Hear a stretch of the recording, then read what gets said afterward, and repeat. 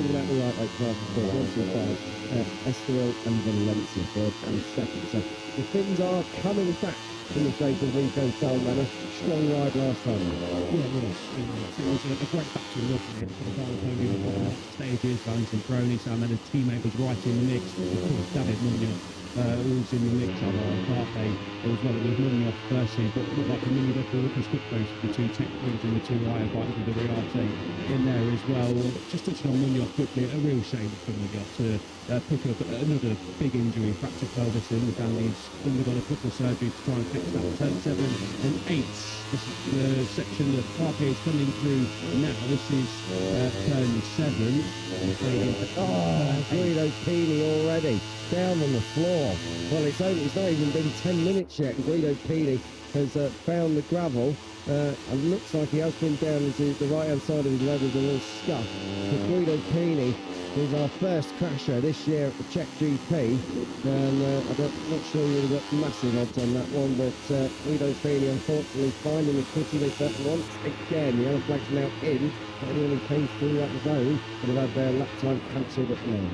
Yeah, shame for Pini then. Good to see he's all okay. Hopefully he can get that bike restarted. Not sure whether that was 7 or 8. We had the yellow flags at turn 7 and 8 as you saw, but they're two completely different corners.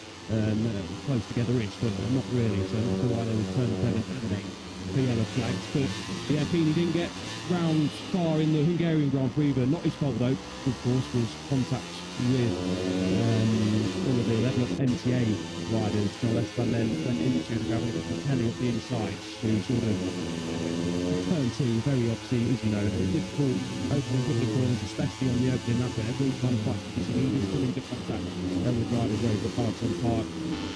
Telly was just too push Pini went down as well.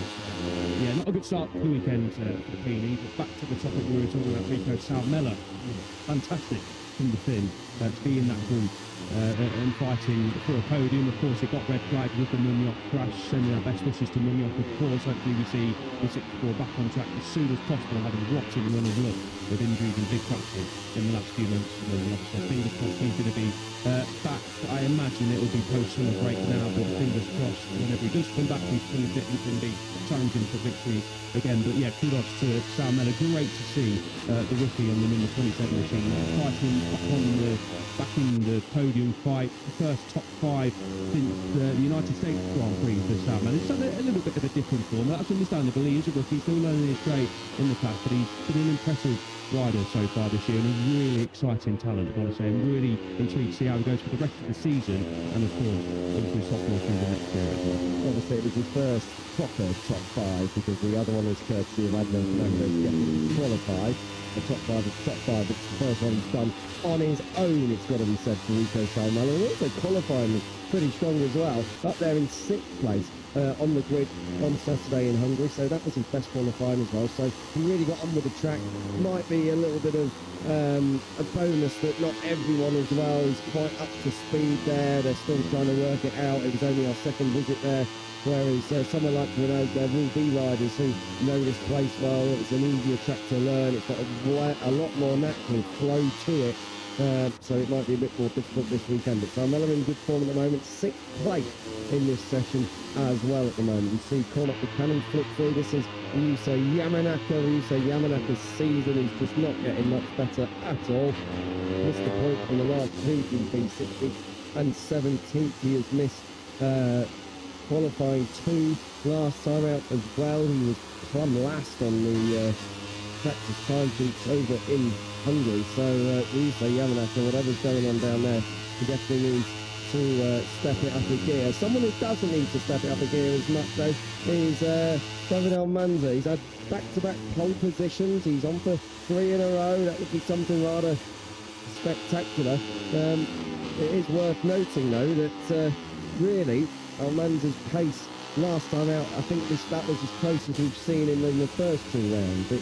Obviously been a bit of an injury hit season for him following on from that Borania crash, but I think last time out at Balaton Park when he was giving Max Keeler a bit of a headache in the opening half of the race, it was the first time where we can say, yep, that's the David Almanza that we saw back in Buriram and back in Borania pre-injury. Yeah, safe performance of the weekend, to be honest, for David Almanza. Last time out in Hungary, Keeles went on to win the race, but that was sort of to be expected going into the weekend.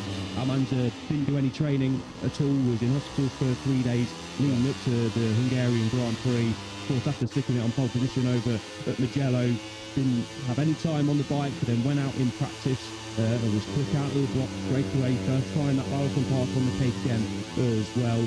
As Pico mentioned, of course, stuck it on pole position and was the only rider really to get within touching distance of Keeles. Keeles ran away with it in the end, but Almanza was again well ahead of the chasing pack, fighting for the final podium spot. So I was really, really impressed with Almanza. He's gelled with that KTM and the Molly Dynamo Impact GP team superbly in 2026. I didn't have any doubts that Almanza would be a podium finisher and a race-winning contender this season, but I've got to say, I didn't expect him to be dispatched this quickly, and the injury troubles he has had, the illness he had, of course, a couple of weeks ago as well, meant that this season has been outstanding for number 22, and sounds like he's pretty much fully fit now coming into the Czech Grand Prix, which is good to hear.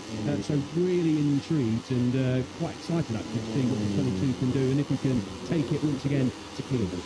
Indeed, and it's worth as well noting with Almanza that this is his first time, as it is for almost all the tracks that we go to now, his first time here with KTM, but the KTM was really the bike to be on around here. Last year, I think the best Honda was only 6th. And that was gentlemen was his teammate. Almanza was just behind that. So really, the KTM is the package to be on, and as far as actual KTM to be on, if you're not on the Molly Dynavolt one or the Red Bull IO or Tech 3 ones, then they're your two reference teams, let's say. They're your two teams where you look at them and they've got it all dialed in and sorted out. Oh, more yellow flags. Where are they this time? As we work our way through turns 8 and 9, looking at Vader Patama. We are timing monitor, as you can see the graphic on the top of the screen. We have the yellow flag, and it's for Rico Salmela, but we're still awaiting confirmation of exactly where that is. I can tell you that being in the commentary, we don't have any notification on our timing speeds. Let's get it now at turn 6. So Rico Salmela, just singing his praises. I was found the sand pit rather early on, and unfortunately that's going to interrupt his session around here. You really do without. It's a long lap here. You're going to get less laps in the session than you normally would anywhere else, just by virtue of the fact that this is over 5 kilometres in length. It is a long old place. It is. Apologies to Rico for singing his praises and then inducting the commentator's curse, a little one to start the weekend with. Unfortunately, it's a bit of a weird one actually to crash out. You come out of 4, down the hill into turn 5, and then the 6th is the right-handed before you then flick it left through 7 into the stadium section to then power it down to turn 8. Don't really, from memory, recall too many riders going down at turn 6. Salmela was all okay, of course. We're going to get this coming into the final couple of corners, turn 13 and 14. The last overtaking opportunity, probably you'd say, is turn 13, but we have seen races won and lost around the final corner at 14, a couple of different lines, where Keeles actually finished ahead of David Munoz last year, getting sort of a wider sweeping line coming from the final corner and getting the power down to the line. Famously, of course, for Jorge Lorenzo, Danny drove the baton, I remember, coming into the final 2 corners as well. When was that? 2012, I think it was. Yeah, great end to the lap, coming up the hill into the final couple of corners. I mean, as we mentioned, it's just a phenomenal circuit. I love actually the viewpoint we get coming out of turn 1 into turn 2 when they flick it over the curbs and power it into the forest down into turn 3. Do love that section. All okay, thankfully. Not seen anything on Pini either, so a couple of early crashes, a couple of 4 corners. Just having a look at Scott Ogden. Points last time out, 11th place at the checkered flag. He was 14th at the yellow, so he's on for 3 consecutive points finishes. That'll be the first time. I think last year in the flyaways, the Phillip Island round as well, Sepang and Portimao by my opinion. So It might not be outstanding results by Ogden, but points do make prizes, and he'll be hoping that he can at least work his way up towards the top 10 this weekend. Ogden, of course, back here for a second year running, knows the place well, and particularly after his teammate Adrian Cruces took that 6th place last week in Hungary, there will be a little bit of pressure moving on to Scott Ogden. By virtue of, he's been in that team now, this is what will be his 2nd year. He's racked up plenty of Moto3 starts. Adrian Cruces is a rookie and is already up in the top 6. More yellow flags at the minute, so can't quite see where that is again. But Scott Ogden's working his way through the penultimate exit. Oh, it's on the exit of the final corner, and it's Matteo Bertelli who has managed to find the limits of the track, and I think that bike went quite a long way. So the final corner has caught out its first rider, and this time it's Matteo Bertelli who is down and out. So the yellow flags are out in that final sector, so Ogden's black will go away from him. Yeah, for Bertelli, then you can see the yellow flags waving there in the background as well. That will rightly get short top. Just trying to see it. I think Bertelli is just slowly getting back up to his feet again. A final corner. Very odd. Really see that top on it. Yeah, I can't think of almost any crash here. At least only one rider. I remember back in 2009 we had Nick Callio usurping. It would have been Nicky Hayden or Marco Melandri the final corner, when he was on the factory Ducati replacing Casey Stoner for a while. That's good to see. Matteo Bertelli, no need for a stretcher, at least for now. The Italian's up on his feet. Oh dear. Out the front door and landing hard as well. Matteo Bertelli, he got some big airtime there. And the Italian who had a huge injury last year via a training accident, I've got to say, probably his first big get-off post-big accident. So Matteo Bertelli, who at the moment is down in 16th place, walks off very, very gingerly, but that was a very early high side.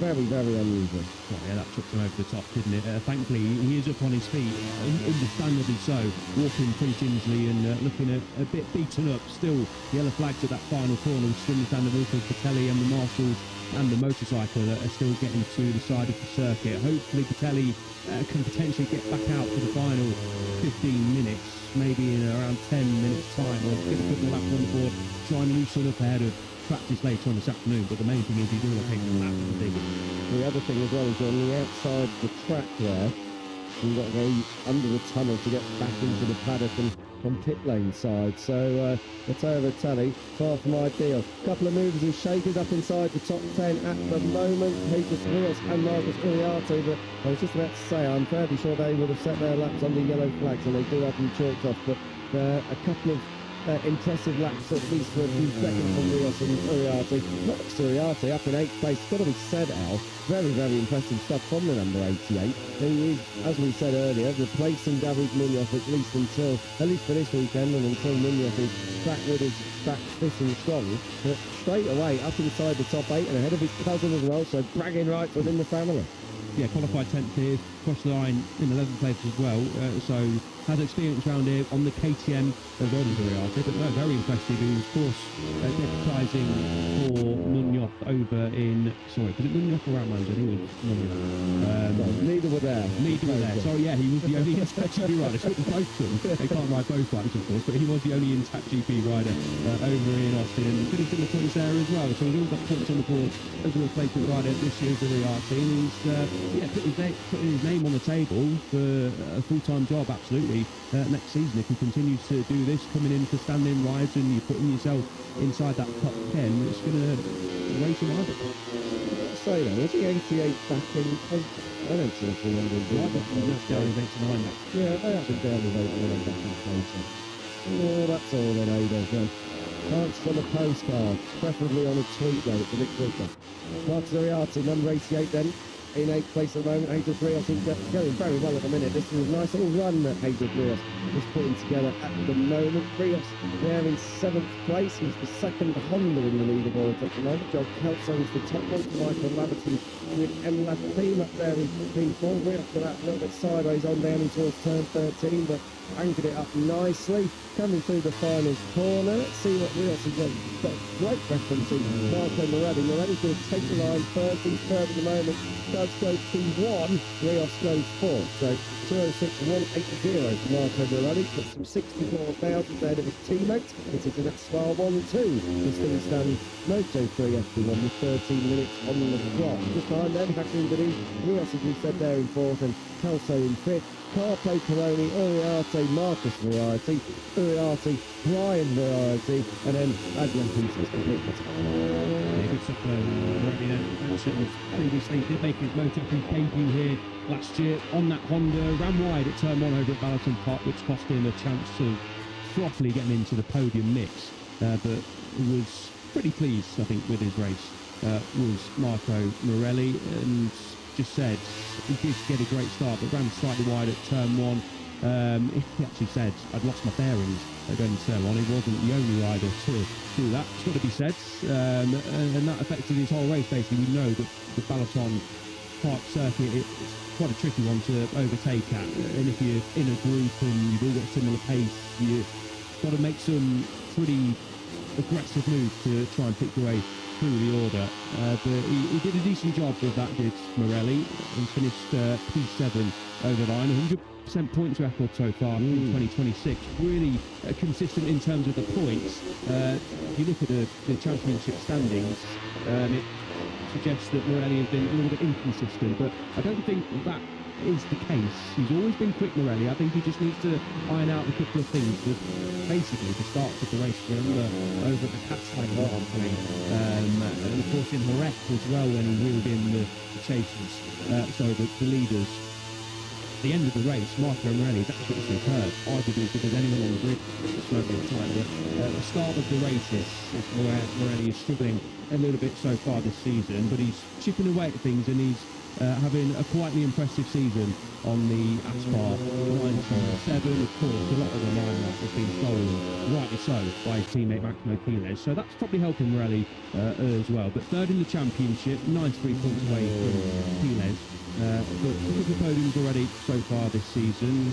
Brazil, of course, most famous when he was really challenging Quiles, and that looked a little bit quicker Quiles as well, actually, Marco Morelli off. But yeah, I've been impressed with Morelli so far this season. He just needs to have a clean getaway, a clean opening laps, and get himself in that sort of top 5, top 6 mix, and then I really think Morelli can have a proper go at winning the Grand Prix very soon. Morelli's sequence since Guyana, we touched on this last time out, has been top 10, no top 10, top 10, no top 10. And that carried on last time out. He was 13th in Mugello and then 7th last time out in the Grand Prix in Hungary. So you get the feeling that with Morelli, it's not so much his inconsistency, it's about ironing out the differences in where he's finishing. He needs to be way more consistent in that top 10. He needs to really put in a solid, season-long sustained card, finishing third overall. Of course, he's still well within that national title, but I don't think anyone's expecting that in his first proper rookie season that he can fight for the title. We're looking at Zen Latani, who is down in 24th place at the moment. He did take points now in 2025, courtesy of adjunct mandatory disqualification. I make it would have been in Guyana, where that has come in, and likewise in Le Mans. So a couple of points on the board for Zen Latani. This is his first time here though at Renault. I mean, the track is perhaps not the most complicated to learn. I think it's a lot easier to learn than, say, Mugello, where it's really difficult to be mega consistent all the way through the race, because there's a few corners with a few bumps, there's a few undulations, and also passing's not at a premium. You can make good, easy passes around here. The problem is, if you're in a big group, then it's a little bit hard to defend against that, so you don't want to be stepping back down the field either. Yeah, you can't really explain that the Balloton Park circuit last time out was arguably his most difficult weekend of the season.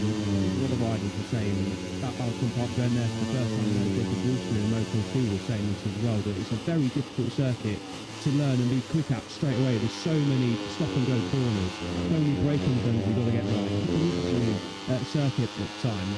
So I think, yeah, coming to a circuit like Renault, it must be speaking from experience, of course, but it must be a bit more fun to ride, fast and flowing, and you can sort of get to grips with it a little bit quicker than when you're constantly having to be hard on the anchors and then on the gas and then hard on the anchors again. You can sort of get into a nice flow around the circuit like this. You've seen Marco Morelli in a nice flow now. I'm not going to go P1 actually stand on this lap, but it's a nice little run coming together for the eye. A lot of riders were saying that over in Balaton there is no reference. It's really very hard to get into a stride. It's very hard to build a rhythm. The track is pretty featureless. There's not really any natural reference, whereas here we can't move the natural reference. There's trees, there's curbing, there's different approaches into corners. They're downhill, some are uphill, some are straight line braking, other are long right-handers. This is the Charlotte corner at the very bottom at turn 10. You work down and then back up, and this starts that massive climb. But there's always a reference all the way around here. That's one of the easier tracks to learn. We have seen a few riders take their first win here at Brno over the course of the years. Most notably up in 1996 on a chap called Valentino Rossi doing it in the 125 season twice. But since then we've had a few more.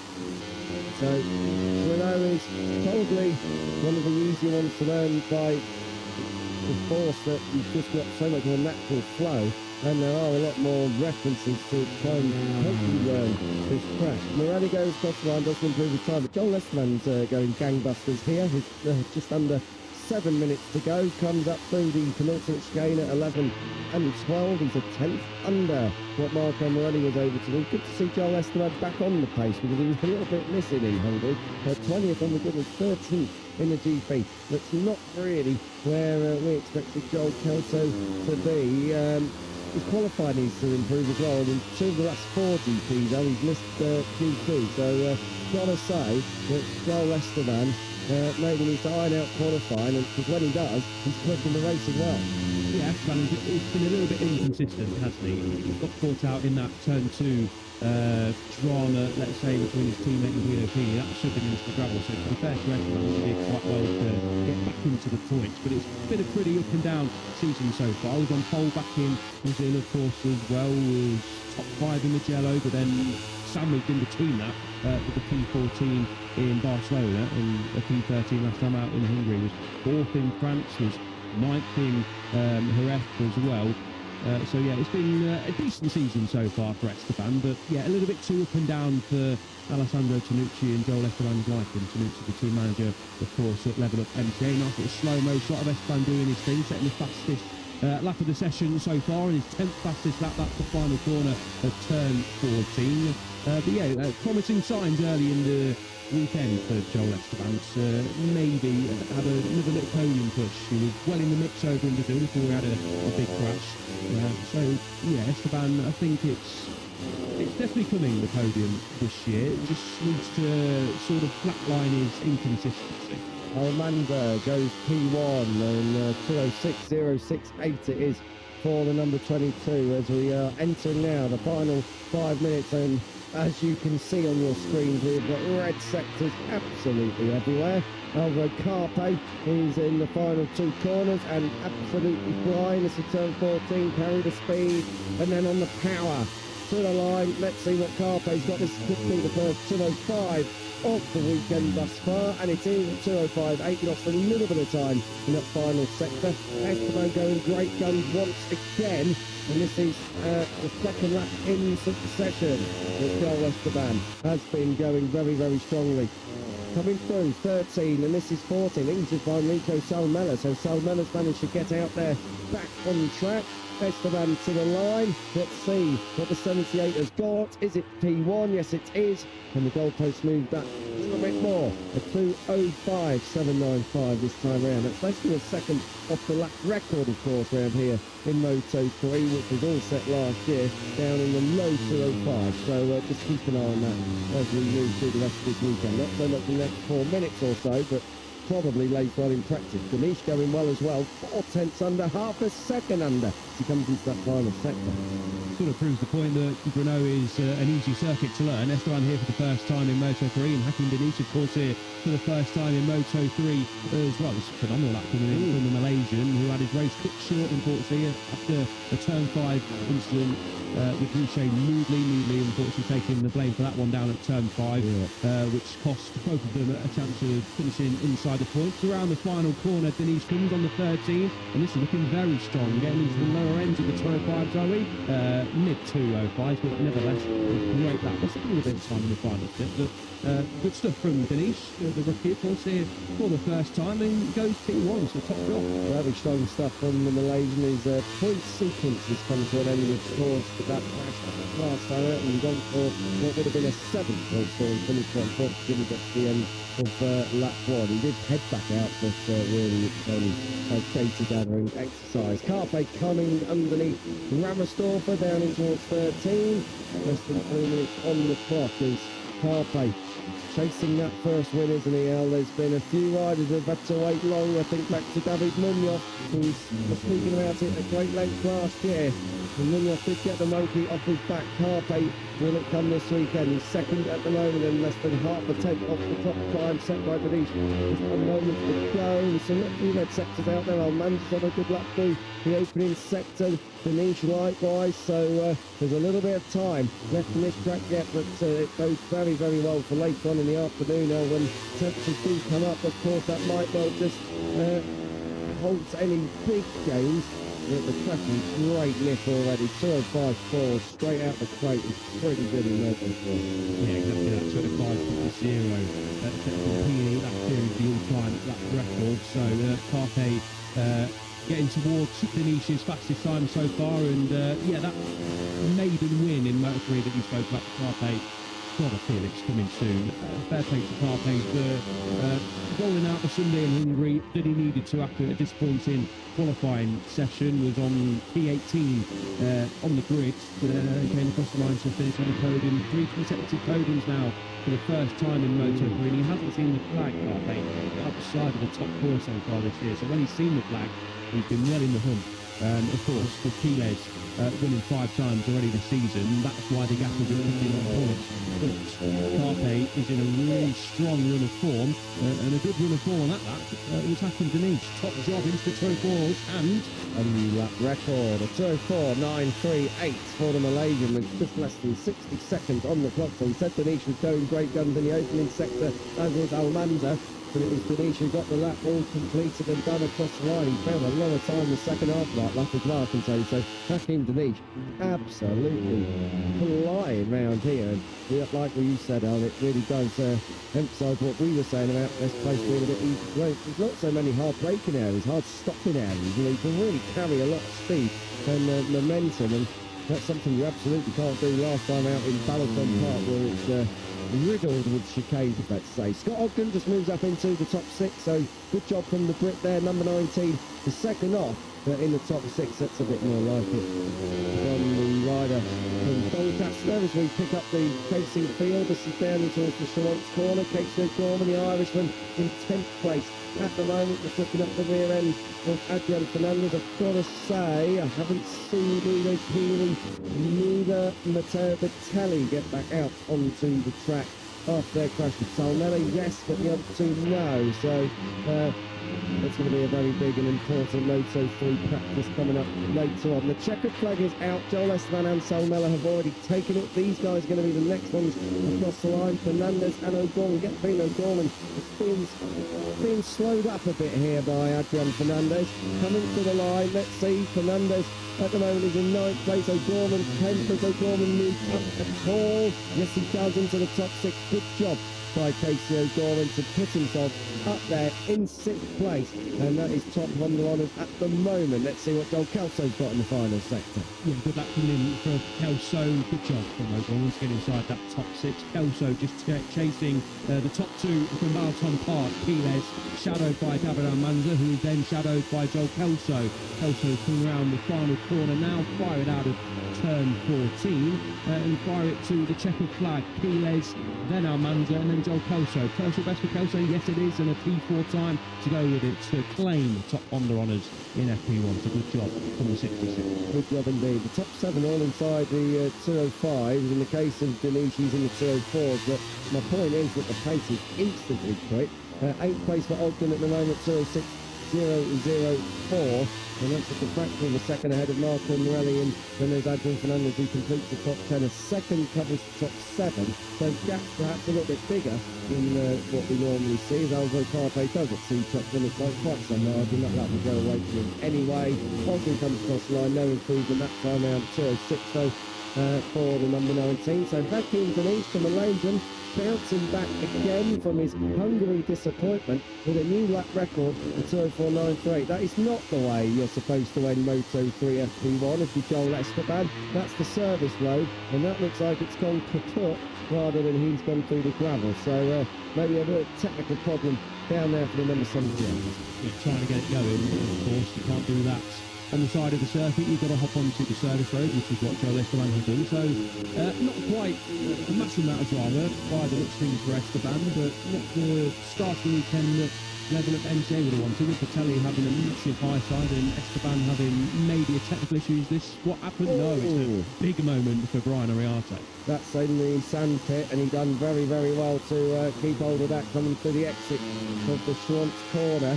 So Brian Ariarte, great job there. Number 51, just able to keep it all on its wheels, and 51 at the end of the session, 12th place. So a pretty solid, steady start. No prizes, of course, for Moto3 FP1. You can't win anything. You can just make the weekend a lot harder if you do throw it at the scenery. But tell you what you can win is a load of momentum, and that is Hakim Denish's run of form at the minute. Very unlucky last time out. We can almost put Hungary to one side, but fantastic to see. The number 13 has really come into Moto3 and lived up to some of the expectation that we had for him. Yeah, 100%. Was P1 on Friday over in Barcelona, ended up with a top 6 finish, and then of course was on the podium back. Well, Hakim Denish leads the way then, the only rider in the 204s ever in Moto3. But expect that to change later on. Conditions perfect here in the Czech Republic. David Almanza there in second, Alvo Carpe third, Kelso fourth, championship leader Max Guides rounding out your top 5. Esteban with technical problems right at the end of the session, not ideal for him. He's there in 6th. We work our way down through the order. Valentin Peroni, another slow start on Friday morning. So we almost didn't see him at the moment in that session. 15th for the number 73. Further down the order, you'll see Marcos Ariarte there in 17th. He's in place for David Munoz. Julio Keely down there in 26th place. But that is because he pretty much didn't set anybody laps, only the 2 of them. And he was a crusher and did not get back out.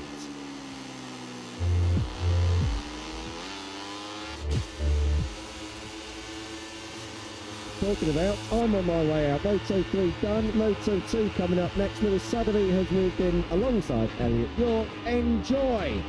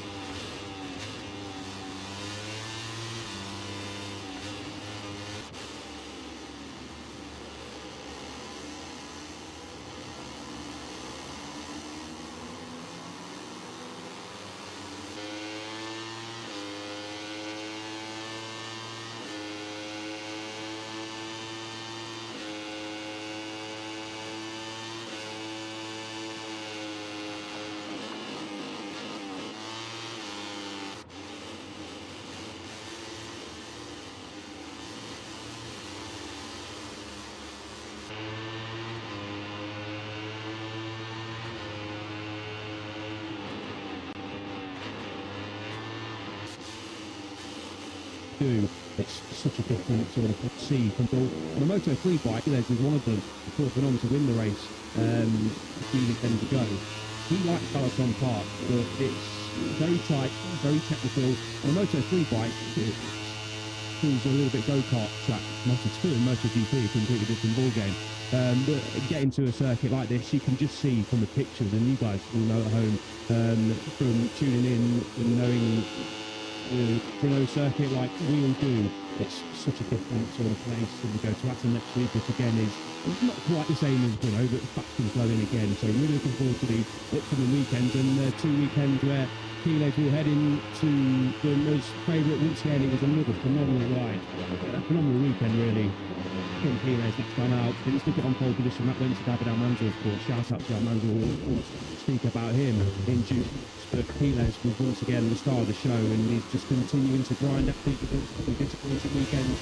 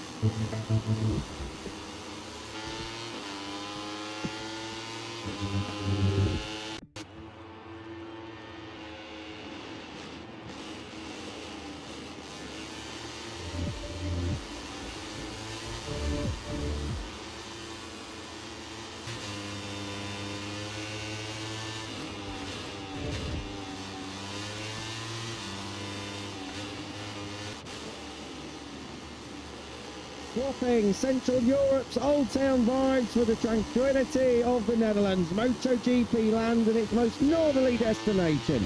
A short drive south from the capital of the North, Groningen, the Cathedral of Speed welcomes the most exciting sport on earth. Welcome to the Netherlands.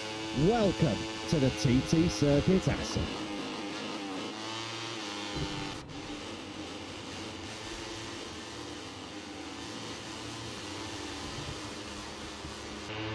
"101 years ago, motorcycle racing broke out for the first ever Dutch TT in the Netherlands, and whilst that very track has a place in history, the Dutch GP is very much alive and kicking. Various layouts over the years, we've seen final lap showdowns, dominant victories, wet weather triumphs, and back in the day, home heroes showing the opposition the way around.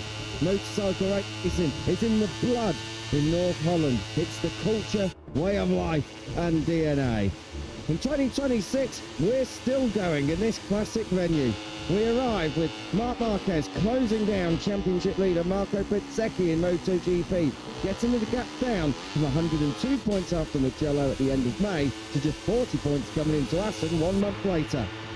3 riders are covered by less than 25 points, and with just 2 weekends, including this one remaining, before we shut up shop for summer, MotoGP is going gangbusters into the mid-season break.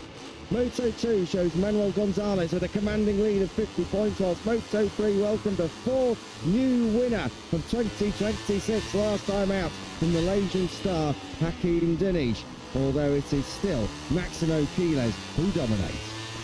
The sun is shining, Assen is glistening under clear blue skies, and the final weekend of June means the Tissot Grand Prix of the Netherlands is here. You're joining myself, Kiko Giles, and Elliot York here live and trackside at the Cathedral of Speed, although this place so often has been the Cathedral of Dreams for many. Good morning.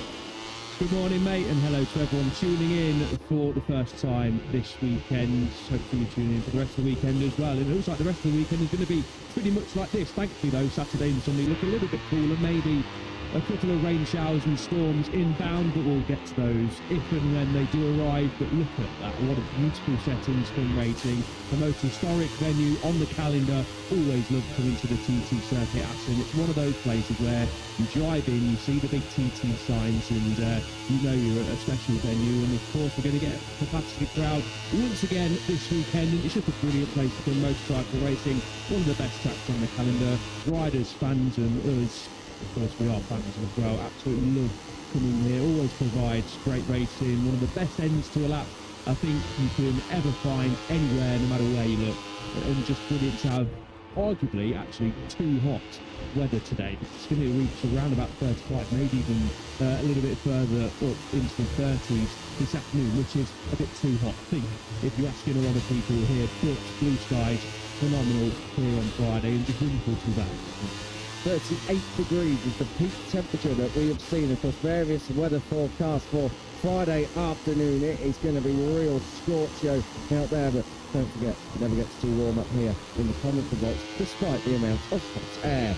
Moto3 FP1 is coming up very, very soon. We are just less than a minute to go here until the first green lights of the Dutch GP weekend. As you can see, your championship standings have Maximo Quiles ahead of Alvaro Carpe by 65 points, and 29 further back is Carpe's teammate. David Armando is closing back in on the top three with a podium and P4 in the last two races. And Marco Morelli, your Argentinian star, completing your top five. Top Honda honours go to Indonesian rider Veda Pertama. He's there in sixth, but we've got a new Grand Prix winner. He's there in seventh place in the championship belt. Let's start with Hakim Diniz. A fine ride last time out, and you can be sure that the Malaysian celebrated that massive win, a first win in 10 years for Malaysia in some style. Yeah, only one place to start, really, in Moto3. What a victory it was for Hakim Diniz. Just great to see different flags on the top of the Moto3 podium. Of course, phenomenal for Malaysia to get their first podium in a long time over the Italian Grand Prix, and then a couple of races later, Diniz goes a couple of places better and wins for the first time. Outstanding from Diniz, and it was a great race overall. Obviously, championship leader was involved in that as well. It was his contact with Brian Ariati on the final lap that opened the door. Diniz, you can see there coming out of pit lane. Wonderful final lap, a wonderful opening couple of laps as well after his good penalty, of course. He started down in P14 to win your first Grand Prix from P14 to win your first Grand Prix anyway. A lot of riders dream of doing that exact thing and aren't able to do it. Still from way down on the grid in the middle of the track. Phenomenal job from Diniz. It's just wonderful to see Diniz coming into Moto3 for the first time this year as a full-time rider, and like Veda Pertama and a couple of others, Brian Ariati, another good as well. Marco Morelli in there too. Just absolutely phenomenal, straight down to business, and what a great young man he is as well to speak to. Loved hearing from him. He was so happy, and absolutely the Malaysian fans would have loved that, and rightly so. And can't wait to get this guy who was going to get here. But worth noting that he was as well qualified on the front row last time out. Oh, he gets that bit wrong. We're coming over the comes. Pretty big drop off here at Assen. There's also a bit of a kicker going into the long lap penalty route, so just keep an eye on that. But just backtracking, Diniz, he actually qualified on the front row last time out. It was a penalty for being slow on the racing line that dropped him back 12 places. So just want to be a little bit careful with any misdemeanors this weekend here at Assen. Ideally, yes, okay, Diniz had pace all weekend last time out, but you don't want to be coming off the fourth one. Fifth lows too often. We look at Max Quiles, of course, who is on that fantastic point scoring streak. He's on just a different level this season, it seems. Max Quiles is a total different rider. What did it all go to plan here last year for the number 28? Sixth on the grid, he crashed, did get back to get 15th place. His average points this season of 20.6 per weekend. Max Quiles at the moment is actually averaging a higher than P2. I mean, not surprised, he's been winning quite a lot. Yeah, 5 wins this season already, and did well, to be fair, Keyless, on that final lap to get on the podium and extend his championship lead. Obviously, Alvaro Carpi in second place in the standings, 65 points back. Keyless said didn't have any issues with the contacts he made with Uriarte. Uriarte didn't have any issues either, just two riders going for the same sort of racing line. But then he did say Almanza came at the inside, I think going up Horsepower Hill on the final lap, and Keyless just got a bit stuck in third gear, he mentioned. Didn't get any momentum up the hill whatsoever going into the final couple of corners. So had to get his elbows out, had to get aggressive into the final couple of corners, as Alvaro Carpi had the moment coming through turn 7 there on his first flying lap. But yeah, Keyless, a fair play when it mattered most, when he needed to. He got his elbows out, dug in, Keyless absolutely phenomenal at that in the battle. What the win Keyless would have wanted, and his pace on Saturday morning suggested him and David Almanza were a clear step ahead. And Keyless did mention that his pace for some reason wasn't at the same level as he had in FP2, but obviously FP2 to the race, conditions can change, and obviously we're riding on the road in a pre-practice position compared to a race, it's going to change a lot. But Keyless did continue his podium streak. It's only one finish off the podium now. That was P11 over in Malaysia. I think we rightly mentioned, Pico, it was here last year where he had his worst finish in Moto3, that P15, that was crashing in the latter stages. And then the red flag came out to start moving to the next track. But Keyless just continues this momentum, continues to pick up podiums and points. 65 clear now of Alvaro. And he is on a fantastic point scoring streak, as I said. He is 1 point scoring ride away from setting a new class record, not just in Moto3, but in lightweight class history. The current record is himself and Kazuto Sakata with 26 consecutive point scoring Grand Prix. One more for Max Keyless, and 27 is the new record. He is already setting records all the way through what is already a very, very young career. We're having a look at the moment at Veda Patama. Veda Patama, of course, has been in real good form. It's got to be said. He has been absolutely flying, and he's now back at a track that he knows, 4th and 7th in the Red Bull Rookie here in 2024. So Veda Patama, we've often seen him take a little bit of time to get up to speed, but now back on the track that he's got a base setting he's familiar with, I think Veda Patama's going to be right there from the get-go. Yeah, I think we can expect Patama, given the level he showed already this season, that he's going to be there or thereabouts, especially on a Sunday. Friday he struggled over in Czech Republic, qualified in P8, so a decent job done on the Saturday afternoon for Patama. He was another rider who got a grid penalty, dropped into P20 on the grid, so like an inch. Excellent start to the Grand Prix for Patama to get himself in that lead group, because the top sort of 5 or 6 riders broke clear, didn't they, in the opening exchanges. The only Honda rider as well in that lead group as well was Patama, and just when it comes to a Sunday, Patama already for me is one of the best riders out there, especially on a machine like the Honda. As we know, it's a little bit less competitive overall compared to the KTM. So top job again from Patama.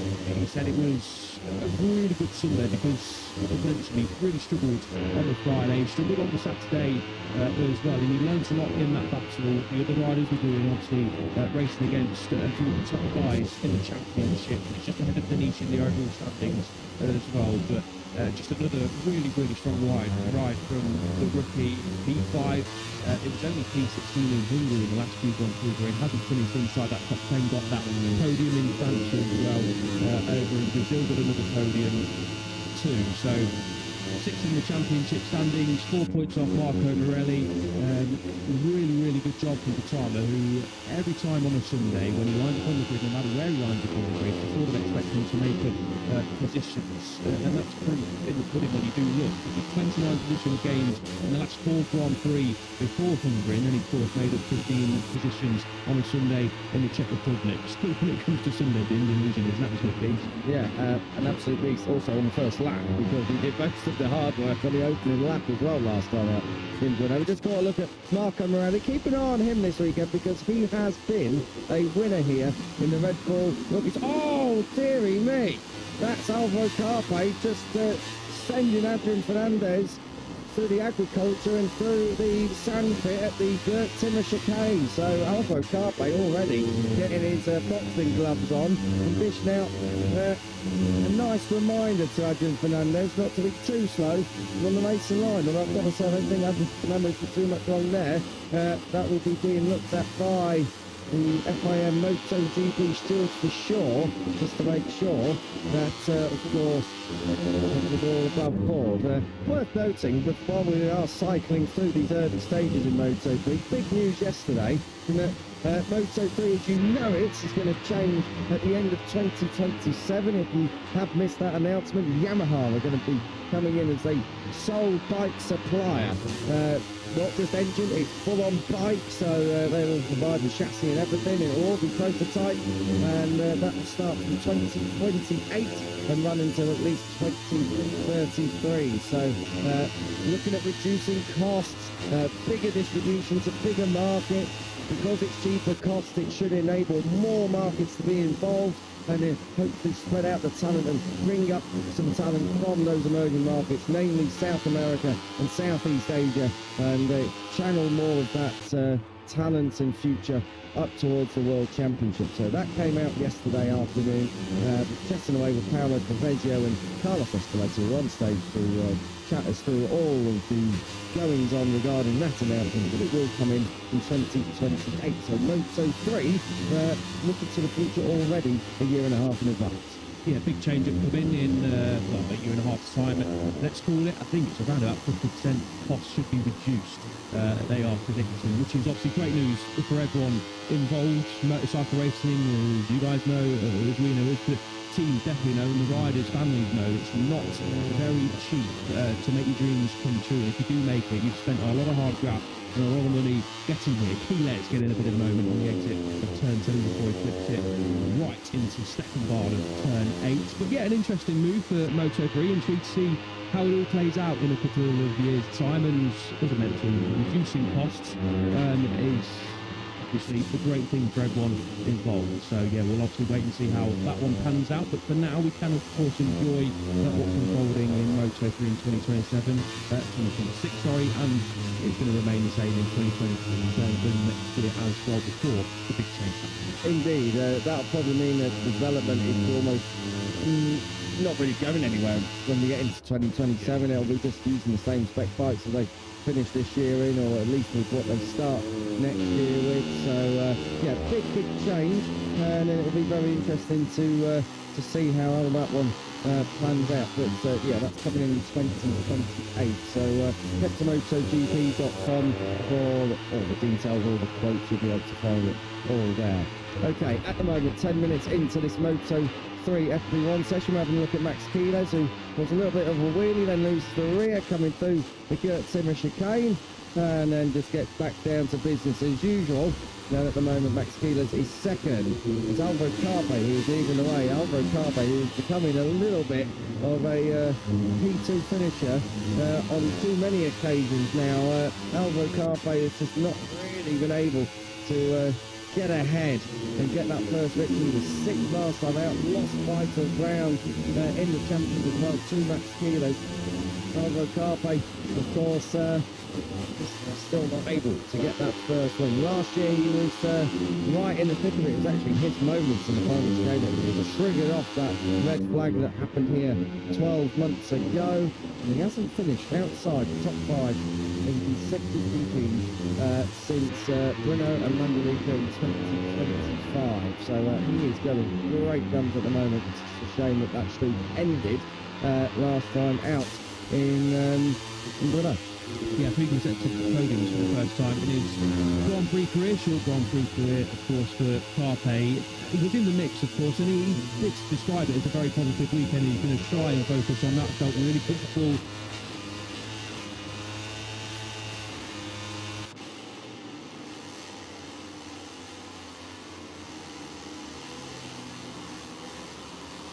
in the lead group, did Alvaro Carpe as well. Just one of these things, he said, that, you know, there's 6 riders all battling for victory, all battling hard for the podium on the final lap. Unfortunately, someone has to finish 4th, 5th and 6th off the podium, and unfortunately for Carpe, he was P6 over line. Maybe at the time was just defending, went to the final point to nip ahead of Carpe. In its crucial points, I've got to be said for Carpe, now 6 or 5 points away, but he is on a really consistent run of form, Carpe. It's not that he's riding slow, as mentioned, P2, P2 and P3 in the last 3 Grand Prix in Barcelona, Mugello and at Balaton Park before the Czech Grand Prix. That's most of the week going towards right after the instant penalty. So it wasn't a bad weekend for Carpe. If you just look at the result sheet, then yeah, you can probably mark it. It's opportunity, but he was right in the mix, and Joel Kelso counts to be one to usurp Alvaro Carpe. But he wasn't too disheartened though from Carpe after last weekend. He knows that he's on a really good run of form, good pace, is consistently in the podium in victory party. But just needs, and I do want to see Carpe get that sort of look in his chest, that chip off his shoulder to finally win a Grand Prix. He fully deserves it, but deserving a Grand Prix win, going out and getting it.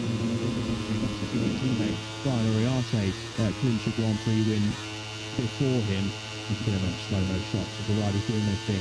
The dirt from the chicane, hopefully seeing that a few more times this weekend. Always a great shot from our camera guys and girls out there to capture the riders doing what they do best. Carpe in the background there as well. But yeah, not a bad weekend for Carpe, absolutely not. But who see the championship standings, 65 points for Quiles. So we're not over yet, there's a long way to go. But I think heading into the summer break this weekend and then Saturday in a couple of weekends' time, the fact that we can just reduce that to below 60, get it started with a 50, or of course even better with a number 4, maybe even a 3, who knows. Yeah, Carpe will be wanting to reduce that after the Saturday.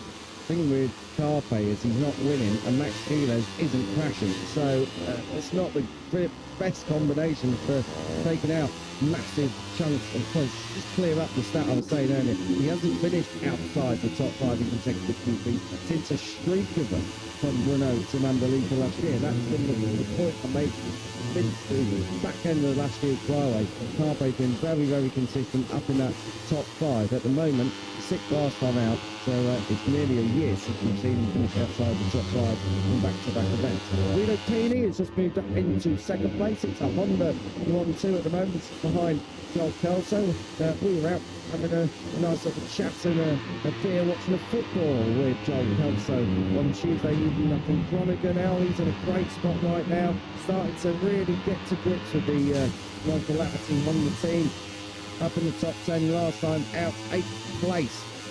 Very, very strong. 6 straight top 10 grid slots as well in terms of grid. He's got a 100% record of getting into Q2, and the last 5 GPs have all been via practice. And worth saying that 8th place last time out as well was his best finish of the 2026 season. So Joel Kelso is starting to come good on that one. Yeah, he is, and it was only a matter of time really for Kelso. The jump across from KTM machinery to Honda and other riders going the other way as well have said it was surprising how much of a change in riding style he had to make. But Kelso did say it was another step in the right direction. Last weekend, plenty of positives to take out of the Czech Grand Prix coming into Assen as well. Not the result he's chasing, or the P8. Not a bad job. It's crossed. Kelso, teammate Eddie O'Shea as well. They're in the podium mix over at Mugello, weren't they? Can be in the podium mix once again. Be nice to get a couple more Hondas. Kelso doing a good job, adapting really well to that Honda, new surroundings as well, and the team overall, the Grid Racing team, are doing a really splendid job this season. Eddie O'Shea was in that mix, of course. In that sort of fight away from the top 6 to finish P7 over in Brno. So Kelso and O'Shea doing a really top job on that Honda. Just got to find, a couple of tenths here and there. It's, as we know, the KTM pretty much everywhere we go works everywhere. It's consistently the better machine, but Honda isn't too far away, and on certain tracks it is pretty close, if not on the level par of the KTM. Of course, we saw Vader Batama able to be in the podium last time out as well. A lot of Moto3 these days is all about the start, and you've got riders like Quiles, like Carpe, get away at the front, and they're able to get into a nice rhythm. And if you lose a second or two, like the chasers did over in Brno, it's incredibly difficult to try and bridge that gap, because you've got riders behind you who are also trying to bridge that gap. Then you get into a fight, then you lose even more ground.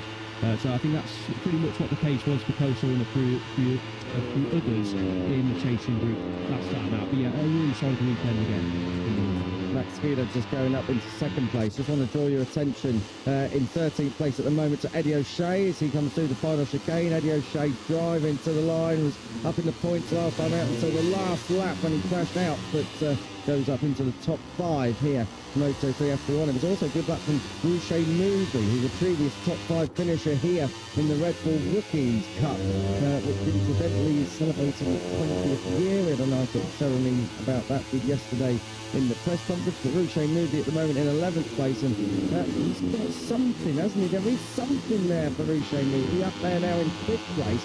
He's unlocking that potential. It's not happened on a Sunday. He's still chasing his first points at the league. He's never had a top 10 in Moto3, and he's a year and a half into his tenure in Moto3 now as well. So Rouchet Moody, we know contract time is approaching right the way through the Moto2 and Moto3 field as the dominoes, the big dominoes fall in MotoGP. And now Rouchet Moody really needs to line out some good results, get in the top 10, have some personal best, and put a streak together, because the pace is there. He's got good one-lap pace. It's the consistency that is perhaps lacking for the South African.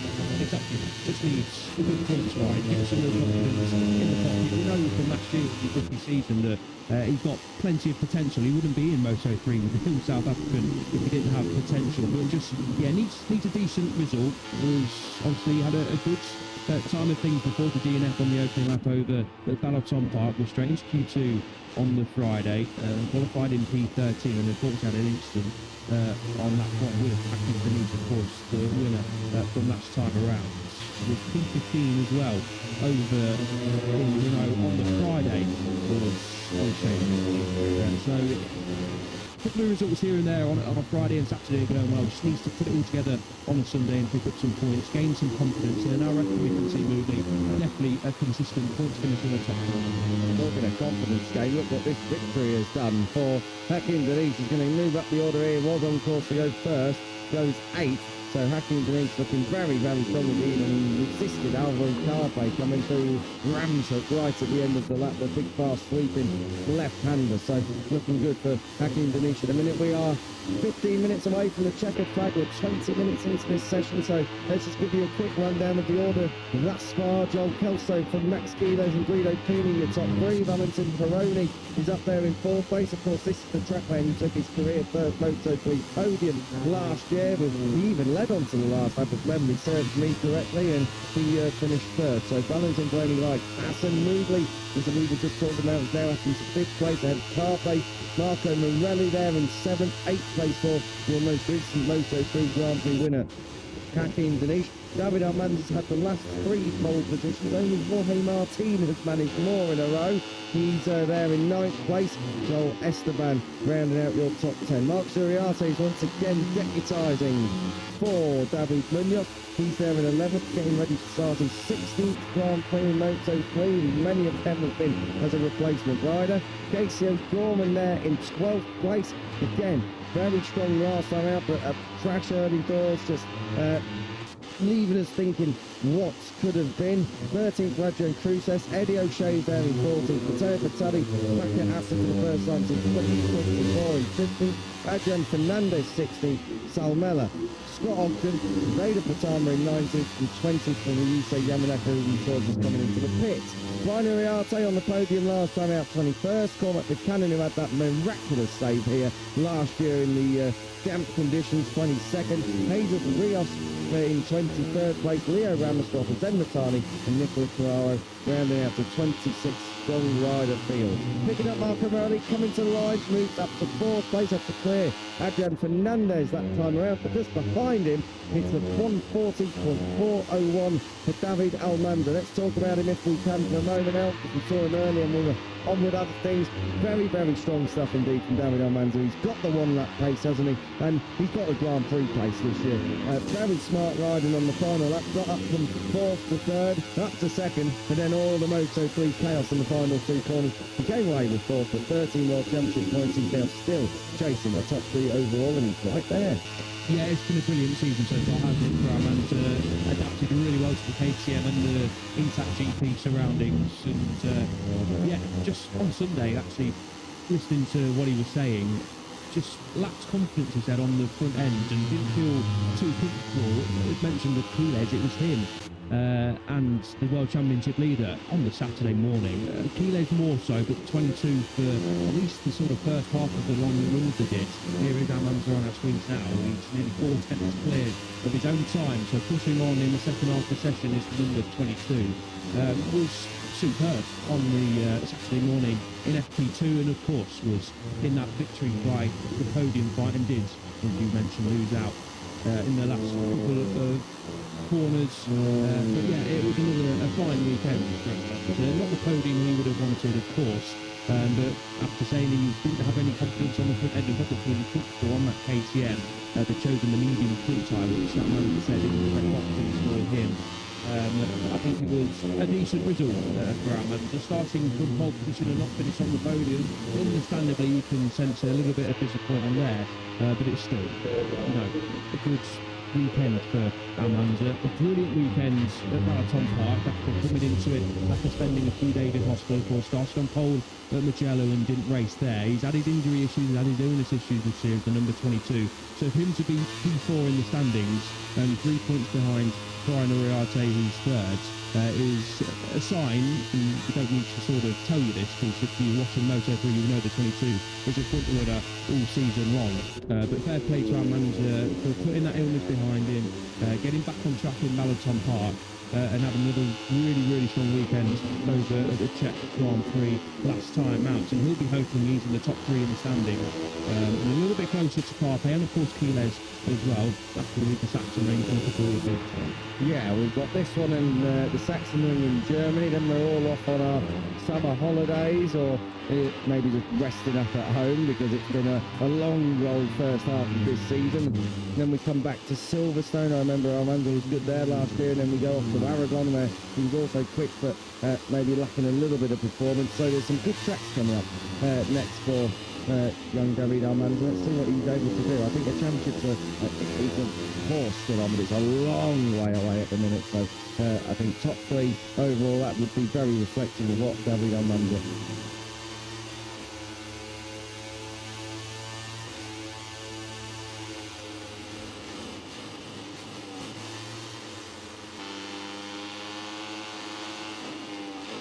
Underway. So far, so clean. Conditions are good out there here at Assen. The track offers good grip when it's wet, it's good grip when it's very, very warm as well. So at the moment, the TT Circuit Assen is really, really in its best condition. Yeah, absolutely glorious when it's like this. Made a baton across the line.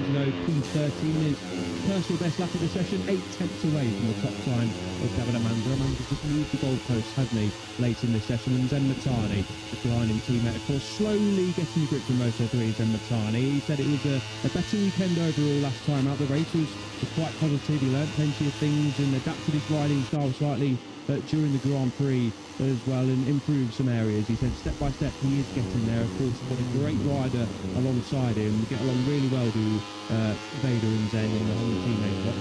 Great surroundings. I know it's been a disappointing season so far for Matani, but I'm sure he will get there eventually. In the second half of the season, he'll be wanting to make a significant jump forward and try and get into the points on a more regular basis. You mentioned he's got a lot of learning to do. He's got even more to do here this weekend, because by my reckoning it is his first trip through the TT Circuit in Assen. So Zen Matani with a big uphill climb this weekend. If we go back to Prix last time out 12th place and in the points. A few places behind his teammate Scott Ogden. But Adrian Prix says, again, another rider who's first time at Assen. The rookie's obviously going to have to dig deep this weekend, but he's shown enough potential for me. How he's had good results. He's been up there inside the top 10. He's in plenty of point scoring positions. So Adrian Prix says in his first year of World Championship action, I know he had a good few rounds last year, but it's his first full year. He's not necessarily covered himself in all the glory possible, but he's not done a bad job. He's definitely not left us thinking what if, or he should be doing more.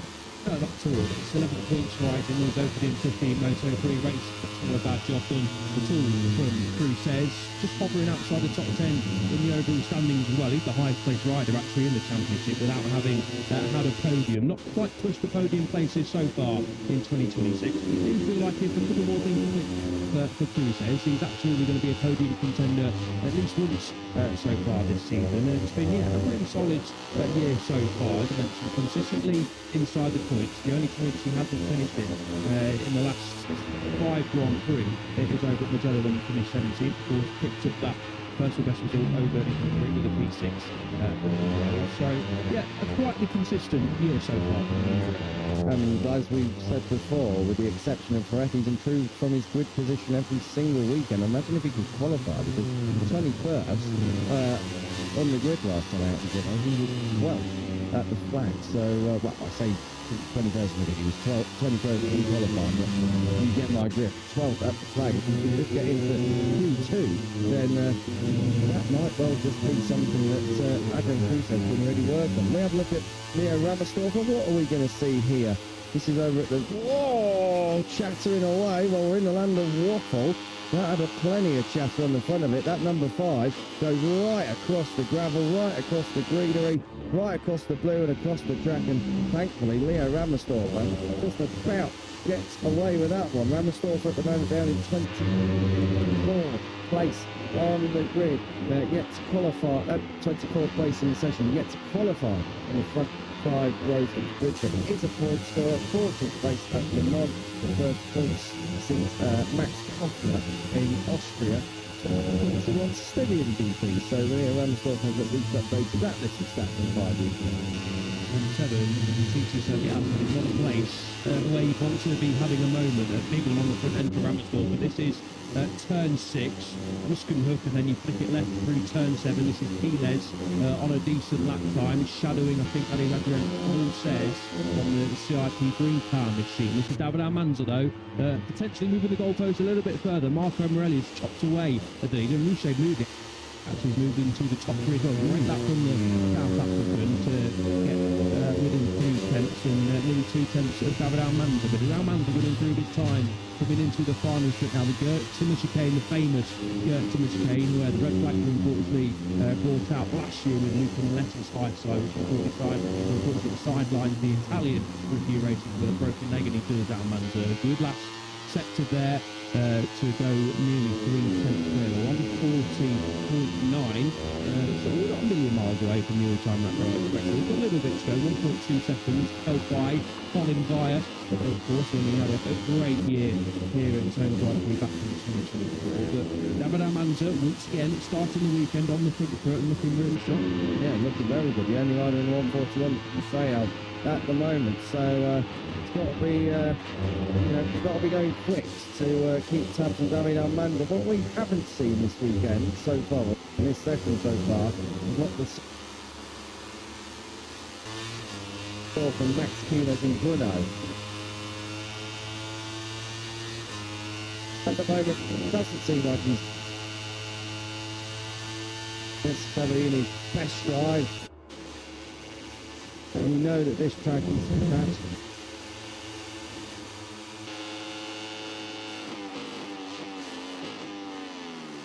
Weekends. As he did over at the Czech Grand Prix.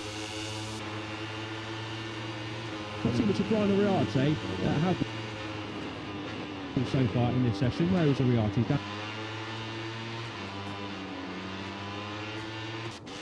Right, everything. Motocross, road racing, a third of the bits as well. One grass on the final lap, and did come on to finish P2 and quickly rises up the champ.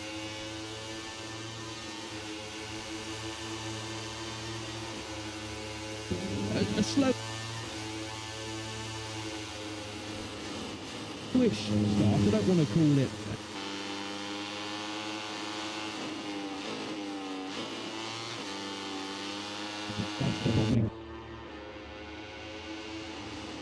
a bit of a disappointing season where he didn't feel entirely comfortable.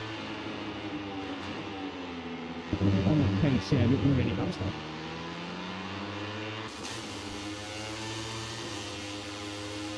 Oh, really well with Carter. But on no Carpe, what we wanted to get beaten by Riarte. In Riarte shaving season. This was his second Red Bull.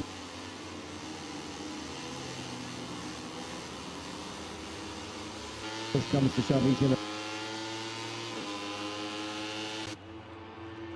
to rise to the 4, and he's going to get himself down. A great session this by Yuche Nubi, really putting his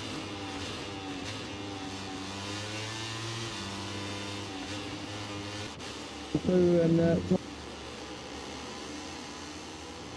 try and move up a bit further if he can. He's on a personal best first.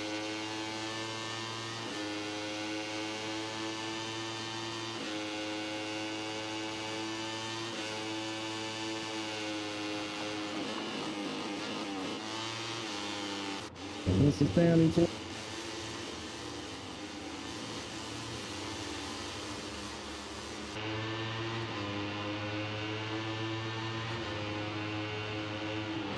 Scott ahead of him, but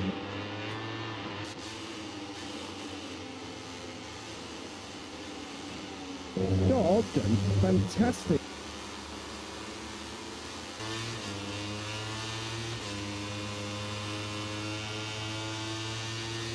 Number 19, so he didn't have the best feeling on the opening few laps, did Ogden.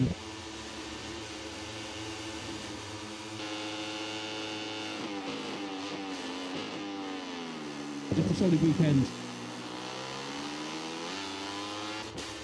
overall. Moto3 Practice. They started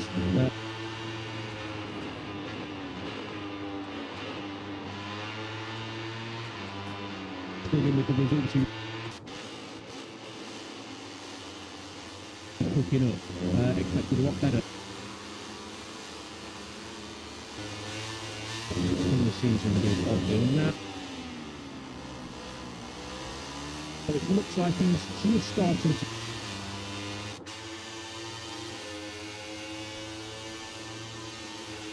gone out with P9. And at the flag, obviously it matched it. What he was able to do earlier in the year, but that was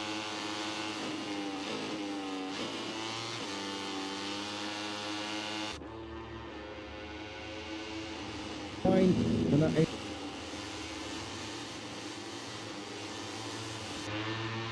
now your fastest time of the day so far. So it's top Honda in fifth. Rico Salmelic goes fifth.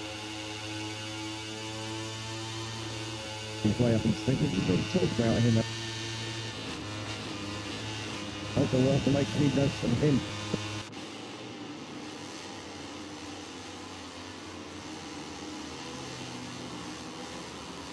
But he hasn't taken the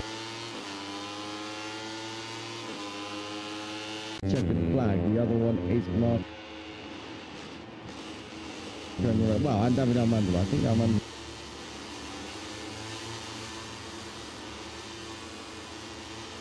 To try and finish top of the tree, but I don't think he was going to make up enough time in the final split. You never know. And a little bit less.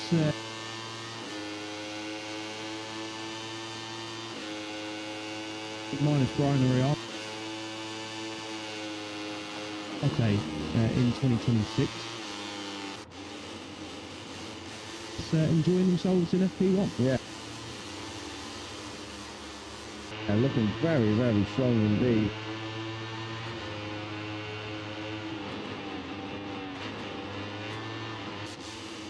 And 19th place with that. Play the baton in Queso. Gorman down there in 21st.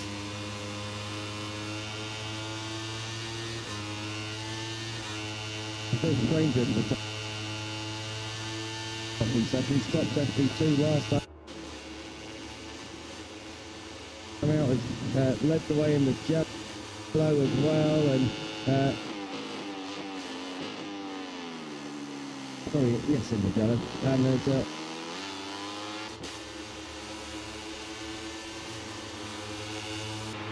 So I had a good weekend here last season, did Carpe. We will be desperate for that win, of course, but I think what will be more desperate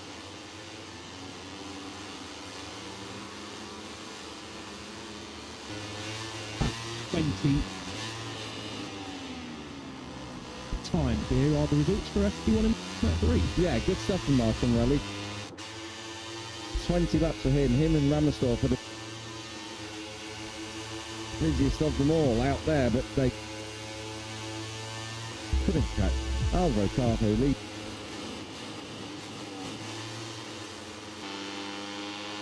Seventh place.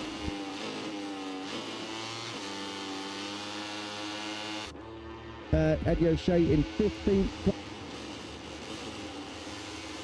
place there. Guido Pini down in 7th.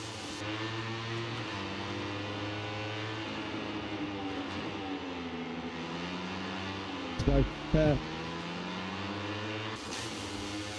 I'm not talking about Lewis Sotheby here, just to be quite honest, that is an actual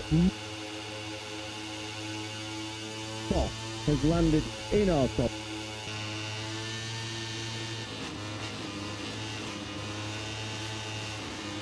Lewis Sotheby's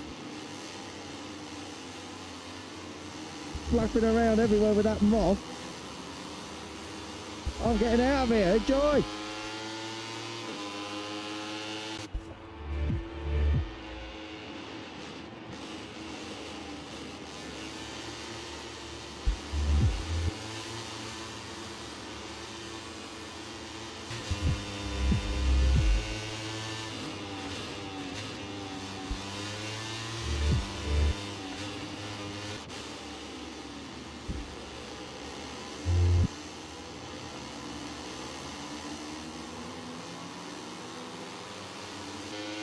First 10 seconds of the broadcast will mean nothing to you. But that's your reward for following us live. Good morning, everybody, and welcome to Assen. Welcome.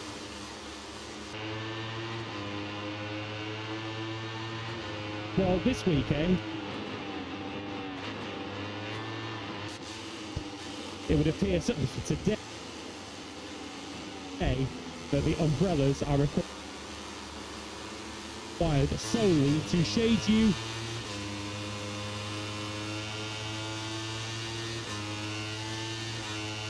as one of the popular spots on our Grand Prix schedule.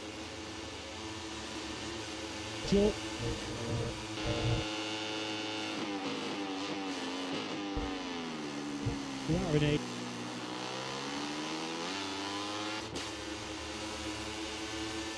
two more Grand Prix to come. And whatever happens over the next two Grand Prix weekends, we do know who will lead the Moto2 World Championship.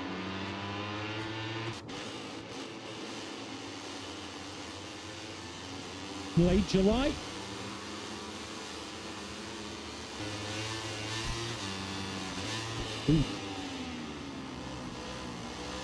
Will take the spoils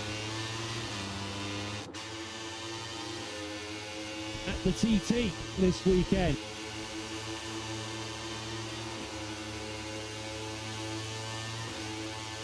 '22 victory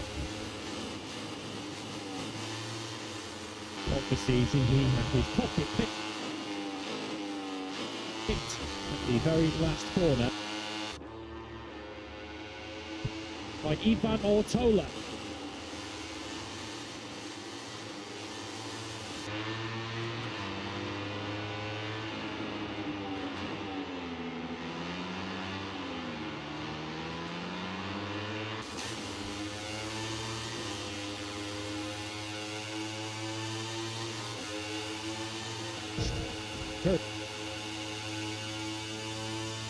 Very much zeroed in on this Moto2 Practice weekend with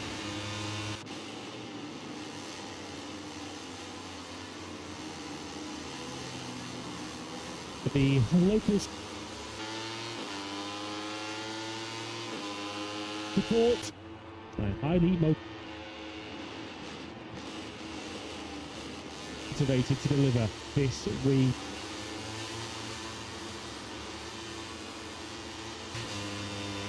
And Ortola.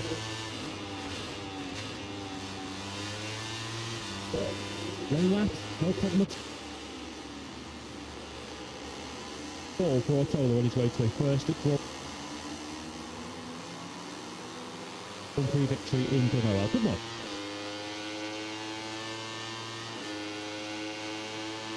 Trying to think of better ways to win your opening Grand Prix in Moto2, and I don't think there is any better way to do it.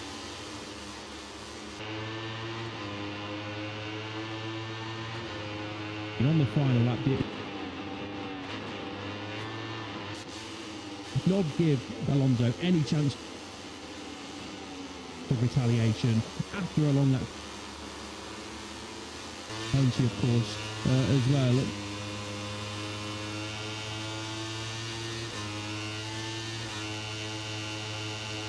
Out in second place, which was absolutely crucial. Slowly reeled in Alonso again, and then was just patient. I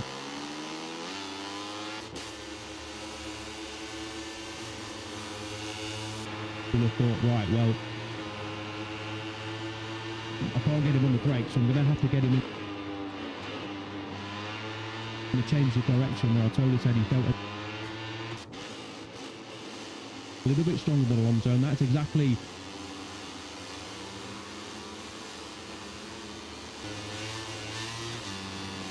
to Ivan Ortola.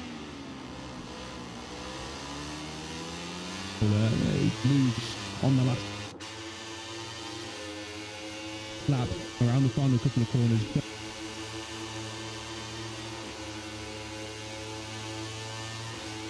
Ortola 88 points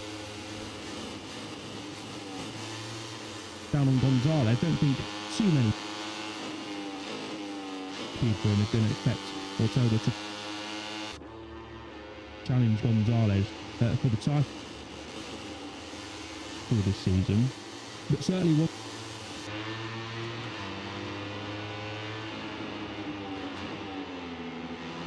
Before being taken in dramatic fashion at the very last corner. Because that happened in Moto3 here a couple of years ago when Ivan Ortola, it wasn't his first win, of course, but it was a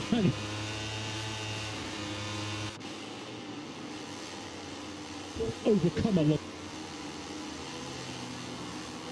That penalty, maybe Bruno was the one, given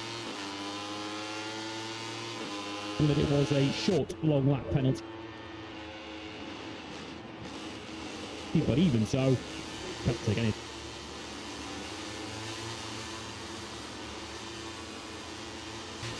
For Milan Cavallets, for the reason here, if you want with us in Bruno.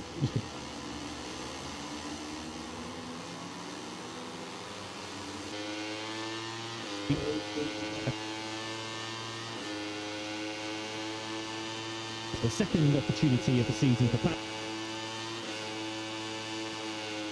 The European Moto2 champion. In total, we have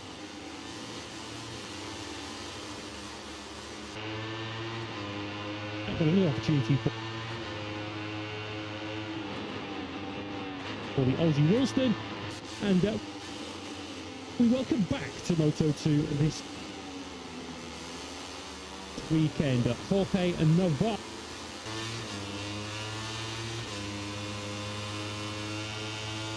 Crash Friday afternoon, 7 days ago. At Renault, we wish the Belgian Belter all the very best and hope to see him back from injury.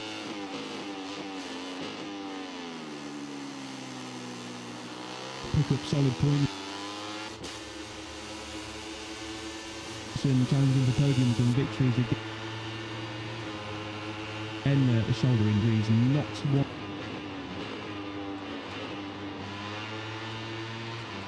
you want to pick up as a motorcycle race.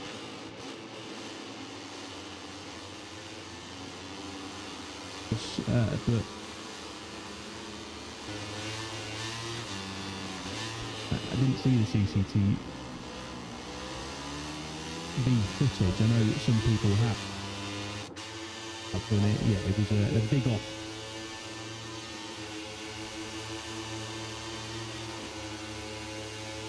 Actually, to get him back on the Calix this weekend and try and prove that he's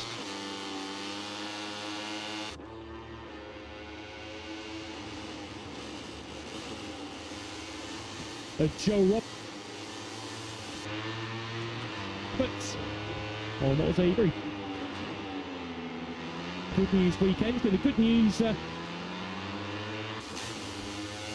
or 8 days or so for the American racing team, as we'll come on to short.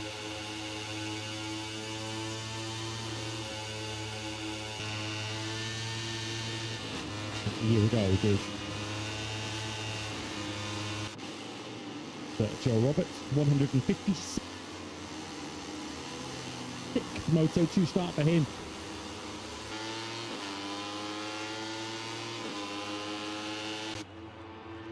Already missed the line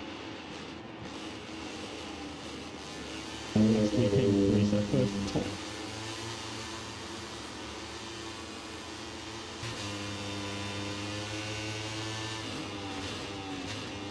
Through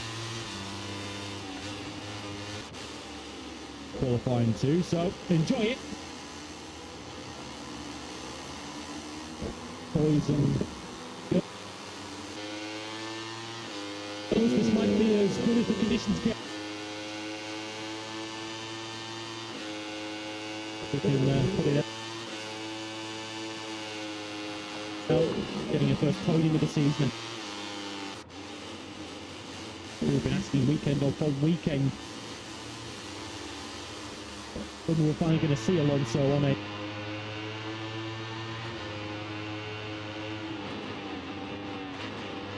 It's so genuinely from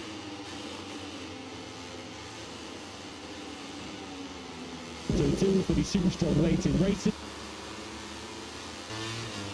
So when he led at the end of the first lap, many would have been forgiven for thinking that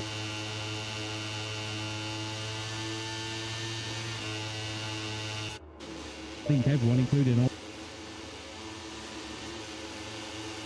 and the team, are probably thinking,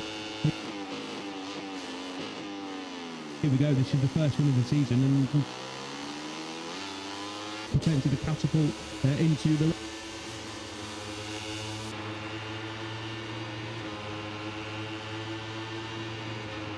second step on the podium. We'll be hoping to stand on the top step very, very shortly indeed. He did say, of course, it was a shame to be so close to that win, but he was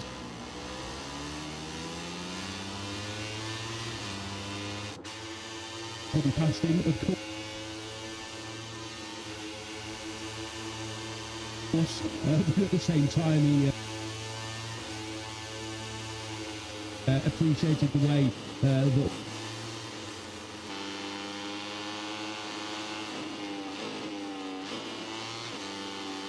Spot perfectly did the Spaniard to beat the Colombian, and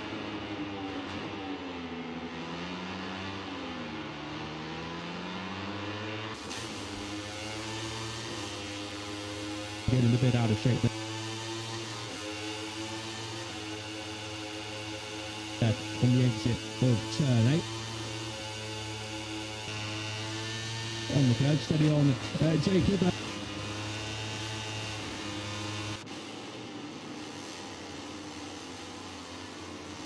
Certainly I think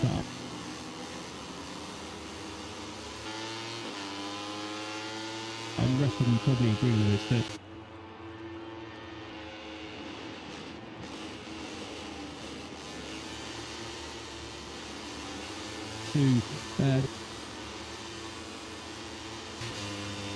this Dutch Grand Prix weekend, a little bit more relaxed, not putting so much pressure on him.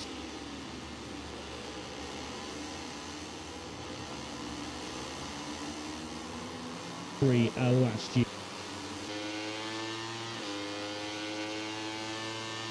Yeah, he's not actually done much lead. Yeah, in Moto2. In fact,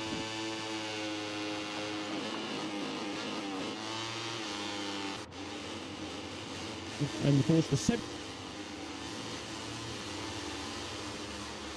laps that he led in the Grand Prix, with the first lap he led all 6. And he was keen to point out, wasn't he, that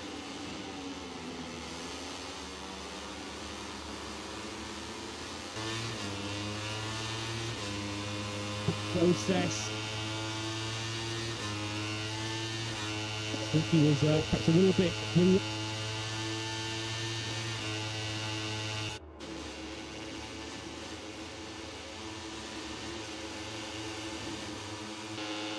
But I certainly like how he did it. You can't help but respect.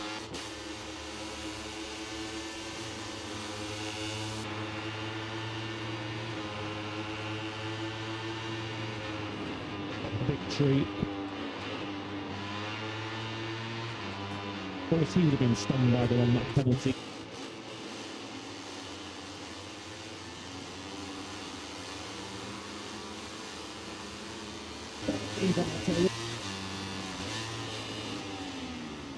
There's a potential option for next year in Moto.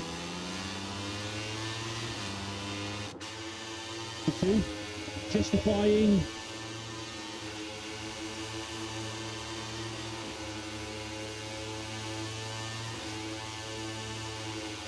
did mention it.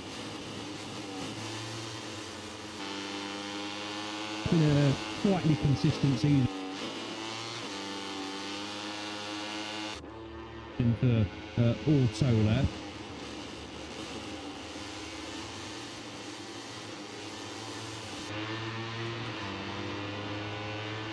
They are having started in 10th on the grid as well, and made that mistake over.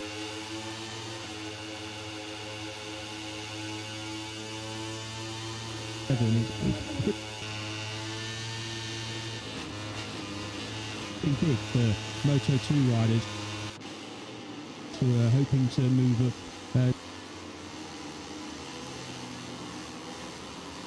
to MotoGP in 2020.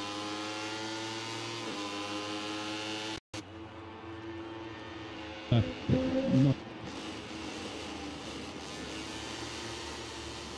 99% sure he's not going to be on the MotoGP grid next year. I understand.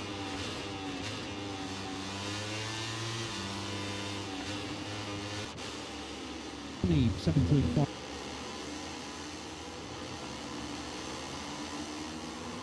points away from Danny Holgado, who picked up three.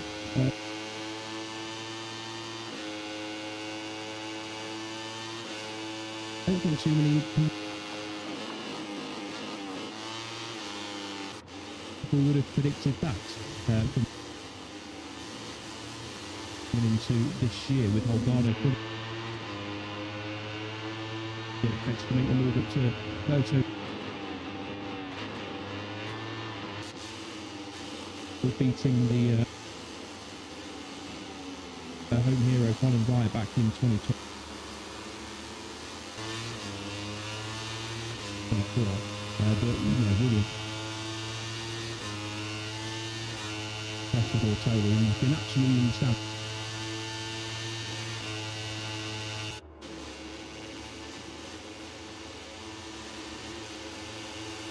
.43. Top 10 finish. And 23rd in this section, very good.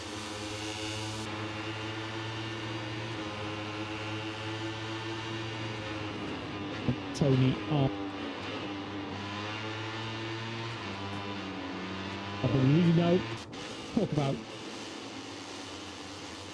Gonzalez then, the World Championship leader, who did fly under the radar a little bit.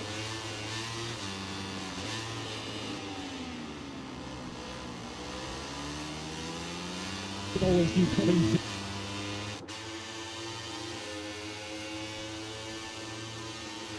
the conversation when the World Championship leader is deep on the grid like that.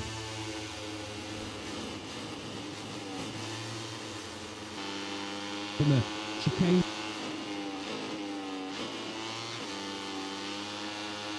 He was on the podium here last year, of course, on the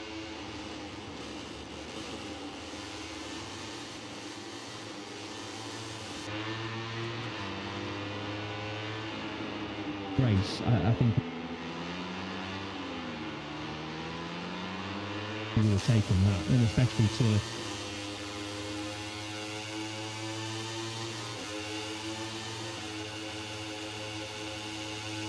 while starting from that on the grid, easy to not get a good start, get a little bit jumbled up in the pack as well, and not make progress, but he made instant progress, didn't he? Latched himself onto the sort of top 6, top 7, and then just slowly made his way forward. Okay, it wasn't the podium he said he would have been fighting for if he didn't get that grid penalty, so, you know, there's a little bit of mistake there from Gonzalez to get penalised.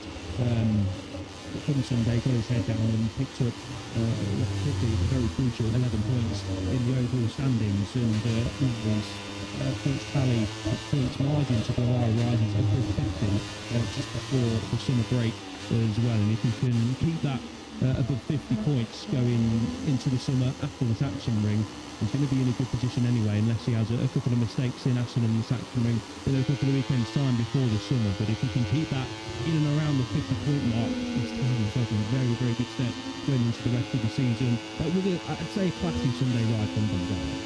It was one of the scenarios where being deep on the grid, being in traffic, was a serious penalty given the temperatures and the effect that has on front tyre temperature and pressure. Holgado's got his own problems at the moment, trying to get his 96 Calex back to the Aspire box, clearly not running on its engine. So for whatever reason, Holgado needed a bit of assistance to get himself back to the box. Gonzalez already starting this weekend, but in the mood for 136.104, his current section topping time. That record here is in the 34s, 134.777, was set by the reigning Moto2 champion Diogo Moreira, who of course came here, took his first Moto2 victory here a year ago, and ultimately did not look back from there, did he, as he went on to claim the World Championship. Aegis up in second then, Ortola's back into third on a 36.3 from Philip Selac, who we saw a moment ago in fourth place. might not have the same level of support in the grandstand this weekend.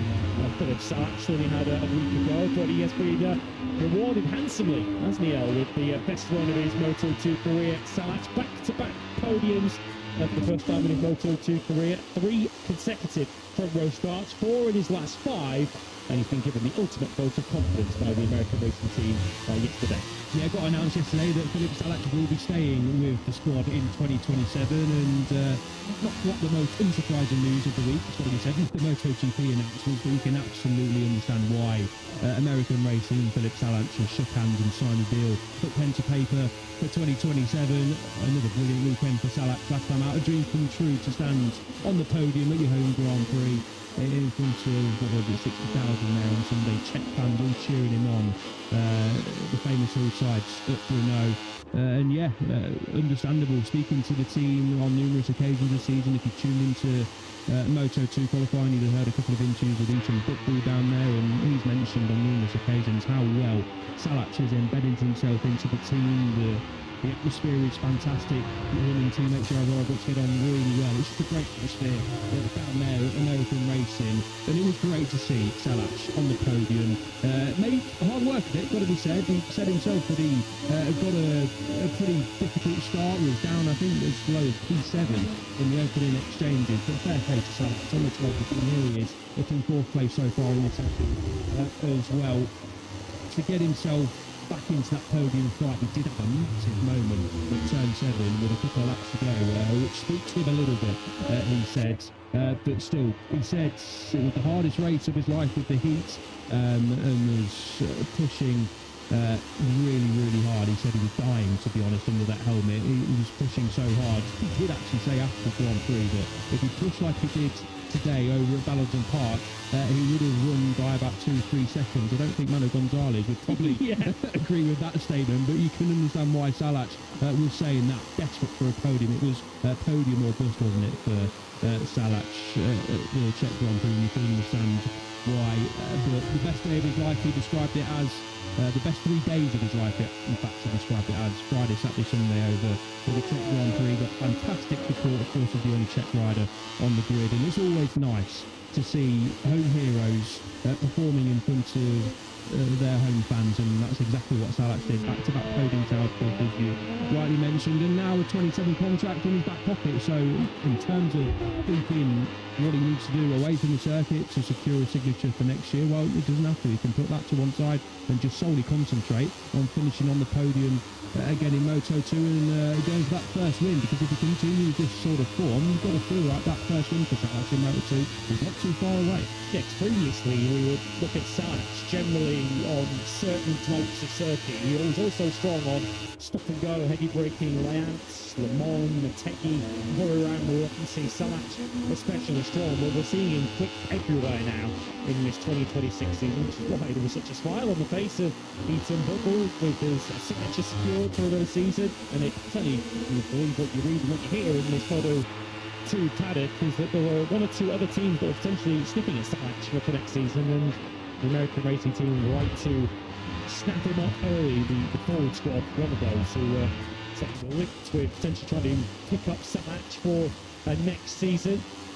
And it would appear, as we've discussed on a couple of Grand Prix recently, that Salac is the happiest he's ever been in his Grand Prix career with the environment around him. And that's no knock, that's no disrespect to the teams he's ridden for before. He's ridden for some of the elite teams in this Moto2 class. He's ridden for the Preceding team, he's ridden for Mark 3DS as well in recent times. Sometimes just the chemistry isn't right. Sometimes team and rider, sometimes crew chief and rider, sometimes the ingredients just don't quite mix together and bring the ideal outcome. But clearly, team manager, crew chief, the whole environment around Philip Salac and the rider himself were just working in perfect harmony down there at the American racing squad. And it's one of the oldest adages in the book, isn't it, that a happy rider is a fast rider. And clearly with Philip Salac happy with the environment around him, he's now demonstrating the talent that many have seen through his Moto3 and Moto2 careers. And of course, it's so easy to forget this is a rider who, if you go back 12 months, the short odds were not even being on the grid here this year. Exactly that. It was even into sort of the flyway stretch, really, wasn't it, where Salac looked like he was out of a ride in Moto2. What a difference 6 or 7 months for me in motorcycle racing. We know how quickly things can change, and yeah, fair play to Salach, fair play to American Racing. American Racing, of course, took a bit of a gamble on Salach. It wasn't Salach's best season in Moto2 last year. It was shown flashes, of course, across his Moto2 campaign. But yeah, Salach definitely would be considered one of the fastest riders on the grid, certainly last year, but it definitely clicked, hasn't it? As you mentioned, Lewis, Apple's rider is absolutely a fast rider, and Salach is proving that he belongs in Moto2, he proves he belongs in the podium fight, and like I said, it doesn't seem far away that he is going to be picking up that first 25-point haul in Moto2, and you know, Salach can finish inside that top 5, or at least challenge for that top 5 in the championship. He's at P8 as things stand. He's 11.5 points away from Ivan Ortola in the championship standings. He's 19 points away from Danny Holgado as well. As I mentioned with Ortola, if you'd have said Salach is only 19 points down on Danny Holgado as we approach round 10 of the season, you'd have thought either Holgado would have been having a pretty rough time of things, or Salach is having a brilliant season. It is the latter. Salach is having a brilliant season, back-to-back podiums, and fingers crossed it continues. Great for the Czech fans, great to see Brno packed with Czech flags, and the big Salach sign we saw on numerous occasions as well. I don't think we're going to see that this weekend. It's going to be more like the 95 and the H4 in Moto2. Yeah, wonderful to see Salach standing on the podium, and great to see riders realising dreams, standing on the podium, be home Grand Prix. It's such a famous venue, of course, like Brno. It is certainly one of those dreams that have come true for Salach. One of those 95s referred to is directly outside our coverage box as we glance across. We're just overlooking the pit lane exit here, and at the Colin Main Grandstand there is a giant CV95 that has been scribbled across a Dutch flag. We are wondering where CV95 Colin Vire is at the moment. He's in 19th place, 1 second off the pace. Here is David Alonso then, who's currently in 7. He's put in a 1:36.6 so far in this session. Alonso didn't exactly have the best time of it here last year. It's been a light way of closing it. Qualified down in 21st last year, did Alonso, and didn't make it to the end of lap 3 before he crashed out of the Grand Prix. Even in his Moto3 days, this wasn't necessarily one of David Alonso's strongest circuits. The fact that he's up in 7th place is potentially a positive. This is a closer look at him through the fast, fearsome 4th gear turn 12. The Moivenmere corner. So Alonso veers out onto the curb.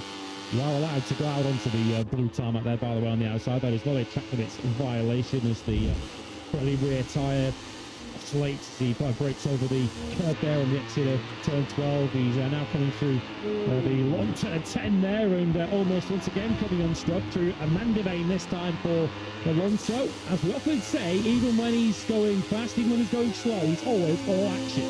Not a place you want to be chucking yourself down the road. There aren't many places on this Assen circuit would a slow crash happen. Certainly coming out of turn 11 and into turn 12 is not one of those. Getting a replay of it here. You're coming out of 10 into turn 11, and there the rear end just gives way slightly. A little bit of warning for Alonso.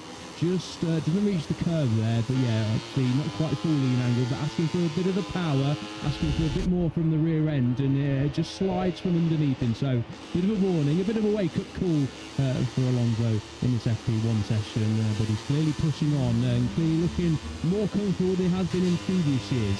As Lewis rightly mentioned here, Assen was only one of the 5 Grand Prix in his record-breaking 2024 campaign in Moto3, where he didn't finish on the podium. So we want to change that sort of history this weekend.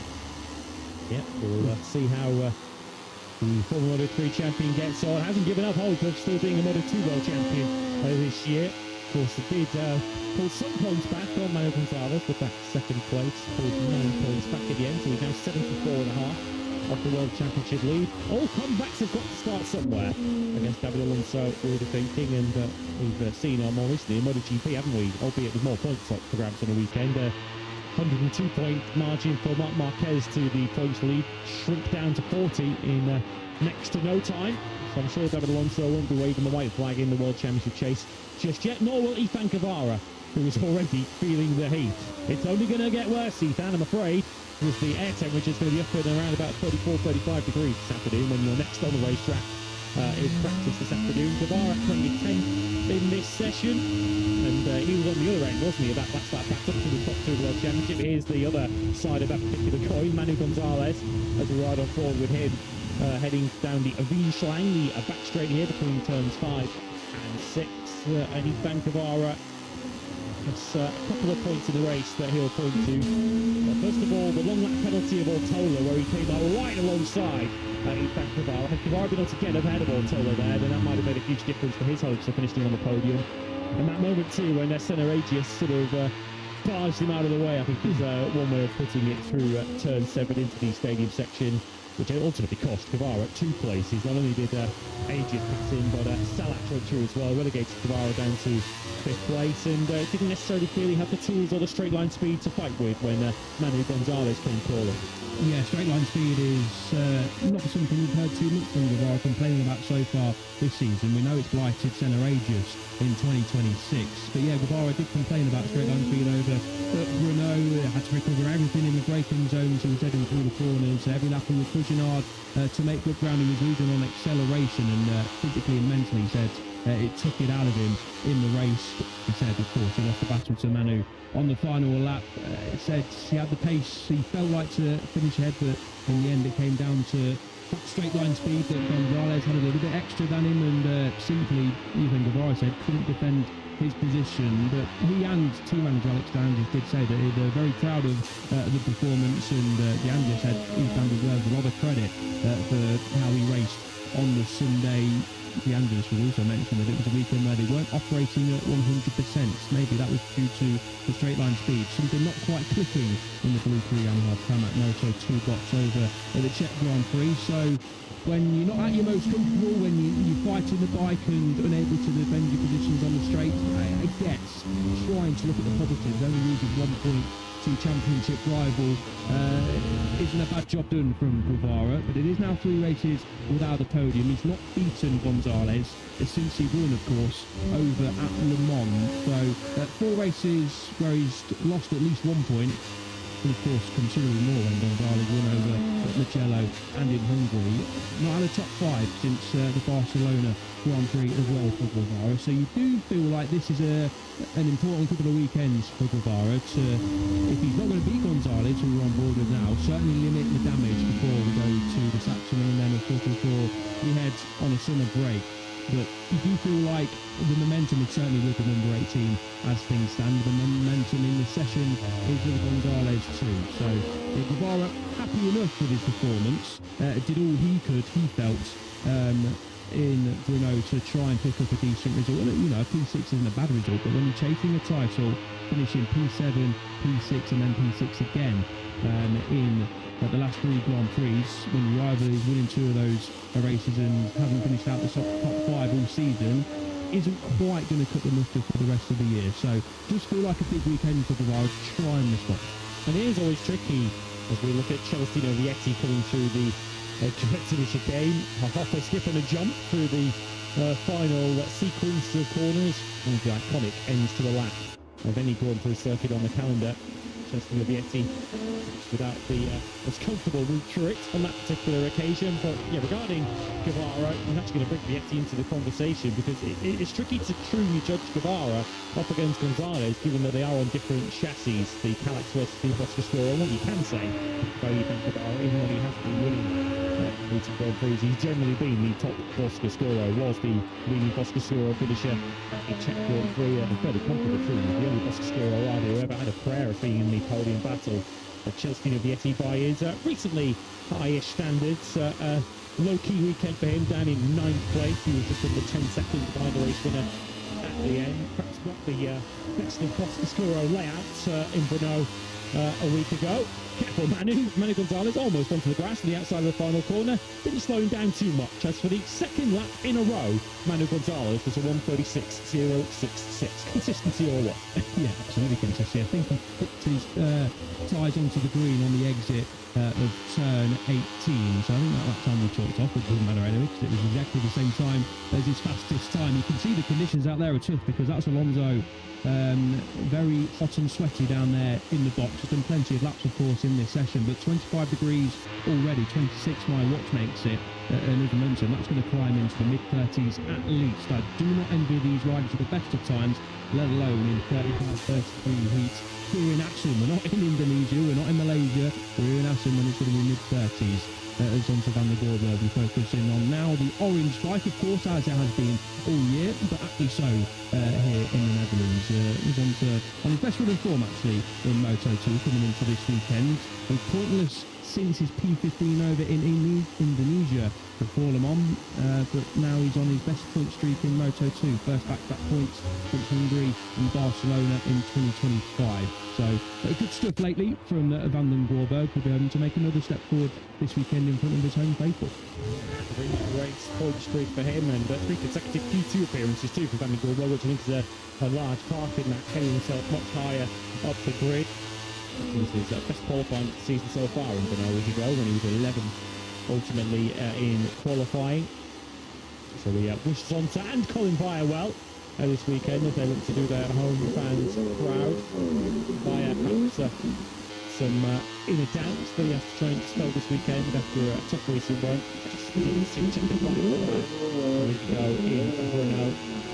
And in the end, saw the checker flag down in 11th place, just behind his teammate Jose Antonio Rueda. So Via, I don't think he'll be taking the cautious, I'm just going to see the checkered flag approach this weekend though. No, absolutely not. We saw it over in Moto3 in 2024, didn't we? Finish so close to finishing as the victor there, and great to see the home fans, of course. Plenty of them here at the Dutch Grand Prix supporting Zonta van der Gorbe and Colin Via, but it is a weekend where van der Gorbe on our screens now and Via will be going up all out for the best result possible. And unfortunately for Via, doesn't look like he's in championship contention as things stand. He's now 124 points down on Gonzalez. He'll still be hoping to obviously climb up the championship leaderboard and hopefully find a way to get himself into the top five fight, I should say. But it's just not clicked, has it, since the Spanish Grand Prix podium. A couple of mistakes have snuck in for Via. Only one top 10 since her run. So yeah, important to get points on the board, as you rightly mentioned last week.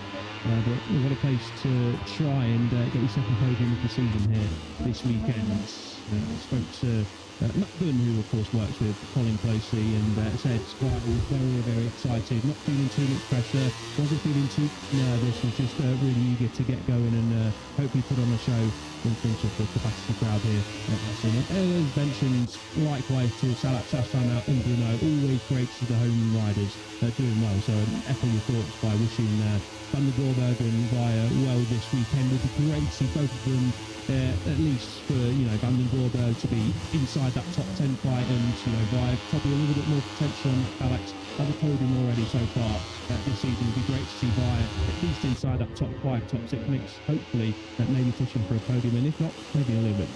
We'll pick up Philip Salat, who's tackling a double. The left-hander there coming through turn 9. Now he's through Mandevane around the outside of Huertas there. The Delphi turn 11 there. Essentially, I think on the Moto2 back, essentially taking one long corner, but there are 2 separate corners on the track map, going into this beautiful, fast and flowing final sector. Ramps up the long fast left-hander where if you get that wrong, it could bite you hard, as many riders have seen over the past. Fast old corner, which can really punish you and hurt you if you get it wrong. Salas did not get it wrong, nor the final chicane, and looks set to at least take top spot, although very close to it. He gets to within 11 thousandths of a second of Manu Gonzalez, and now moves up into second place. Another approval from Eaton Football. Aaron Kinnett up into the top 6 on a 136.394. And for someone who has more Moto2 podiums than any other rider on this current grid, it's amazing to be talking about a bit of a crisis of confidence. And Aaron Cadet is trying to see checkered bikes and score some more championship points at the moment. But that is the situation that we're in with Aaron. 3 consecutive non-scores and yet to finish any higher Moto2 race than 10 so far this season. So 6th place in this session, he'll take any kind of confidence he can find right now. Yeah, absolutely. He was in that victory fight last year, wasn't he, with Diogo Moreira. Those two strode away from the rest of the field, including Manu Gonzalez, the current championship leader and the championship leader this time last year as well. Was a winner here back in 2017 in his Moto3 comp as well, was Aaron Canet. So certainly enjoyed himself around this TT circuit. Assen has not been enjoying himself so far in 2026. It would be very nice to see Mark VDS with Canet, with Onshu, fighting other people this field at some point in 2026. We know both of them are suffering from massive confidence loss. Cannot get to grips at all with that Boscoscuro, unfortunately, so far this season. It was another crash, of course, over the Czech Grand Prix for Aaron Canet, who obviously admits that we're in a very tough moment. So yes, it will be interesting to see if they can just try and figure it out this weekend over at the Saxon Airport before the summer break. But yeah, not too many positive vibes coming out of the Mark VDS camp so far, unfortunately, in 2026. But that's a bit more of a promising sign. Obviously, just moving from P14 as well. 17-14 isn't where they want to be, but if we took the checker flag out a couple of seconds ago, after Colin Ryan moved to finish at P14, I think Aaron Canet would certainly take a P7 as things stand, and Monty would take 2 points as well. It's clearly an acquired taste, that Boscoscuro. The riders who've been super strong on it so far this season, demonstrating that in the right hands, with the right particular setup, riding style, all the rest of it, it can win Grand Prix in Moto2. Guevara has already won this season, but both Guevara and Vietti have been on that bike already for a previous season. It clearly is a difficult bike to adapt to. You go from Calex to Boscoscuro, as Onshu and Canet are both finding this season, as Guevara makes a porridge of the final chicane and has to take to the escape road. And then you look at riders who've gone Boscoscuro, Calex this season, they've instantly, a light bulb has gone off and they've immediately unlocked some potential. Philip Salat, who of course was previously on a Boscoscuro with the Mark VDS team. He's of course got across to a Calex, and of course to the American racing team, a fancy performance, and our most recent winner, Ivan Artola, who wasn't bad on a Boscoscuro himself last year. He was a podium finisher late at the end of last season. He's got Boscoscuro to Calex, and he was straight away at the start of the season. He was just off the podium with Artola, fourth of the season opener in town, and of course the winner in the Czech Republic. Luca Boscoscuro will take to Peter Guevara, Chilton Whitty say. It's not a slow motorcycle, it's not a bad chassis, but clearly it does take some getting used to. It feels like the window of opportunity for the Boscoscuro is a lot smaller than the Calex. The Calex chassis, wherever we go, as we've seen with obviously Luke Gonzalez most of the time, but it's outrageous. Enzo Holgado or Tola now on it as well, and like we mentioned, Philip Salat, especially in the last couple of Grand Prix. The Calex doesn't really struggle anywhere we go. Now, the second and third in the championship, I'll find the Boscoscuro, as Lewis mentioned, it isn't a bad chassis. Luca Boscoscuro, it is absolutely right to point out that it's not a slow motorcycle, but it does feel like you've got to get it in that window, in a very narrow window where it is working great. As we saw with Jake Dixon on a few times last year, you can be unbeatable on that Boscoscuro, as Ethan Guevara was over at the French Grand Prix. But when he's slightly off it, slightly struggling, looks like the margin away from its operating window is further away than what the Calex is if you're slightly struggling on that chassis. So yeah, it's going to be an interesting watch, see if that can change throughout the rest of the season.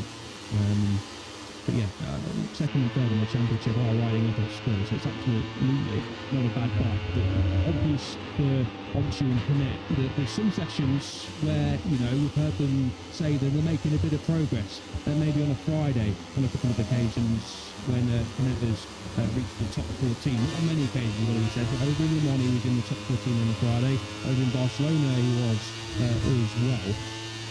So there is potential there, and they've shown glimpses of it. But riders, multiple race winners in Canet and Onshu, we expected a little bit of a tougher season, but certainly not to this degree. Clearly that Boscoscuro team, rider, aren't quite gelling with it. The team are used to it, of course, as well. But I just think Canet and Onshu maybe got a little bit lost, trying a little bit too many different things to try and get themselves comfortable, and maybe just have to hit the reverse gear slightly and just try and figure it out. But promising signs so far this weekend. Early doors are low, but Canet inside that top 10. But obviously the riders just getting up to speed. It's going to be interesting to see if that can continue for the rest of the weekend. really strong down there, picking at an onto. If you want to throw another name into the list of riders going through Box Spirits of Alex, who are trending in the right direction, not as obvious an example, but also in Tony Arbolino, who's just going to pick 6th place in this session. He's 12th in the World Championship, so certainly better than it has been in recent times, certainly better than it was for most of last year on the through Bosco Road, but still a long way to go for Arbolino to be back at the level we know he can reach in Moto2, plus a former runner-up in this World Championship and a former Moto3 winner around this circuit. We've got one of our 2 home heroes in this Moto2 class, Colin Vire, who, as I mentioned a few moments ago, has lifted himself up the order, of course, up into 14th. On his most recent lap, he's gone up into the top 10, following in through this final sector, lost a bit of time in Sector 3, which is unlikely to lift Vire up the order.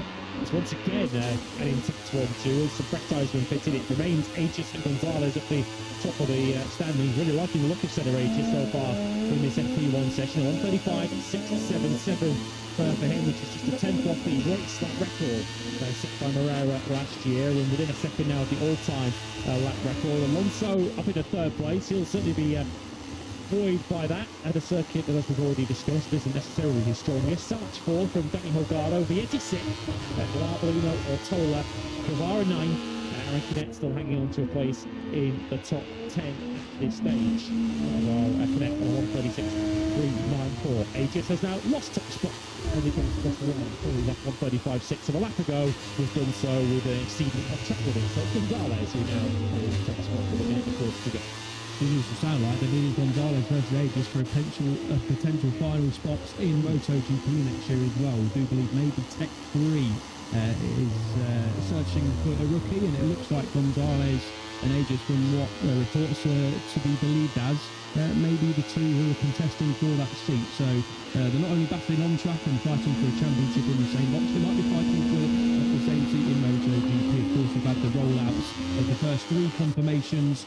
Obviously, we had Bezzecchi and Zarco already in the book from a few months ago, but yeah, we're going to begin to learn over the next few weeks. It's going to be quite an exciting few weeks in terms of announcements in MotoGP, which will then have a knock-on effect into Moto2 and of course in Moto3 a little bit later down the line. You mentioned him a little bit earlier on, Lewis. It's good to see Tiger Tony up inside that top 7 now. Was inside that top 5 briefly. He's got even Ortola just behind him as well as Mark Vietti will go through his screen. So at the end of this session, we're going to improve on this that time around, but not seen too much of Arbolino so far this year, have we? And it's nice to see him on our screens, the Italian, and going pretty quickly as well. I enjoy the social media post from the Aspar team earlier in the week of a picture of a rather fed-up-looking boy, Martinez Aspar, with the caption of waiting for when we can finally have our turn and announcing our 2027 rider lineup. I don't think you'll get an awful lot of money offered to you of it not being Max Quiles operating on one of those Aspar Calexes next season. Of course, Aspar set to change both riders for next season in the Moto2 World Championship, with both David Alonso and Danny Holgado set to move up to MotoGP. Their particular position in the queue to have their place announced for next season hasn't arrived yet, but we're fully expecting Alonso to be part of the Honda stable. 1 or 2 whispers that he might be the factory team, might be the LCR team. Certainly the reports early on in the year that he signed to partner Fabio Quartararo at the factory Honda MotoGP squad for the new generation next year, as Chelsea Vietti dances the rear fly there on the way out of turn 11. And Danny Holgado set to be part of the speedy MotoGP squad next season. A factory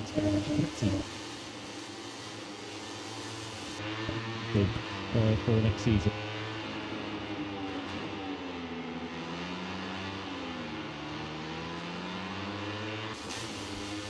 Aspar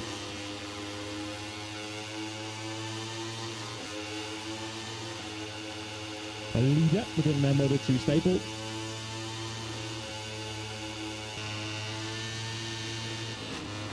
Okay, so yeah, ahead of Center Aegis as well, who looked really strong in that session. Again, Philippe Talax got and well up inside that top.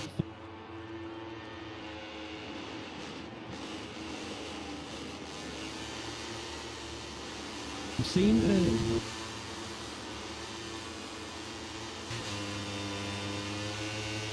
we've started the weekend in FP1 on a really strong start to the weekend.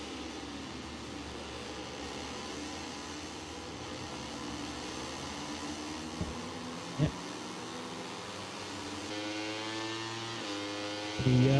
The fastest legal lap of Assen this morning.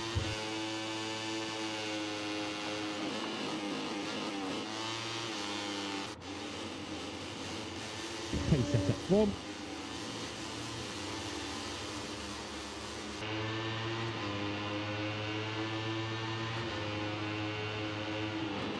David Alonso.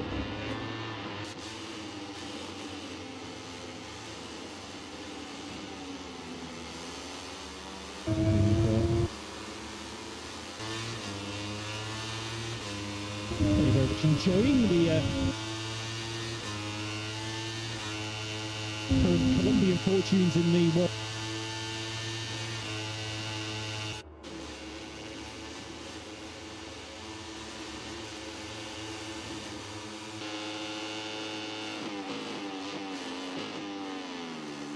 Minutes away, so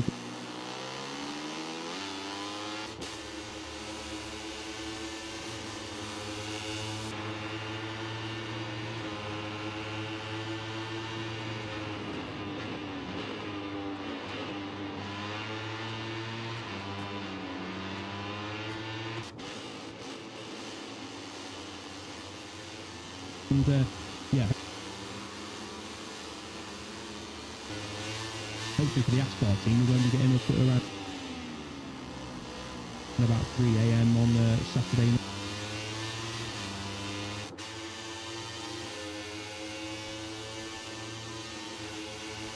So we're up to about half past 4 in the morning. We don't stay up to watch that. Sticking with two wheels though, and it's Manny Gonzalez from Moto2.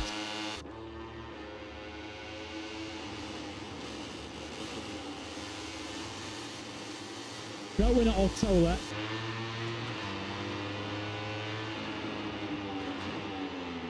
Ethan Cavalla completing the top 10.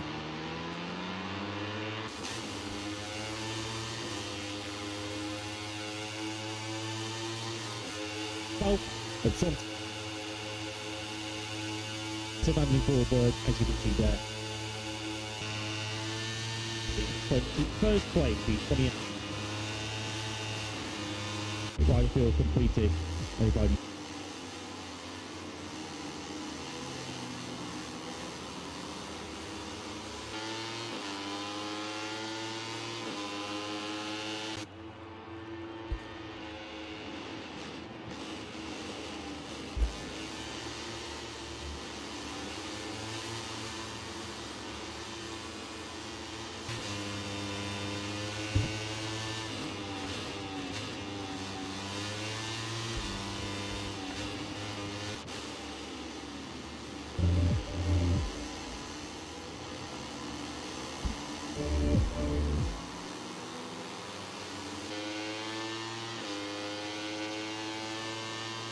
This most legendary event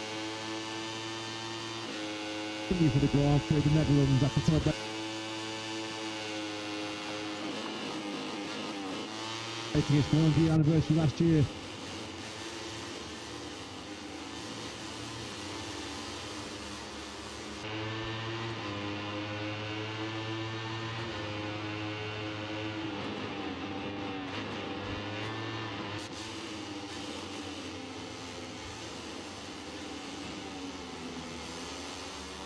The legendary, the iconic over 18 turn. They have 12 lights, 6 of them. They have the shortest start finish straight on the calendar, measuring just over 480 metres. Iconic corner names, top end of the circuit. Goes through the ball to the man of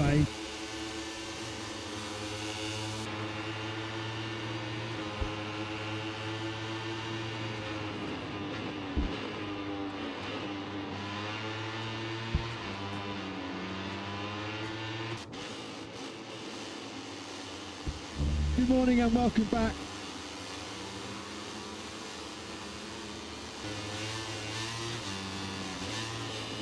To not far shy of a blistering 40 degrees. The temperature being turned up at the top of the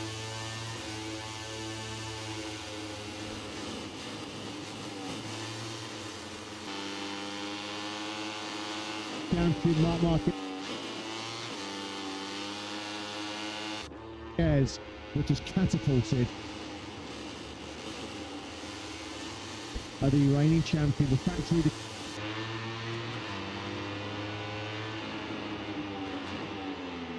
Second, that stage of the season, especially his return for more surgery. Mama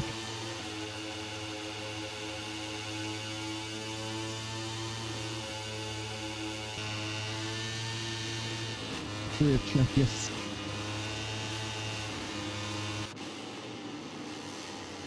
Suspended for the Sunday race. Action after the altercation with the marshal after crashing the sprint. 40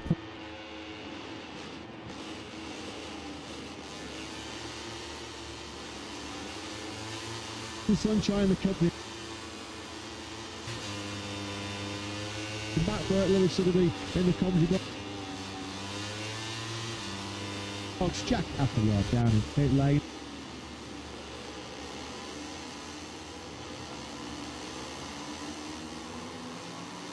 Side over the cat.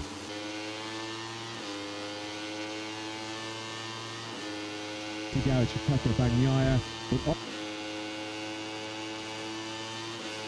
Off track as well, smiles for the Bordeaux.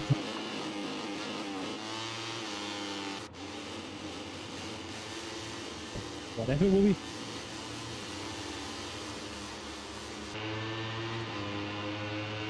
fine to talk about this morning. Good morning to everyone watching around the world. MotoGP has been making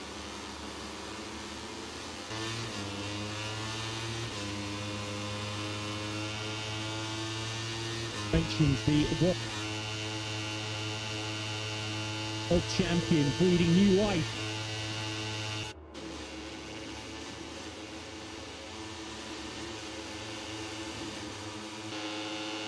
That latest contract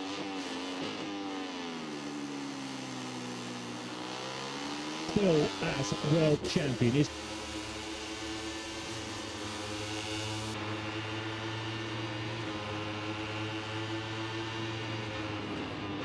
behind of the number 93, re-upping the for 2027 and 20.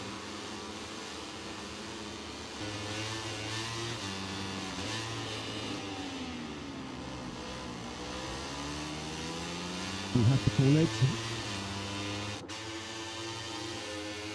Wasn't without his dramas. Mark did have a tip off at the first corner.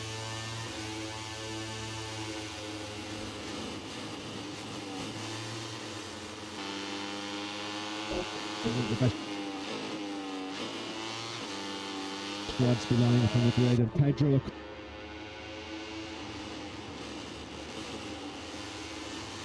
Costa. Shark attack in.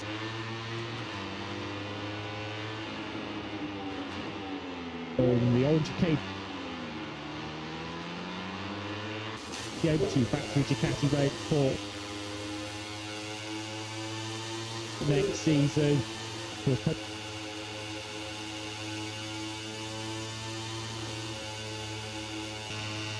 Partner in Mark Marquez.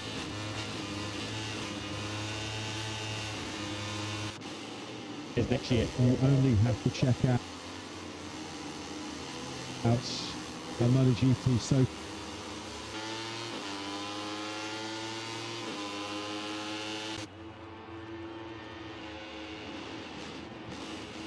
This is going to be fast.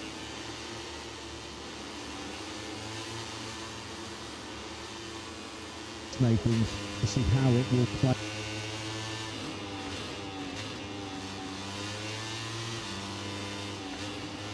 There's no room at the interpack. Bagnaia, he has known this for quite some time, and he has so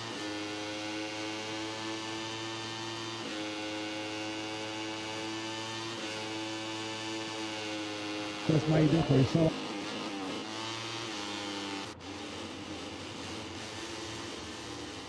He was surface to requirements of the cap.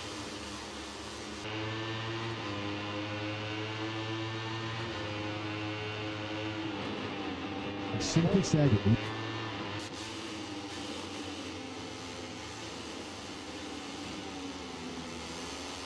now is not the time. Now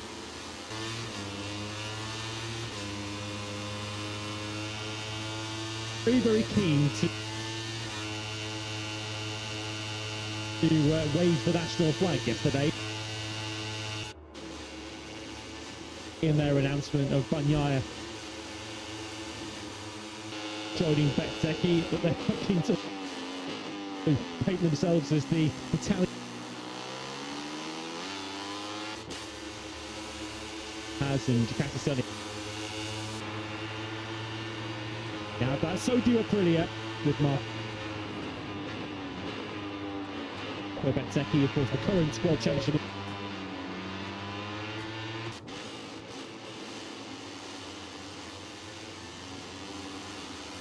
Now the Italian national team expecting a flurry of announcements over the next week or 2 weeks or so. Kicked off at a by the factory of the Ducati team earlier on.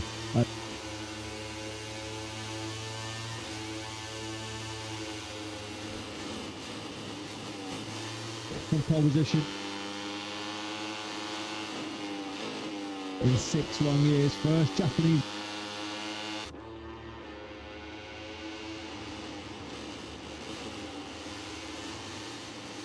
to factory Ducatis led early through, picked off by Bagnaia.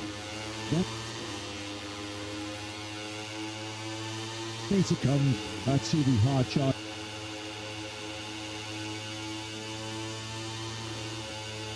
It was what,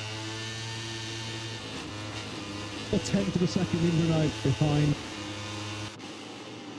7-time world champion Marc Marquez.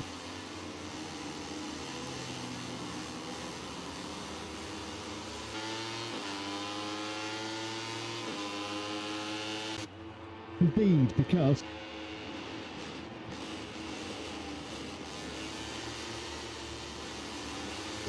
success last weekend in the night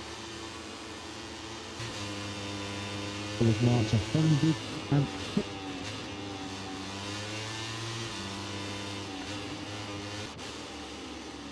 off the podium. Marc Marquez and Pecco Bagnaia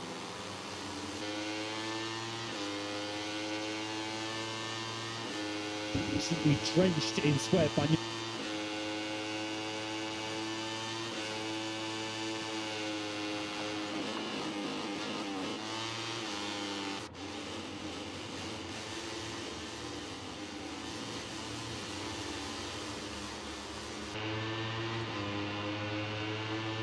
in Assen.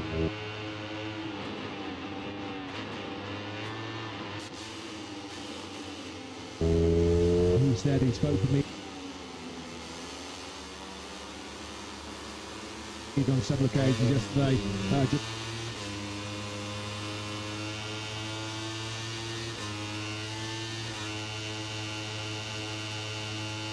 about the sanction from the F1 MotoGP.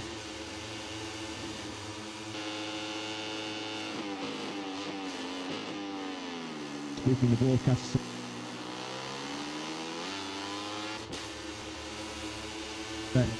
TV media. Mark.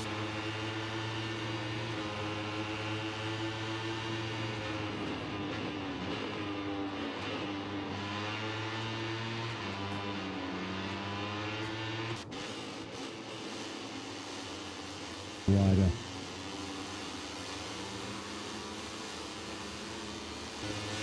This is a big opportunity for Lewis.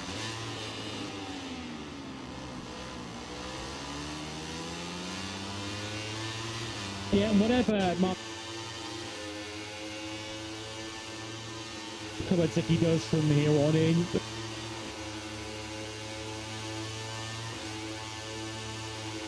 But there will, unfortunately, it's the way of the world.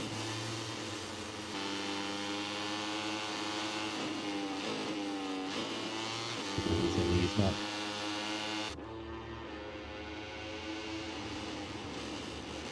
That, so he will be keen to move on.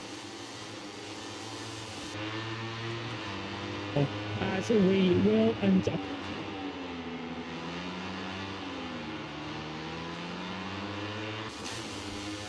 2023.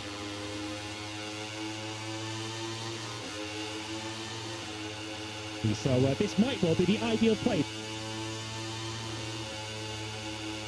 The best, the bounce back. Quite high coming there. There's no getting away from the fact.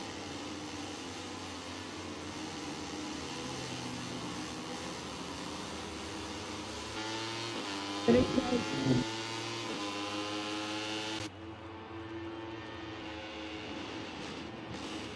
Huge weekend for Aprilia.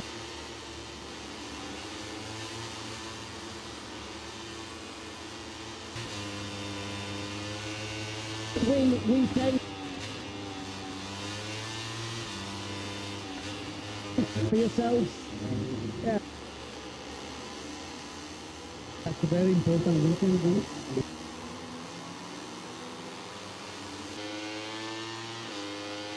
After GP. We lost points, important points for sure, to be very pragmatic. In the past, in Assen, we showed that the bike can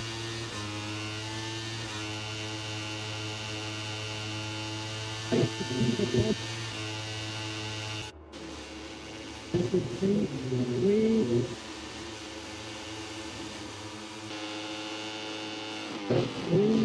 know that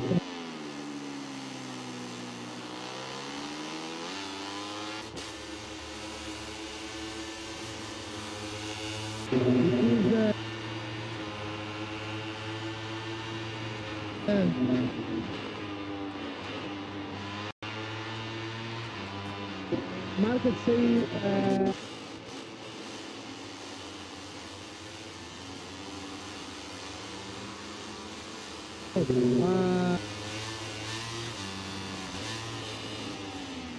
we know that Marco is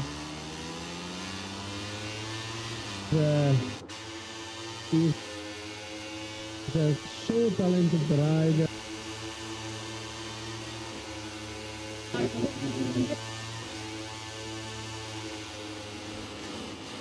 Everybody has this feeling in the paddock that Mark is coming. He's arriving to be that close to the world.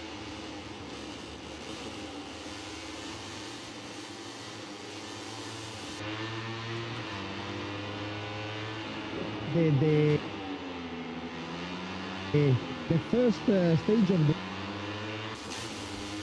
season that Mark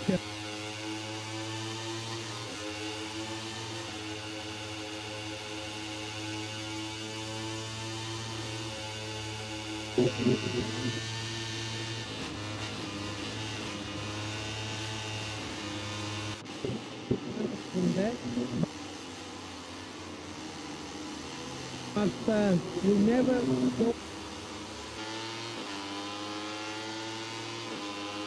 very good way, so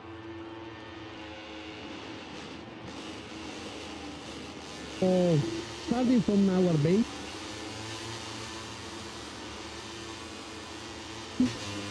starting from the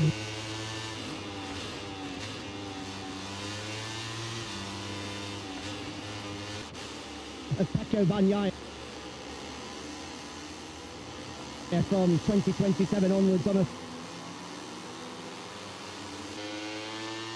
4-year deal, a huge contract.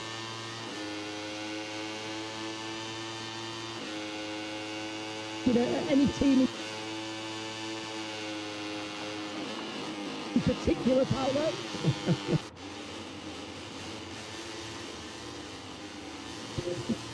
Yeah.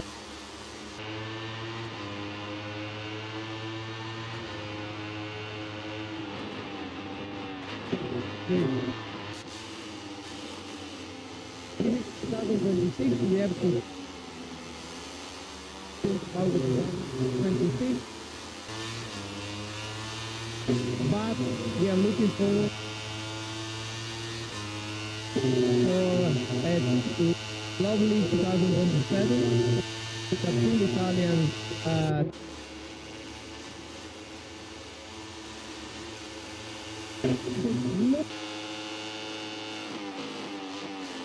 is the right word, Paolo. We're all looking forward to a lovely quick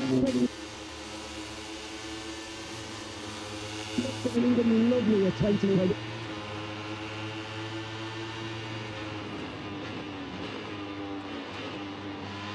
Because Anthony saw running a few tech gremlins on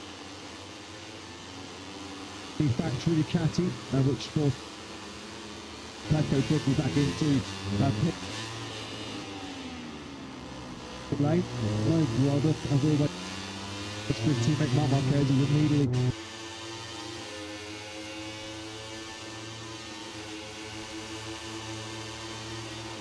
six that night and finished himself with a fractured neck and multiple fracture in the right collarbone after contact with Pedro Costa and Gatto.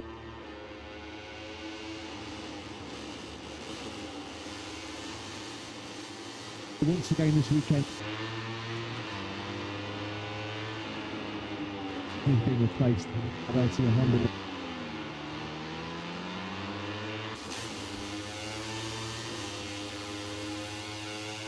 The 2 world champion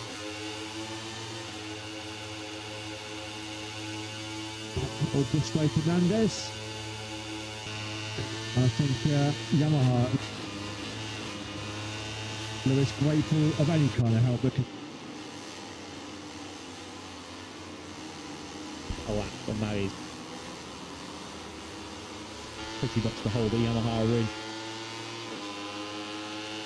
at the moment. This was Pedro Costa getting a little settled there on the curve on the inside of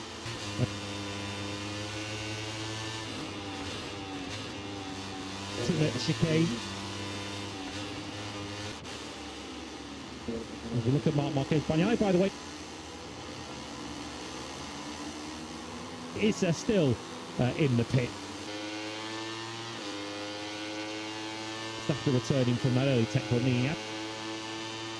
Hasn't returned to the racetrack since. Ducati rider still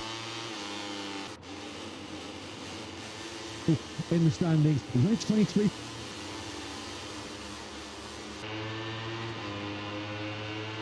Points behind Marco Bezzecchi after another own goal from Aprilia.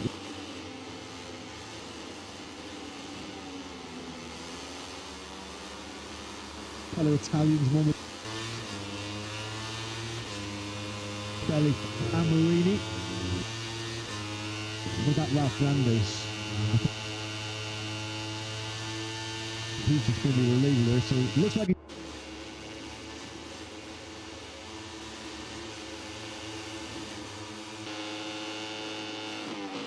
around for 7th place. Well, a 6th place in the sprint as well. With a top job. He's been getting...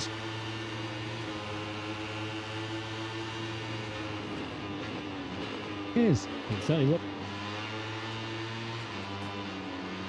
Looks as if he's going to keep his spot at the track house team for next season as the snowball running.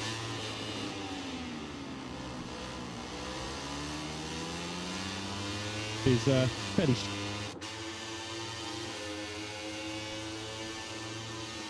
strong 2026 season so far. Oh, he's 8th in the World Championship.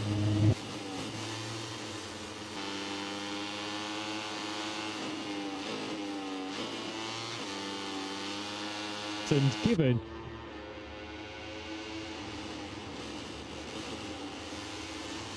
some of the rider changes going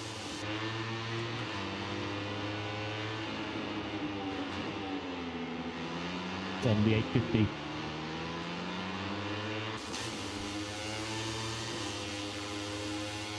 For earlier in the week will be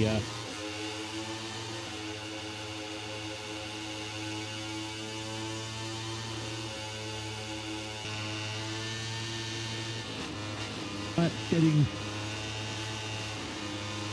himself into the groove. Let's go down to Jack for a bit of a Ducati update. Yeah.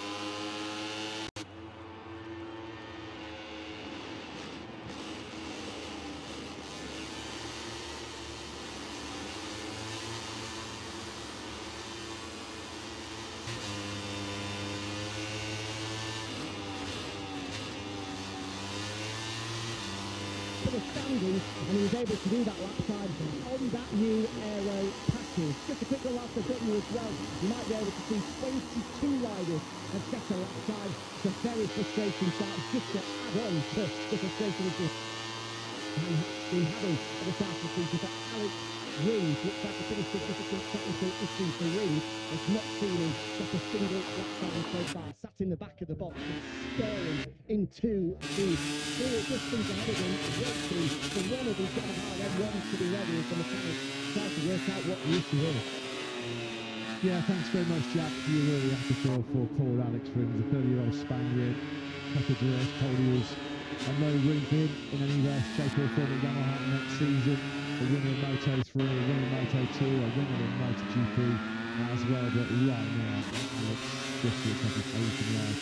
I think he really is suffering all manner of technical issues going his way. The underperforming V4 powered Wiseguard M1. I think the points from last 4 Grand Prix. That has been the significant momentum shift of late. Pekka Bagnaia for leading the way. So the points scoring finishes in the last 4. Of course, Mark Marquez has not been present in all of those last 4. So too Marco Bezzecchi, but 62 points has been the swing between Bez and Mark in Balaton and Brindleman. The biggest, of course, of them all was last weekend in the Grand Prix Czechia. Marquez took the 7 points. So the 7 points he picked up rather than Hungary, the only points he scored in the last 2 Grand Prix. Yeah, just checking my notes there. The third was having the Balaton sprint. And 7 points for the only Hungary he has collected in the last 2 Grand Prix. Best to try and steer his championship charge back on course. That was 4 of the 9 sprints so far this season. You've been given a pass potentially for the correct clutch to start the field back for the extra sprint winner on Monday. Marc Marquez, but the other 3 have all come from fairly strong positions, with leading the sprint in Buran, was I think 2nd place in the Austin sprint when he crashed out, and even 5th would have been a great result, but certainly in his aspect, he would have been ahead with his teammate Jorge Martin at Bezzecchi. Got crashed in the sprint, of course, the knock-on effect of that, and then with the altercation with the marker that followed. Marc Marquez is quite possibly the greatest rider MotoGP has ever seen. He does not need any freebies. Really good. He's going for 3 successive Grand Prix runs for the 7th time in his MotoGP career. Normally, when he finds that winning touch, when he finds that winning formula, he is able to build winning streaks and clever patches, which is going to spell a lot of trouble for the factory of Prix team. Jorge Martin had a pretty tough time of it last time out in Brunei, of course, certainly not helped by his double on that after he went down skittles and attempted bowling in the first corner of Balaton. Would have had fifth place in the Czech sprint for Martin, but he was only able to recover from those 2 laps to 9, which is very stopped after last weekend's Grand Prix. And also another rider that just seems to be sucking in a bit of a loss of confidence, certainly not helped by his recent 6th pass the first 4 days over at the Grand Prix of Catalonia. Just lost that street feeling with the front at the moment. That's Jorge Martin. It feels like Tilly left here punching the numbers, going through the day to the first try and trying to hit a belief with a cross back of the MotoGP. With Martin Aker, 8 point. He currently sits behind Fez at the top of the standings. Actually, Martin got away with one really in Brunei on what was an uncontested weekend. He must have figured going into Brunei with the double long lap penalty that he was going to lose serious points to Mark Mottetti. He started the weekend 20 behind, was expected it to go past the 30-point mark with Mottetti, of course, going into the weekend penalty free, but certainly didn't end the weekend penalty free, didn't even start the Sunday race, and it ended up being a bit of a free hit for Martin on the Sunday. And of course, with the double on that penalty, it was always going to drop him into traffic. With that traffic, obviously, he had working with the penalty, second of his long lap, he improved the traffic. Very hard to escape from that group. That's twice in second flag. Under the circumstances, not a bad result, but Martin, the penalty now is firmly behind him. And we hope some of those front-end issues and a bit of a crisis of confidence will be behind him very soon. Because if it's not, then he, like Mottetti, could find himself under fire from the informed Ducatis. Reacquainting himself with this classic Assen circuit as well as the 28 with Spaniard missed before the Grand Prix here last year. On his last visit to Assen, he was in pretty fine fettle with Martin, second in the sprint, second in the Grand Prix back in 2024. As a furthest one, that was being very familiar to you now right now to Martin. They're 133.043 from Jorge. He's got 32 from everything directly ahead of him, which includes the classic Logan Herrera. Q2 the last 3 Grand Prix directly as the Brazilian rocket was up to his highest third place, wasn't it? In the sprint last weekend before he beached it on the very first lap. Punched at 600 really cleared by starting with this one of these things that expect an ordinary 11th place in the Sunday Grand Prix, but still getting lots of big learning exercise. New box ticked off for the Logan Herrera. Expecting a big result from him very shortly. Formation that has been the switch, 62 points. Mark Marquez has picked up in the last 2 Grand Prix. 7 points collected on Brad Bears. And the maximum 37 collected by Martin Henry.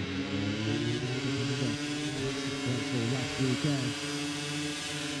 But what about KTM? It was a thoroughly miserable Czech Grand Prix, particularly for the factory star Pedro Acosta, who scored no points whatsoever and dropped from 36th in the World Championship. Pedro Acosta, a very rare double DNF for the Spaniard. Have they fixed some of their tech gremlins? What are the thoughts? How do you replace Pedro Acosta on the factory KTM? That's the tough job for watching factory and watching the first got some thoughts. Yeah, great design by Assen. You like to make the stage there. Unsurprisingly, Pedro Acosta driver frustrated on Sunday evening. He's demanded assistance from Mr. Hoffman and the factory to get to the bottom of the issues that KTM have been in the days that followed the Czech Grand Prix, been able to find any solutions at this. It's always really different. Of course, the responsibility is spending time in the garden, the team and the factory. We are in both always, like the way they're coming to each other. I would say that was not that the role that we have there.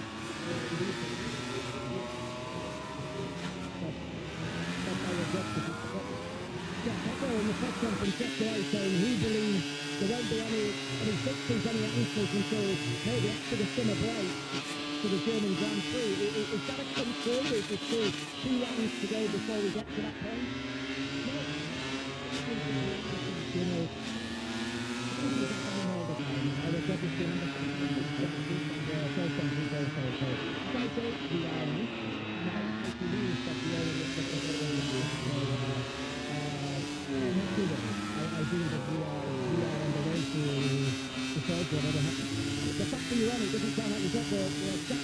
It wasn't a one-off event in Brno. We've had problems in Barcelona, Magellan. Is it fair to say KTM are suffering from a reliability issue there?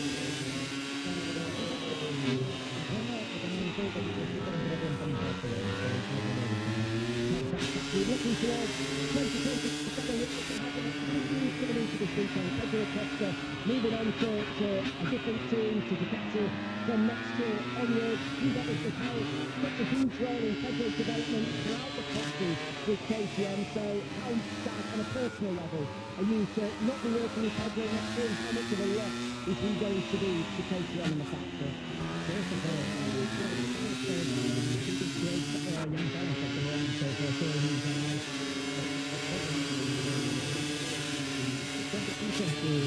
contribution to that.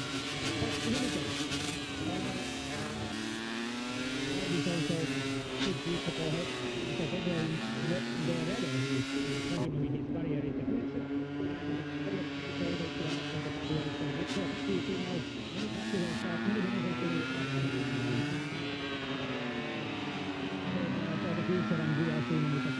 KTM next in the queue, or are we going to have to wait a little bit longer?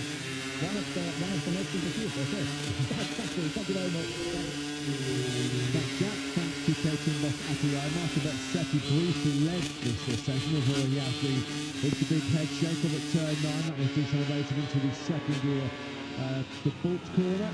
He had just put in a 132.476, which has just been usurped by his teammate Martin. So the two factory Aprilias, well, this is just what the pretty needed after a wretched Balatone, a dreadful Brno.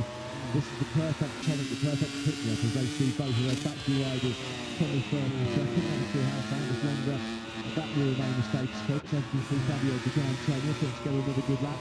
Back on the subject for the KTM, it does look like it will be Fabio beginning Antonio and Alex Marquez will be moving into the factory team. As you see in penalty run, it was the right-hand device that was stuck on to Acosta. They'll put him out with the fast when he's going to get disengaged at turn 11. And then yet another cut-out issue, another engine cut-out problem with him out on the last lap of the Grand Prix. A bit of a hang on this one. And let's be honest, it's pretty embarrassing for a manufacturer at this level to be. I mean, these aren't one-offs in 2026. This is a repeated issue.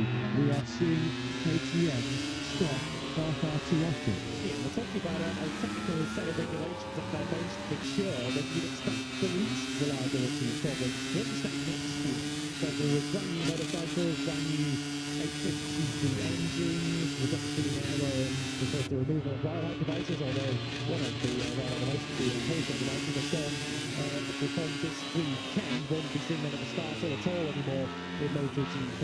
So the KTM to have a variety of different problems rather than one specific problem.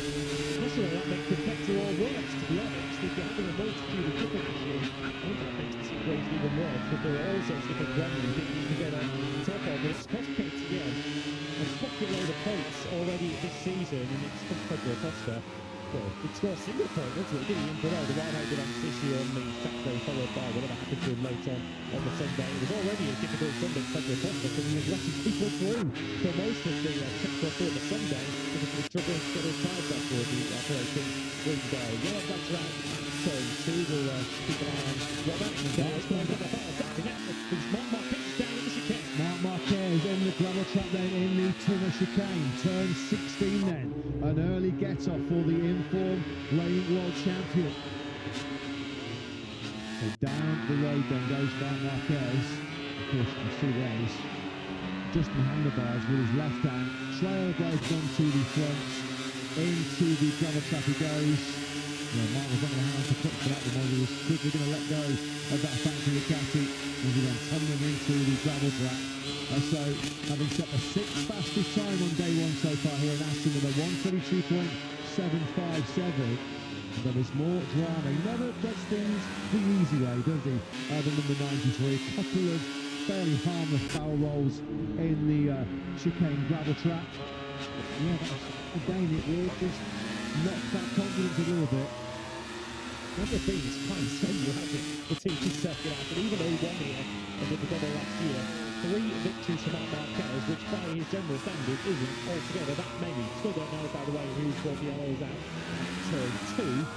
Mark Marquez is down at the final chicane, that's turn 16, where the reigning world champion has to get the Prix Radisson for you very, very shortly as the world champion pushes away. You can see the accident currently in 6th place, but now on his own 2 feet. Yeah, Marquez, who was flying, he just set his fastest sets, the fastest sectors of the entire session. Moreira who went down at turn 2. So Moreira has a front end watch out that was similar to his crash out the sprint in the first lap last weekend in Brno. So Moreira and Marquez are close pals off track, and they're crashing close together in the same stage of this P1 session.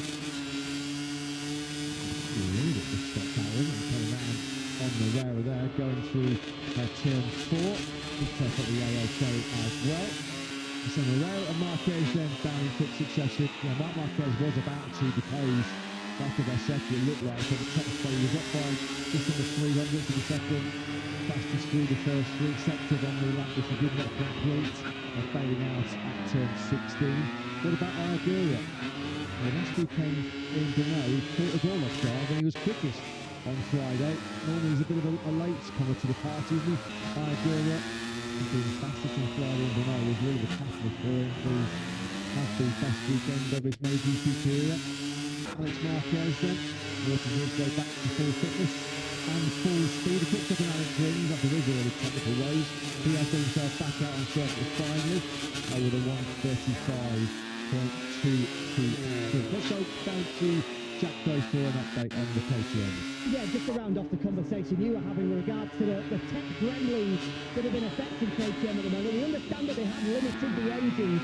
That came after the pair of technical troubles that they had on Friday in Mugello for Brad Singer. Now, that in part then resulted in those famous images that we saw in Sunday's Grand Prix when the detectives of Mark Marquez in particular were absolutely flying. Pedro Costa, who stood no chance, looked like he was absolutely straight still on that long home straight at the Italian Grand Prix.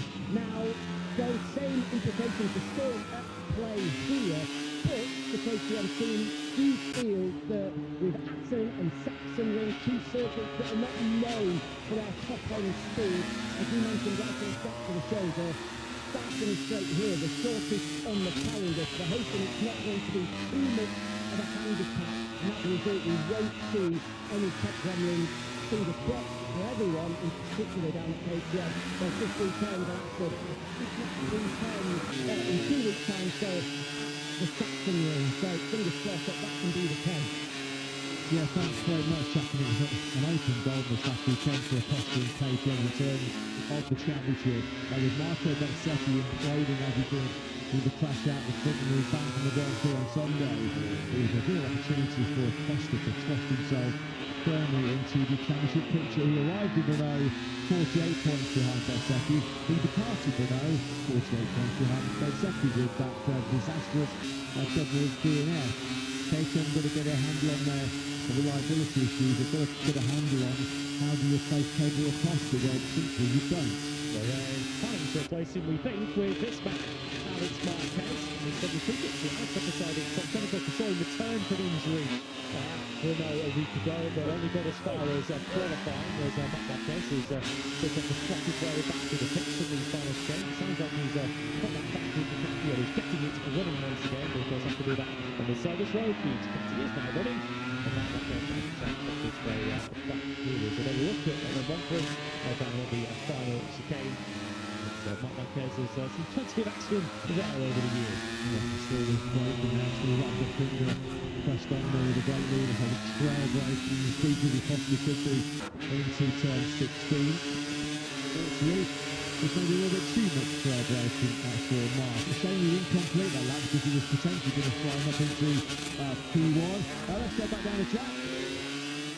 Yeah, we've 10 minutes to go in this session, and we've pretty much covered it off, but with the change to the start, the banning of the front ride height with Assen, we always say that these faster start sessions are absolutely vital, but this weekend more than ever, ahead of that rule change coming into effect for tomorrow's sprint, all 23 of the riders to make sure that they're out there for the practice start sessions both this afternoon and following on from practice tomorrow.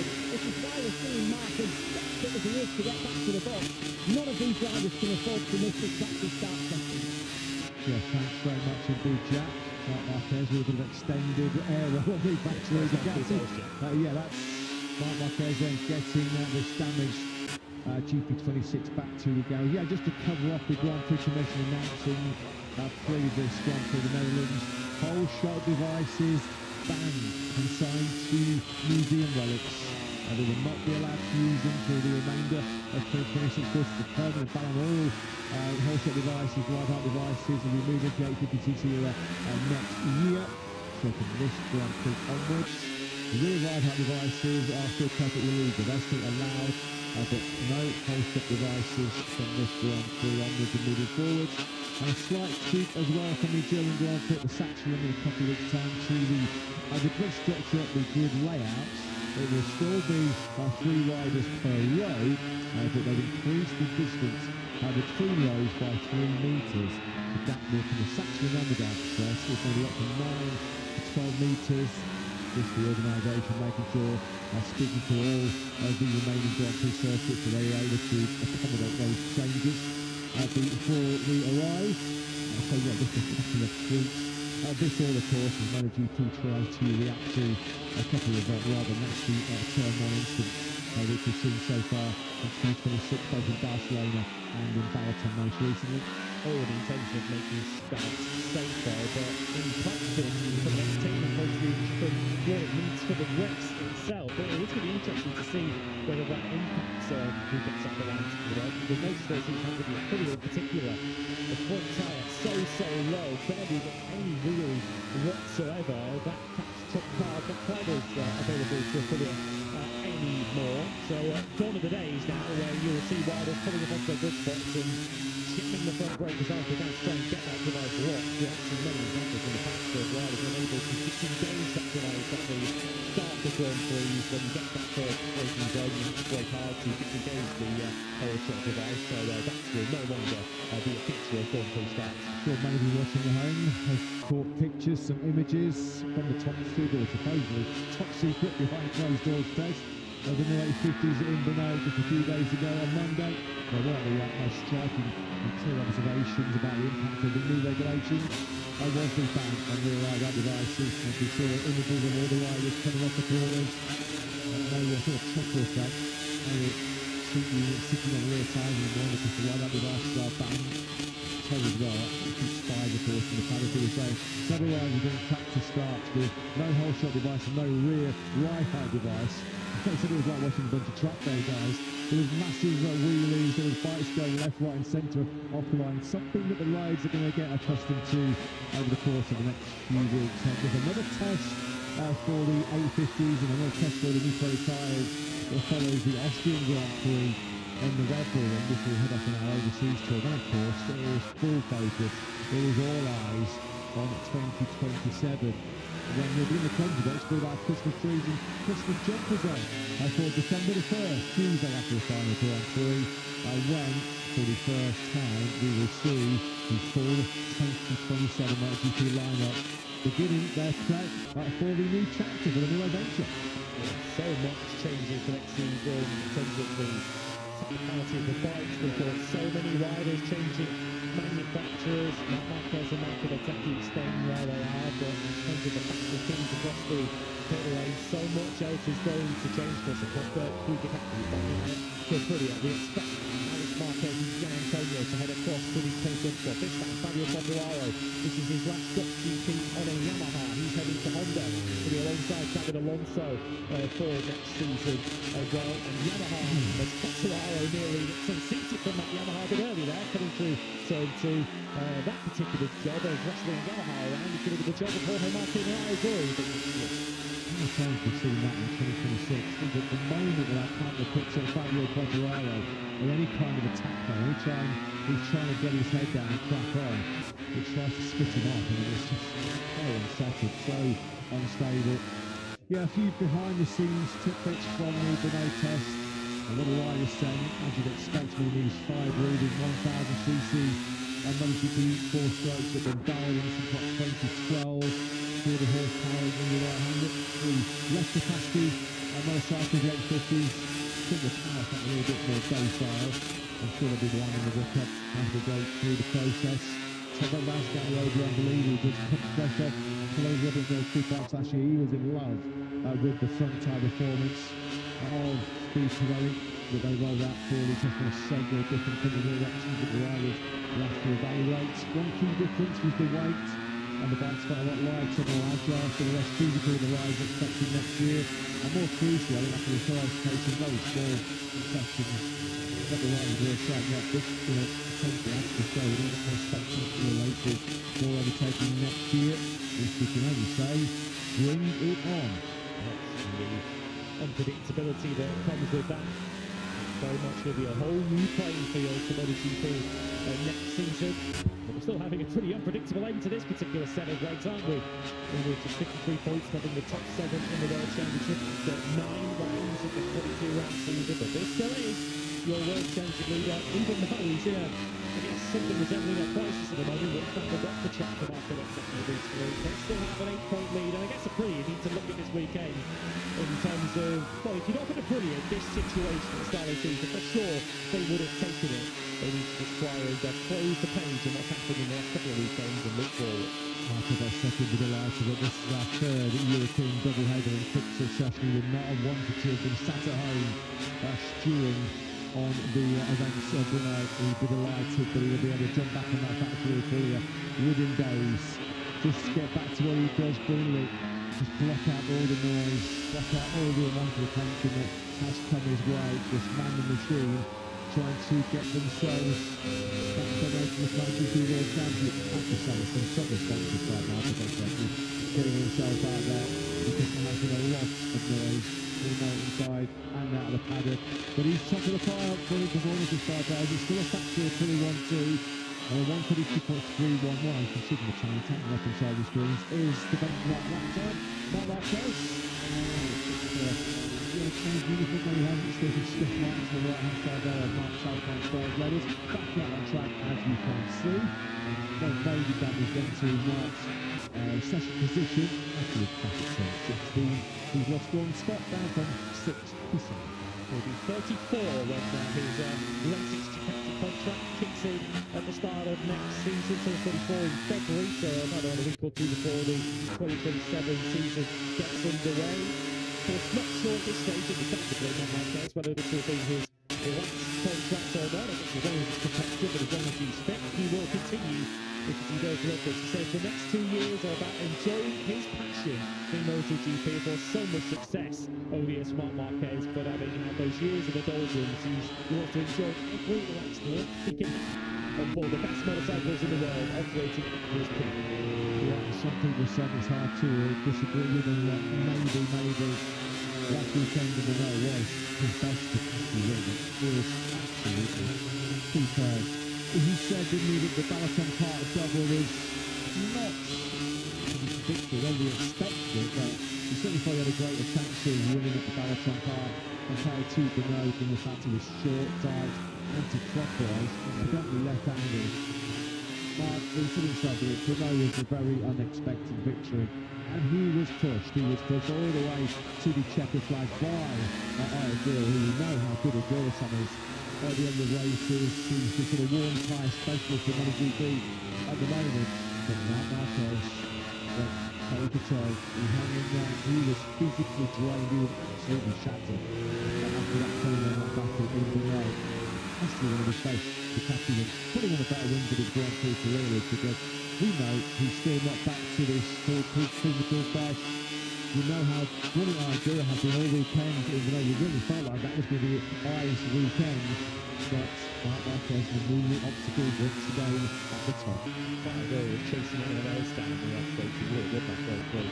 Mark Marquez to sheer force of will made it happen. And that's ultimately what separates the great from the very good in Grand Prix motorcycle racing. What are you talking about? Motorcycle racing, we're talking about on 4 wheels. The all-time greats, and they win the races that are not ultimately, all these equal, supposed to win. And that's what Mark Marquez did last weekend. Yeah, you're right to mention that there were some circumstances that favoured Mark Marquez in that Balaton Park. There wasn't a lot on his side in Brno last week. And that's the way of putting it about Mark Marquez, just where he is so bright, so much.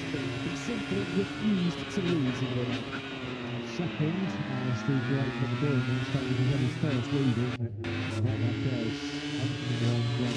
But whoever just picked up Joan Mir, we should mention the Spanish rider, factory Honda rider, of course, he had a cracking Sunday in Brno, 5 days ago, the 28-year-old Spaniard, crossing the line in 5th place, only his 5th top 6 for Honda in 65 Grand Prix. When he did it the hard way, he was anywhere, he ran a soft rear tire, and a lot of people were thinking, well, that's going to fall off a cliff in the final lap, but Mir managed it quite brilliantly, and I'm sure the mechanics are pretty happy with this as well. It was the first time in 14 rounds that Mir had seen the checkered flag in both a sprint and a Grand Prix. Last time he did that was over in the take at the Japanese Grand Prix, and that will give him some confidence. That will give him a big it was a pretty well Grand Prix.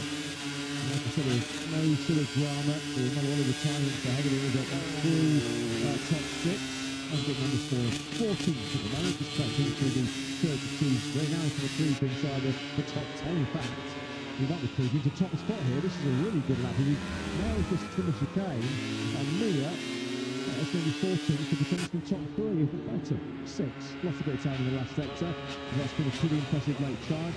And medium winner for the 2020 World Champion. Yeah, two riders have putting some brand new tyres late in the session. Chapter is another one, as you can see on the bottom of the screen. Brand new soft front tyre, brand new medium rear tyre for the Aussies at the front of this four-riding queue. We now pick him up.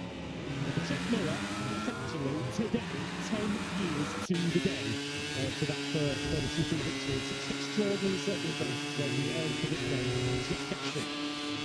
Yeah, that 2016 when one of the undoubted highlights of Willem Miller's Grand Prix career. That would have been the first defendant team winner totally for Sonny Elias.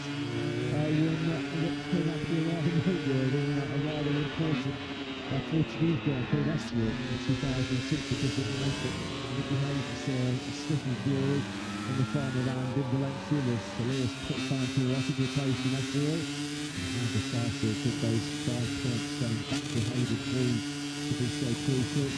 With a brand new speeding front tyre underneath him, Girl might be threatening the top 3 here later, the Japanese rider. Has he ever been anything other than neat and tidy in that final sector? Such a clean, precise rider in the line. He was indeed with a Q4, 132.4, 75. Martin, the Antonio, and the Girl now all with 32.4 behind Bez. Well, probably in the top 5 in this morning session. Check it out. And just to underline what the impressive bodies have been from Marco Bezzecchi, just did a battle last lap, but he changed tyres in this session. Bezzecchi, the championship leader, just did a 132.312, a thousandth of a second down on his fastest lap of the morning. This has been quite the recovery from Ben. Quite a recovery this time back at Bagnard, because his session started with a few seconds. He's been doing make a hasty return to pit lane. He might be finishing with a clue as he comes through this spectacular, super fast final sector here, and probably one of the best final sectors on the entire Grand Prix calendar. This might be close between the two future factory teammates. There's going to be some track talking inside in the Wilder galleries next year on the Bez and Bagnard, of course, very, very close friends, and they're close on circuit at the end of that opening session here at the Grand Prix of the Netherlands. Less than a tenth between the two of them then. Oh, that's a real good late charge by Bagnard. No great surprise, of course, because nobody loves Assen more than the 29-year Italian winner here in 2022, 2023 and in 2024. A podium here last year, won the sprint here in 2024, won his first on the Grand Prix from the Hunza in Moto3 back in 2016, won in Moto2. He loves it so much, he's got the circuit layout tattoo in his arm, as we have there back now. Well, Marco Bezzecchi will do the same if he can win this weekend. If Valentino Rossi for so many years adored this cathedral speed Assen circuit, really that's the cathedral has been passed down to a couple of his academy graduates, Marco Bezzecchi and Paco Bagnard. And I guess the safe space of Marco Bezzecchi, given all the noise that's been surrounding him in recent times, will be when he's got the track turned on, the visor down, and he's lying around Assen. No whole shot devices then now for the start here for Marco Bezzecchi. And you can see there's a little bit more daylight between that front tyre and tarmac that we've seen so far this year. Yeah, pretty the concept device is fully engaged with World Cup this season. Has been the best starting motorcycle in Grand Prix racing so far this year. So we're keeping a close eye on what's going to be the traditional, the customary practice start session to round up our morning action. As the riders and teams get accustomed to the whole-shot device panel, there's going to be, as there was in Brunei last weekend, also a practice start session to follow the hour-long practice this afternoon. A little bit more time for the riders, a little bit more time for the heroes on circuit this afternoon as well. There's a lot more within the control of the rider now at the start of Grand Prix without the assistance that a whole shot device does provide. Of course, it is a short run to but the only intention, I think, was to remove the whole shot devices from Silverstone, the other side of the summer break, with a first corner of ambience from where you often don't feel 5 minutes to 15 days with the device, but the events of recent Grand Prix have brought that change forward. Yeah, reduce aero next year to create less downforce. Give it a little bit harder to the downforce from the fronts into on the brakes into turns. No whole-shot devices, no ride-out devices. This is all with the aim of having talent to outweigh technology in the MotoGP World Championship. Idea has come through the Moto4 Asia Tech system in the past. So for the world stage, well, this remains certainly world. Applications are now open. They're open today. It's going to be on the 2027 Asia Talent Cup grid. Idea, of course, when the star performers to come through the ATC system. So far, the demonstration so far has come through that part of the Road to MotoGP program. What a successful system that has been to capture a Grand Prix world title. Of course, there was more ATC success last weekend in Brunei when the brilliant Malaysian Hakim Danish won the Moto3 battle in Brunei, sending fans at home in Malaysia absolutely delirious. You saw so many videos on Danish's social media, and it was a dream day for the Malaysian. 10 years after their last success in Moto3, there's another star in the making from Southeast Asia. So the practice start session was the second one we've ever had with abs whole-shot devices. Just to reiterate, we will have one of the practices this afternoon too, the 1 hour practice session. The Q2 places on the line later on. We have them last weekend. Took us all a bit by surprise, but there will be another this afternoon just to give the riders every possible opportunity to practice what is, as I say, something newer experience for them, a newer way of getting these bikes off the rack. Looking at the time screen before we run you through the standings post of practice start session. Mario Vignales in that. You know that Vignales is a bit of an Assen specialist. He had 4 successive podiums here between 2018 and 2022, but he has been firing verbal volleys left, right and centre to take on at the moment. Really, the fact that Maverick still unsure of whether he's going to shoot in 2027 next year at the MotoGP is starting to run it the wrong way, to say the least, because he started to cut loose a little bit in the media. He was told apparently he had a factory contract in 2027 safe and secure a few months ago, but he was don't worry about that. If he's on a factory seat, it's a given, will be in top 3. But at the moment, in the David musical chair, Maverick is still standing without one. Well, it does appear as if top 3 wants to go for one experienced rider and one young rookie for next season. It's really well from Joe Moreira as he got his Honda off the line. And Mario Vignales will certainly take the experienced rider category. It's now 200 MotoGP starts to remain Mario Vignales, but it's not going the best way about going in favour with KTM at the moment. Definitely more really there was a silver really for the KTM. I'm not sure who that was from. They're all stunt show guys. Fabio Di Antonio certainly had a couple of big lifts from his front tyre. Papa Bagnaia a little bit more under control. Now we've got this final whole shot device. You're going to see riders around to punched all the way over the front of that just to try and minimise the wheelie. Yeah, still impressed about how little wheelie the Aprilia is getting. We saw a practice start moments ago from Bettecchi. We saw one off the grid, very little wheeling from him. Here's a look, there's certainly a jump for the front side out for Jorge Martin. Goes for translated to our race director, Graham Webber, of the rationale and the reasoning behind the change to the Moto2 Practice this weekend, with it all in the intention of safety. Yeah, the Aprilia Martin there popping a bit of a wheelie. And normally there is just zero between front tyre and tarmac on the factory Aprilia's Martin. That will just help restore a bit of lost confidence.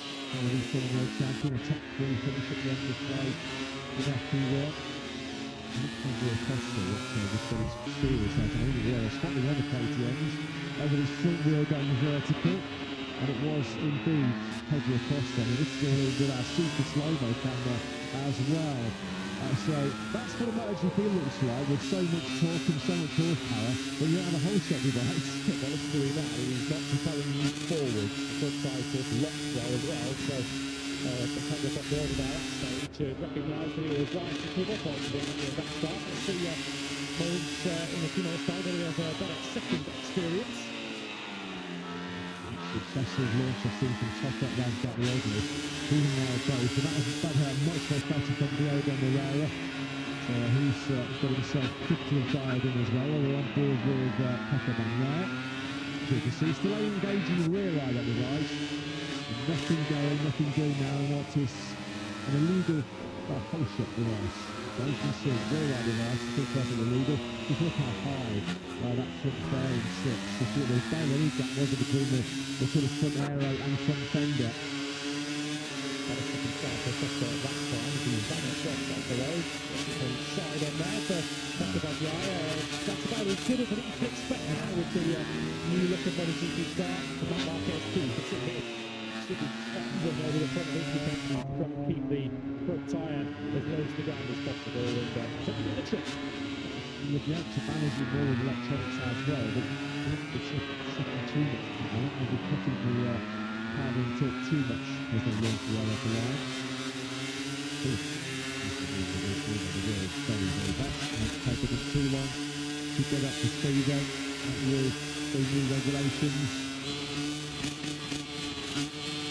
Leaning all over the front end, leaning all over the body tank there on the factory Ducati. Which he has thrown into the gravel track this morning. In the position of a swimmer there, isn't he? Of course, he famously did swim across the checkered flag here when he won back in 2014, when he was asked yesterday for his favourite memories, favourite experience here at the Cathedral of Speed. He did pick that moment, the first of his 3 GT victories, back-to-back victories 12 years ago. I'm surprised he didn't go to 2018. Yeah. That was just what a battle that was. What a battle. That was a Grand Prix. Well, it was an instant battle of over 170 overtakes in the lead group alone. Still remains that effort in 2018 here, the 5th closest top 15 in history. Just on a 16 second divided the top 15 at the end of the unbelievable race. Pepper Van we saw a bit of green lining from him, didn't we, last time out in Brunei? And now we saw it instead, he became into the final sector. Pepper got second end with a wave to the crowd. How you bounce back from probably what was the most difficult Grand Prix weekend of Michael Bezzecchi's career. Probably one of the most difficult experiences of his entire life.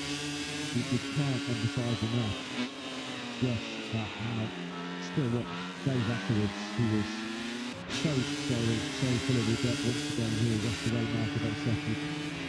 If he is going to let his riding do the talking, and that was some statement performance by the world champion leader. Despite all the chaos, despite all the drama, you have to say he is still leading the MotoGP World Championship, despite the fact that he's not scored a point since that Balkan Park sprint.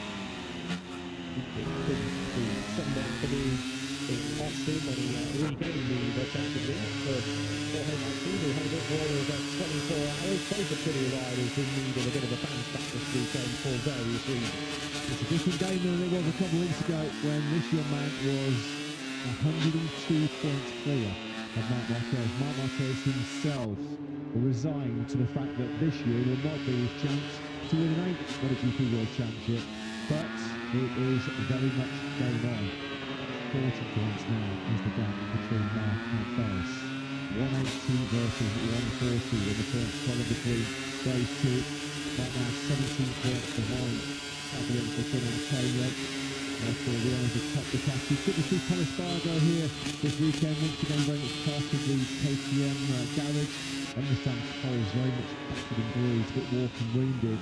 He had a pretty vicious house out of it on the exit of the first corner while he was testing KTM's new 850 on Monday in Brno. So a little bit second-hand this morning is Paluccio. Most important role at the moment in MotoGP is the role of a test rider within what is to come over the next 9 months or so before we go racing at the start of next season.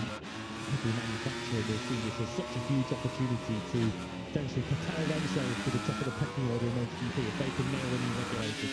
Well, Aprilia's current lineup, first and third in that session. Aprilia's future lineup, first and second in that opening session. As Troy Martin debriefs with Chris Prix as ever there, and running low.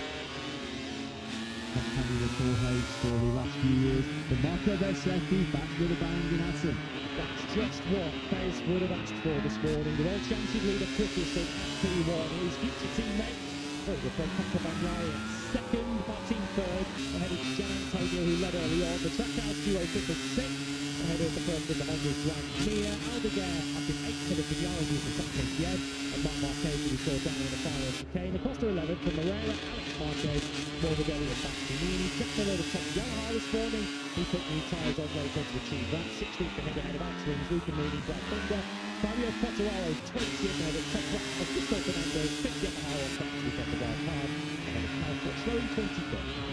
They started to Aprilia 4 bikes to top Silcone circuit where they have never previously taken a MotoGP victory. Marco Bezzecchi's opening run then for that the soft front medium rear tyre went on to a new medium front wheel at the end of the session. That's putting at the tail end of the run 2 at 132.311, putting him just a whisker under 10th clear of Pecco Bagnaia. Is always the case, does not think so on a Friday morning, and he will be encouraged by the fact that his fastest lap time up the boarding came right here. Our team found some confidence, which has been sadly lacking in the last couple of Grand Prix. Well, he was out on the same combo throughout medium for Martin. Fastest work coming actually halfway through that run 2 at 1:22.455. Mark third quickest. Pretty first to catch second, but pretty third to catch fourth. Fabio Gian Antonio, who did all of his work this morning on the soft front leaderboard combination of 1:32.4 coming on lap 13, but we're still doing mid-32s right at the end of the morning. What about the split times? Who's quickest in sector? It's Dwayne Me on the factory Honda by a fan to the second head of Vignales. Marc Marquez first, which is the split one. Very short sector 2, but it is Bezzecchi with the advantage through there. Big sector 3, it's led by Paris Vignales on the KTM once again from Mir and Morel. New tyres coming into play there. And the final sector takes you through the Assen and the final chicane. It is Ayador with 5,000 in his pocket over another 2 are pretty right. Well, after a truly abysmal Brno for world champion leader Marco Bezzecchi, who has come back into action in some style. The factory Aprilia rider leads a Sons Giuseppe one here in Assen. Crucial Q2 place that state this afternoon in practice. But Bez leads the way at the end of the season.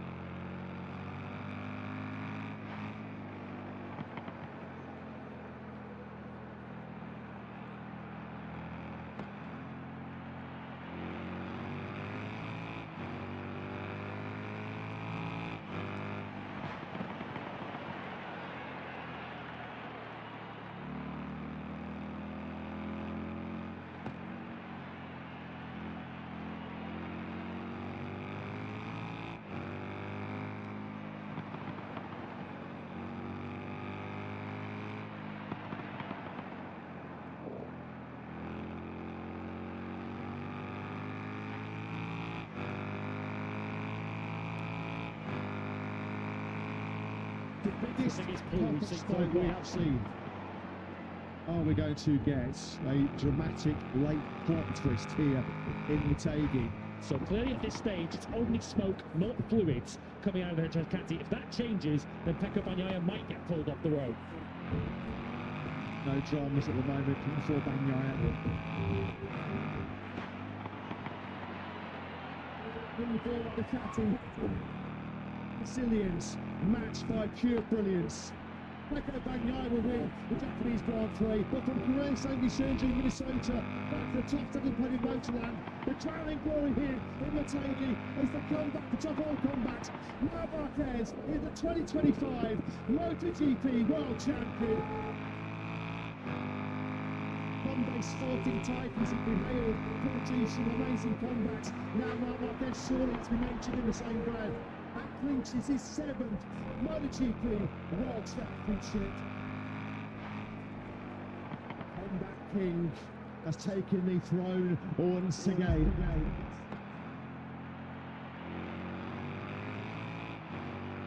Was difficult, was super difficult, but in pace of myself.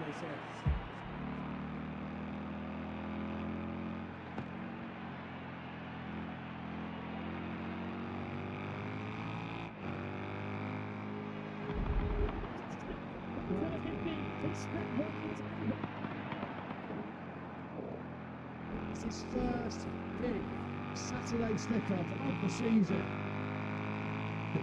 The Ducati's golden motorsport is over. San Marino. That Saturday comes one sensational Saturday.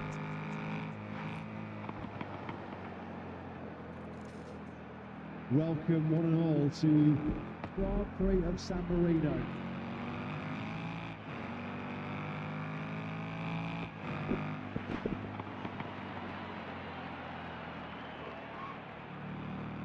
All eyes on pole position. Riders now get set for action here at Misano.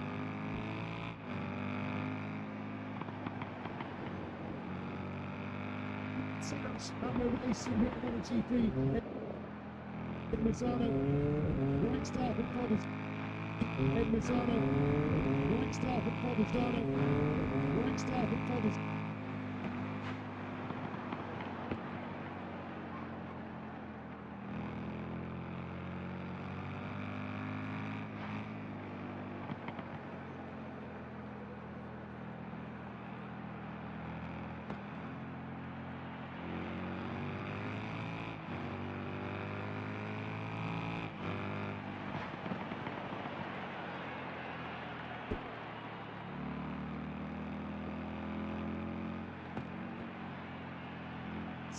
GP in Misano.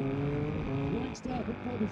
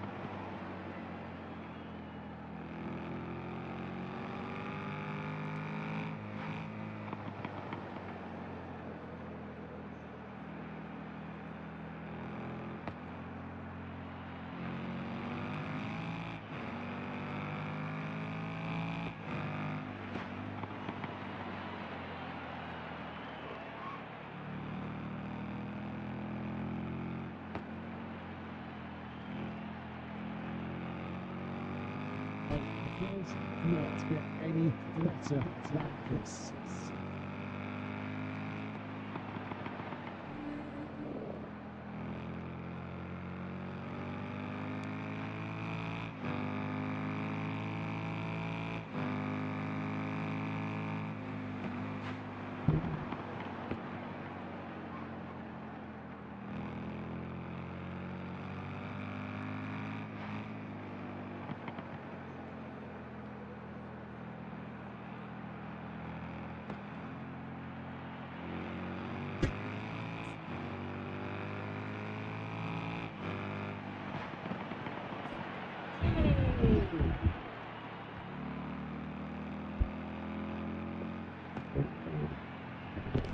It is pure magic. This is as good as racing gets. Gladiators in the arena. Listen to the crowd. They will know fate.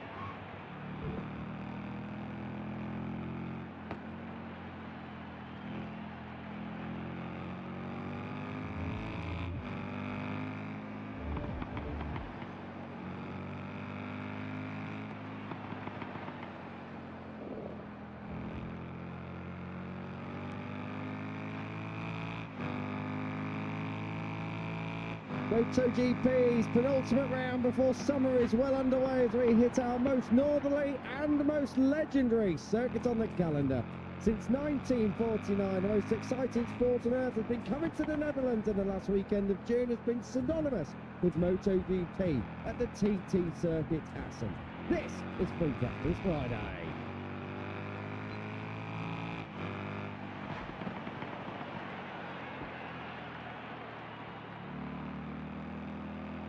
The sun beats down in North Holland as MotoGP's annual Dutch GP fires into life here at the iconic TT Circuit Assen. For as long as we've been coming here, we've had just about every single bit of weather imaginable. Downpours, deluges, spring-like sunshine, tail ends of European heat waves, and, for those in the World Superbike paddock in 2019, snowfall. But we've never been to Assen, where the real feel is 38 degrees Celsius. The air temperature is 33 and rising. Assen in the sunshine, just beautiful. Afternoon practice is coming up, starting with Moto3, where the top 14 will move through into Q2, leaving the rest to fight it out for the top 4 places in Q1 tomorrow. And seeing as we are in the land of all things waffle related, you join myself, Kiko Giles, and Elliot York next to me. Good afternoon, mate. We're going to have a small delay to Moto3. That's just come up now. We had a red flag in the FIM Harley-Davidson Bagger World Cup Prix Practice 1, so we've come on out at the right time. But 5-minute delay coming up in Moto3 Practice at 2020. Good afternoon, yes, and looking forward to this one. As always, Friday afternoons really do kick-start the weekend in MotoGP, and looking forward to see how this one plays out in basic conditions, even a short walk to get a spot of lunch through the paddock and walking back to the coffee as well. A little bit of a gather, I would say, even starting out for less than 5 minutes from the paddock. It is very warm, and I think it's going to be the case of finding shade where you can for the spectators. In the main grandstand, of course, you've got plenty of shade with the roof covered, but lots of these grandstands and, of course, the famous hillsides here at the TT Circuit Assen, there is no other shade to be had. So hopefully they've got some sun lotion on the umbrellas, but not to rain. Hopefully that remains for the rest of the weekend as well. And conditions are going to be pretty brutal out there for the practice session this afternoon. Yeah, I think for all the fans, to keep with a World Cup scene, a few hydration breaks going to be needed across the course of their afternoon, and by hydration I do, of course, the special stuff. This morning, Alvaro Carpe led the way, and hit the way at times over in the Czech GP as well, but unfortunately couldn't get it over the line for his first Grand Prix win. David Armando second, to Max Keeler third. If you are just joining us for the first time this weekend, a big new project, a big new chapter for Moto3 coming up from 2028 onwards, and that's because Yamaha will be the sole bike supplier for the Moto3 club. That comes in 2028, and as that graphic says, it's built to inspire the champions of tomorrow to shape the future of Grand Prix racing. 2028 is 2033 minimum, and 2029 onwards in the FIM Moto Junior paddock, they will also have the rights there as well, the sole bike supplying rights there. So Yamaha really great to see them back in the live race class, but also good to see that with a bit of cost cutting and enhancement in performance, more modern Moto2 machinery, and a big global rollout right across Southeast Asia, South America, and all the regional championships. Moto3's future is sustainable and secure. Yeah, in safe hands as well, isn't it, with Yamaha as well. One of the lead manufacturers across MotoGP with a very rich history. Yamaha last support and some flats, and yeah, interesting news, of course. We were expecting it for quite some time, but it was official yesterday here at the TT Grand Prix of Netherlands that Yamaha will be taking over the bike from Moto3, then starting last 7 engine one PDR technology, the full prototype. We're very interested to see how that one plays out. They'll go testing next year, of course, and then the full rollout of Moto3. Massive change to the bike coming through the MotoGP program as well, and I imagine some of these riders in Moto3 currently will still be on the grid in 2028, so a big change to that as well. Very interesting to see what the bike is, how quick they are, and how much it changes the class as well. But right now, of course, the focus is on 2026 and in 2027. The bikes will remain the same, a little bit of course, but we'll be seeing the KTM, the Fiat Moto, the Honda packages on the grid next year as well. And this is Joel Coulter we're focusing on. Peter, a decent morning for the Australian. Indeed it was. Top Honda honours up there inside the top five. So Joe Coulter, very great stunt. First motor, we haven't had a Yamaha in the lightweight class since all the way back in 2009 in Malaysia. The last winner though, very, very important one, this one, Argentina 1994. Jorge Martinez Upstart. So he's only right got the spot that he went on back to his win back in 1994. That's going to be like probably going to roll out for the Moto3 Practice, but they've still been in the class, of course, in 2028. So a long way away, but a long way away in normal calendar year, but not in terms of racing year, 18 months not a long time. Right, I think we're already nearly in July 2026. It was an age ago. We're at the end of February. We went racing. It was the debut of David Bassano on our screens in Moto3. And what a great season that Vader is having so far in Moto3. Can't wait for the end of the season when we go to Indonesia. We go to Malaysia, of course. Indonesia, our latest winner in Moto3. Heroes welcome expected for Vader Bassano in Indonesia and in Malaysia. I'm really excited for that stretch of the season. It's going to be a brutal one for riders in the whole paddock. I think it's 7 Grand Prix in the last 9 weekends of the season. It's going to be a pretty manic end to the year, but it's one that will hopefully decide all 3 championships in Moto3, Moto2 and in Moto2. But right now, focus on Assen, and I was quite impressed actually looking at the time sheet this morning for Marco Morelli. We saw him on our screens there. The analysis time sheet, so we get a nice little indication of what we might expect come Sunday afternoon, of course, between now and then. But Morelli put a 15-lap win together on the same tyre, straight out of the box, and the fastest lap, 141.262, did come on his 14th flying lap of the session, and that was what put him Q4 overall as well. So the young Argentine, that's a really solid start to the weekend. And that's not the biggest surprise, of course, because we know Marco Morelli's flying all the way through Grand Prix, he's got pace right at the end. The thing that's going to be very interesting to Morelli is actually what's going to be coming up now, because he had a 100% Q2 record up until last time out when he was 32nd in practice, and then came in too early in Q1, thought he was safe, and turned out he wasn't safe. So Marco Morelli will need to clear that hurdle first before coming up in the top 14. It's okay having great race pace, but you've got to be in a position to capitalise on it. A good comeback ride last time out, actually 20th on the grid, all the way up to 7th in the Grand Prix, and we do feel that probably had he qualified a bit, but his pace is more than good enough to actually be in that lead group with his teammate Max Stevens in pace. Yeah, 100%. Hasn't been on the front 2 roads in the last 3 Grand Prix. Marco Morelli qualified in 20th as keeping next to that. Did get bumped up to 17th with the several good points he had in Moto3. It was a good comeback ride, but Morelli has made sure that qualifying and the opening few laps of races is where his Achilles heel has been so far in 2026. Otherwise, it is race pace in the latter stages, second half of the races. It's been absolutely superb, and fair play to Morelli for his win to 17 and finished 7th place that time. But not quite the comeback with Indonesia, the David Bassano race. Finishing in top 5, to win the race last time out over at Indonesia. But yeah, Morelli having a very decent season, a very good season, hard to call it decent, a very good season. Just needs to iron out a couple of details. We've mentioned this a couple of times already so far this season, and he should be a regular podium contender once he can sort of nail qualifying down, but not just qualifying, nail the sort of starts he's able to get and put himself in a better position in the second half. Yeah, from what I was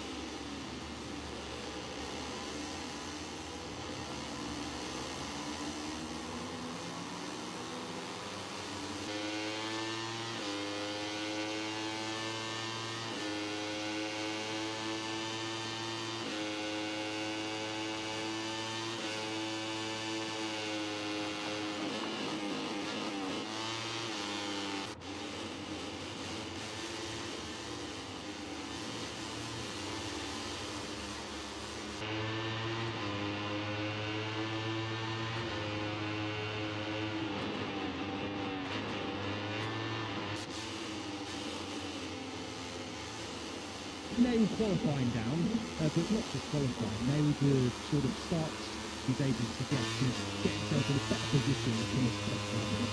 Yeah, from what I've been seeing, so no, they're running pit race.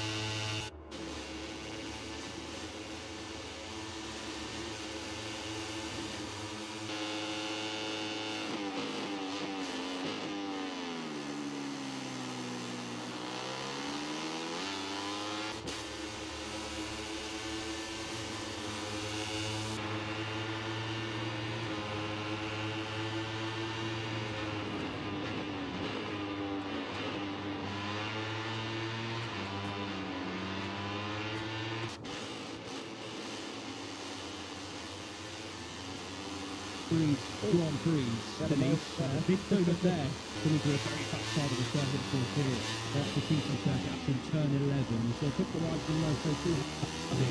Moments there. Well, the track out there is going to be greasy this afternoon. This is probably going to be a better opinion compared to this morning. As we mentioned, people made the track temperature being still right in the good 15 degrees state. So it's going to be interesting how close the riders have to get to the times of this morning. 1:41.8 to our manager's top time. We're around about a second left it really in this morning. To be honest, I don't expect the riders to go too much faster, even the times because compared to this morning, temperatures, the ambient temperature has risen around about 8 degrees, top temperature a lot more than that. So I think the riders just got to be cautious out there, work out where they can push. Obviously, a very finishing circuit on the rear tyre, especially this finishing circuit. Let's see how they deal with that. I think there's a detail that I think we need. They are. He's going to ask for the power. He's stepped out a little bit. Just touching it inside it. Not be too worried about that. Easily. Just going about his business. Laying down in second place. Top 14 on Charlie Tower highlighted. They're the ones that we move to. And the second plane of this session comes out. David Almanza. Boys are really coming through 16 and 17. Works in at the pace, right into the line, what's it going to be? It's a time there, 41.395, is 600 to grip, but Joel Chelter, really, David Almanza riding like he stole it, working Lee watches on, pensively in the garage there down at the Rick Romoli Dynamite Intech VP2, but, yellow flag that turns it, that's quick. That really quick, that Ruskin hook at the end of the Beanstone, so someone has come to grief over there, and a good train of riders as well, so let's hope that they are all okay. We'll get to the other flag to turn 6 of our graphic at the top of the screen, and you can see on the map it's more towards from Southern and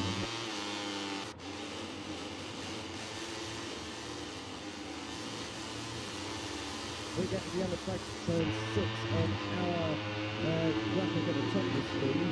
As you can see on the map, it's more towards the 3, turn 7 and 8.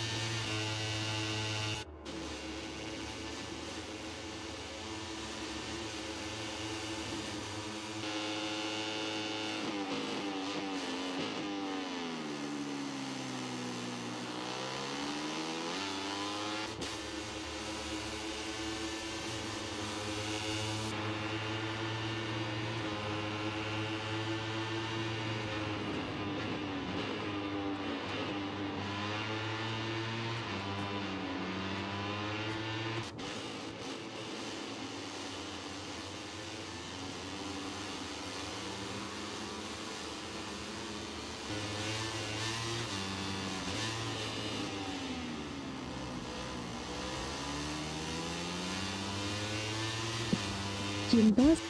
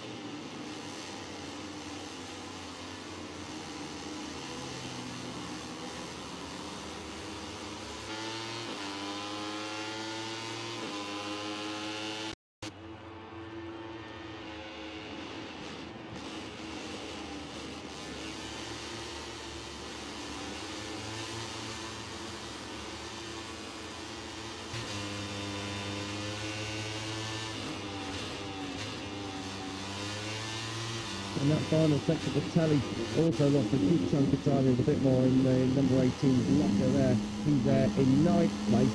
But only it's still Kelso, Almanza, Kilos, Carpe and Eddie O'Shea up in the top 5. So Michael Laverty's good racing team, double top 5 as things stand after the first 10 minutes of Moto3 Practice. Tom and then does now not have the signal on his turn screen as we get nice close, a bit too close but for our eyes anyway, with Denise going up the inside for Esteban into turn 5. So yeah, we'll keep an eye on Patana for you guys at home. Haven't seen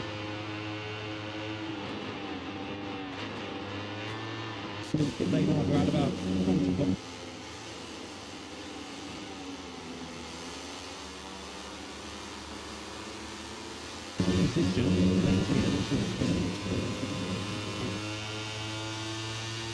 It's all a great pace. He's off the front down at Harbox. Oh, dearie me, David Almanda, that's not the way to do it. Well, turn 1 has caught out its first victim of the weekend, and it was David Almanda. I've got to say, he was looking a little bit loose in there a couple of times, so David Almanda can try to pull the clutch and to keep that engine running, and hopefully, for him, no, it's all over. He's going to have to get it on the service road. Down through the gears, something about there. He was just coming off the curb, and don't save that now. Not in the corner enough. Classic turn 1 crash here at Assen, wasn't it? The front end just washing away, no chance of trying to pick it up on the knee or the elbow for Almanza. He's all okay, which is good news because he's had his injury trouble so far this season, but he's going to have to fire that KTM back up on the service road, and yeah, hopefully it's not too damaged. Didn't do any barrel rolls, I don't think, in the battle, which is good news for the mechanics down there in the intact GP box. But a couple of early crashes then in clearly more difficult conditions than we had this morning. At least Almanza has had a banker lap time set though. Raider Patara at the moment is down in 17th place, so not ideal for the number 9. Carpe's coming through on Cato Falkland, just lunging right up the inside. We saw Carpe then up to Namlin a little bit early on as well. So Alvaro Carpe obviously quite confident down into the game for Moto3 Practice and Practice on a Friday. So I'm talking about a say as well about Almanza. What he's lacking alone. He's got that space that is so hard to find out here at Assen. You see it all classes of racing, MotoGP, Moto2, Moto3, Superbike, Supersport, you name it. It's very, very difficult to find a bit of track time, and we see so many penalties year on year here at this track because it's only one line, particularly through turns 1 and 2. Drivers trying to get out of the way, but they end up on the apex at turn 2. I do fear later on in the session, especially in the Moto3 class, when everyone's trying to drop into position, trying to get a bit of slipstream if you want to need it, especially towards the end of the lap where it is ferociously fast through. You come out of 11, then the famous final section here, which you click through 12, 13, 14, 15, ramps up towards the fast step under through 15, already seen so far. Even in this session, at the start of the session and in Prix practice 1 this morning, riders cruising around the outside, which of course you're able to do to some extent because the pit lane entrance is on the right hand side on the exit of 15 before you get to the first chain of 16, 17 and 18. But I do fear, as you rightly mentioned, it's quite a tight circuit here in terms of it's quite narrow. Obviously it's so fast and flat in this section. I absolutely love this part of the TT circuit Assen, and the riders do as well. But just watch out for this part of the section later on when riders are just beginning to start their lap, coming to the end of the potential outlap, and they're trying to fight for position. It could get quite fast. And this is the part of the circuit that has remained unchanged for so long. It's a real iconic British tarmac, and looking back through all the years of World Superbike from the 90s, early 2000s MotoGP, when they shortened this place right down to the current layout we have today. They left that bit untouched. Well, so grateful that they did it. It's the best line of sector of the year. This is Rico Salmela stepping through the long lap penalty loop. Look at the kicker coming into that, and it's so careful coming into the turn 3 opposite Brooklyn, and then this is down into the Striven. This is turn 5, 3 and 4 corners taken all as one, but for some reason that I can't explain, it's all one corner on a track map. And then out through here and down the back straight, we have a look at the box of Max Quiles, Jorge Martinez Aspar to his left, Danny Barber, his crew chief there as well, working hard. They'll both be trying to see how Max Quiles is feeling and what they could actually do to see the young Mercian rider coming through a little bit more. Hot conditions out there, of course, as well. You can see that with the bit of sweat on his face, but Max Quiles don't need to be sweating. He's up there in fourth at the moment. It's safe and sound so far with just under 10 minutes to go. it's trying to read the body language there of Piles. Didn't look overly happy, but didn't look too unhappy at the same time. We don't normally see Piles coming to pit lane either at this stage of practice. Maybe he's just finished a bit of a run once, a couple of things changing for time attack mode is engaged. The red first split for where you see Yamanaka has lost time through the second and third. But let's see what he does through the final split. Just keeping an eye on the times as well. No one in the last couple of minutes instead of 1:41. So it looks like the riders are just tailing off slightly in terms of their pace or tyre wear. He's had a premium here, 1:42.4 for Yamanaka, so that's just over a second away, as you can see from the top time from Kelso. No one really has been able to get close to Kelso and Almanza the last few laps. Almanza then does return to pit lane. Good news for the 22 and the Intact GP squad. Can't see the right-hand side of the bike, but it can't be too damaged if Almanza got back to the pit. Intact by name and by nature, thankfully for the team at the moment. Almanza comes back in. This is it again, banging down through the gearbox, tries to get it down to an A-track, can't, ends up down in the gun. Yeah, find the limits down at turn one. Not a disaster for Almanza, of course. Even means that the bike looks relatively okay as well. Better to do it now than a bit later on in the session if you want the time on the board, of course, and better to do it in practice than in qualifying or in the race. In terms of turn one practice here at Assen, I always think back to Alvaro Bautista for Lorenzo there in 2012, I think that was. Alvaro Bautista coming through from a rather modest 8th on the grid and trying to win everything at turn one. So Alvaro Bautista, yeah, right his name in Assen history as Adrian Fernandez comes through the final chicane and goes up from 20th to 7th. That's a bit more like it from Adrian Fernandez. We know his head's dropped a little bit since the opening 6 rounds of his season are all null and void. But Fernandez now, he's said, let's hope that he can have a result this weekend, because he deserves it.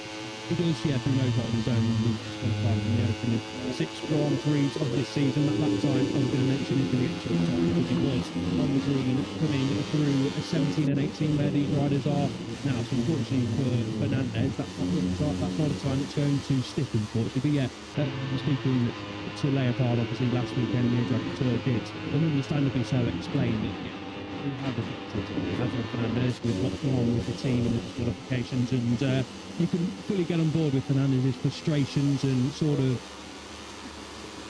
disappointment. Very, very disappointed with Fernandez, because it was a great chance for Fernandez to fight for a title this year, at least finish inside that top 3 as well, and show Moto2 teams what he's capable of. He can still do that, of course, but he's not going to be able to fight for the title or realistically at the top 3 or maybe even the top 5, to be honest, depending on how the season goes for the rest. But you've got riders up there like Piles, Carpe, Uriarte, Almanza and Morelli, who are all consistently well inside that top 6, top 7 bracket and winning races and finishing on the podium. So fingers crossed for Fernandez. He can have a good weekend this weekend, and of course going into the summer break where we'll probably hit the reset button, go away, see sort of good Raul Fernandez in his corner, and we'll have a good summer of training and trying to just regather his thoughts for the second half of the season. And he's on a decent run here. I mean, this lap now puts him up into 7th, and he looked like he was pretty clean through the final sector that time around. So Fernandez has still got the pace. Let's see if he can get directly into Q2. His teammate Guido Pini, who's picking right up on screen now. He's in a KTM sandwich. Uriarte's ahead of him, then Rico Sarmello is about to be ahead of him. Has a bit of a look down into Fernandez. Pini's going to come into pit lane and does so. But Pini up there in line. So 2 Leopard Racing Hondas inside the top 10 at the moment. Oh, that's a lot better than where they looked across the entire weekend last week in Dorna. Yeah, Pini just squeezed into the top 14 on his final lap, I think it was, over in Bruno, and Fernandez was not really in any shout of the top 14 last Friday. So yeah, better stuff from Pini, who didn't even get to enjoy his opening weekend race here last year when he had a technical problem on the grid. Thankfully, quite a dangerous situation when a rider, I don't think he stalled it. I think saw on the replay, the rear end did block. I think it was a technical issue for Pini that cost him a chance of getting away. Thankfully, there was no issues in terms of riders hitting him on the grid, because that's the first worry when a rider is stationary on a start line. A very dangerous situation. Thankfully, Pini, he was all okay, but yeah, wasn't able to get a race under his belt here last year on the KTM. Hopefully that doesn't happen again this year in terms of Pini not being able to race, because he qualified pretty decently on the country road last year for Pini. So clearly enjoyed himself until that technical issue on the start line, and it would be nice to see Pini having a bit of an easier time of things this weekend, because it's been a bit of a struggle, it's got to be said. I think he knows that, he's admitted it himself as well, that just things aren't clicking ever since his debut Grand Prix win, of course, over in Austin. We thought that was the catalyst for more podiums and wins to come to Pini. At this moment in time, that is not the case. It's been anything but the case. They haven't scored that many points at all, like the way it's got the last few Grand Prix. Just on that, you mentioned about how dangerous that situation is with a rider stalling on the grid. It's particularly dangerous with the likes of someone like Guido Pini last year qualified on the third row of the grid. That's a lot of riders coming through behind you. So for Guido Pini, he was a very, very lucky Italian last year. With a bit of a lull at the moment in this session. At the moment, Adrian Fernandez is still out on track, as we see so often on the Moto3 Practice session. Almost everybody else is in pit lane or rolling down pit lane. So it's calm before the Assen storm here in Moto2. Potential storms weather-wise coming tomorrow and Sunday. And yeah, a kind of 10-minute storm in terms of the riders trying to fight for track position and get into the top 14, focusing in on Casey O'Gorman. Great to see Casey on track, actually, because he's big up over in Brno. Had a couple of big high sides, didn't he, at the Czech Grand Prix, most notably the one in the Grand Prix where he was inside that top 7 and fighting for the win. Did a brilliant job, though, Gorman, off the line to get himself in that lead group, and was mixing it with the eventual race winner, of course, like Indonesia, and the podium finishes in the top 6 before he was sucked over the top of that Honda. He did go to the local hospital just to have a bit of checks on what was wrong. Marco Grana saying... Marco Grana, I'll come back to that in a minute. Marco Grana saying that, yeah, hopefully he's okay to ride this weekend, and of course he is, and he's inside that top 10. Back to the save, though, from Keelan. Oh, dearie me, that front end was folded. It didn't fold as big as we've seen before. Oh, wow, that's naughty. That's really bad. Keelan's absolutely flying through there at Ramson, and he's caught and hit a entering Adrian Fernandez. And then this is the second one. We saw it live, front folding about here. Look at the bump. Oh, he does well there to dig his knee in and just pick it up. But the scare one was the first one. Oh, dearie me. Nico Turan and Jorge Martinez Aspar would have seen that and really held their breath. That's exactly what I was talking about on the exit of 15, when a rider is coming into pit lane. Fernandez didn't quite catch the sort of lead up to that point, but Kilo's obviously caught Fernandez at the wrong time. If you're coming into pit lane, you've got to be, well, from that point of view, you've got to be a bit quicker getting over to the right-hand side and into pit lane. That is Fernandez in the box, incident currently under investigation, but that looked pretty sketchy, unfortunately. Thankfully, Kilos and Fernandez didn't come into contact, and then maybe a potential cold front tyre at the cause of the moment down at turn 1 for Kilos. This is another moment. This is it again. Fernandez is on the racing line at that point. Fernandez is on the racing line at that point, and yet coming into pit lane, that the pit lane speed limit entrance isn't active until further in for that reason, so he can get to the racetrack and get down there and then start braking. So I've got to say, I feel there's going to be a penalty going Adrian Fernandez's way, because he's on the racing line at that point, and Max Kilos is coming through at such a rate of knots at one of the fastest parts of this racetrack. And yeah, Max Kilos might well be the one behind the one with the vision, but he is not looking out for Ryan Jordan on racing line. I'd be surprised if they haven't been told already that Simon Fraser, of course, chief steward up there in the MotoGP steward's office, for telling the riders, if you're coming into pit lane through that part of the circuit, of course, you need to be going pretty much at full speed, and then close your speed coming into pit lane, because as we've just seen, it can be a pretty scary situation. The closing speed, of course, around there could end in disaster. So yeah, we'll see what comes of that situation. Keeles, as though, has forgotten about it and is on his way to potentially setting the fastest time of the session. Potential moving of the goalposts here for the championship leader. Yeah, fastest lap time of the day on my on 4.869. So we haven't got down into the 140. Keeles out wide, coming through from Bolt, and this is over turn 10. We've got the Turbo Tubby climbing all over him at the moment, but Keeles also not in a position to roll out of it just quite yet, so he's going to have to get out the way and let Vitelli through if Vitelli wants to come through. It looks like he does, but these two, Peter's always seems to have a level up MTA KTM on his toe right behind him. We have Joel Esteban right with him, well, quite a lot through this season so far. Now it's Vitelli in this session. This is the second time this session that we've seen this. Less than 10 minutes ago, Speedo's got across the line. It's a 1.1673. That's not going to trouble anything really in the top 4 or 5 places. Vitelli there at the moment, Vitelli in 9th place. So Vitelli's in 9th place and out there lapping away and safely at the moment into Q2.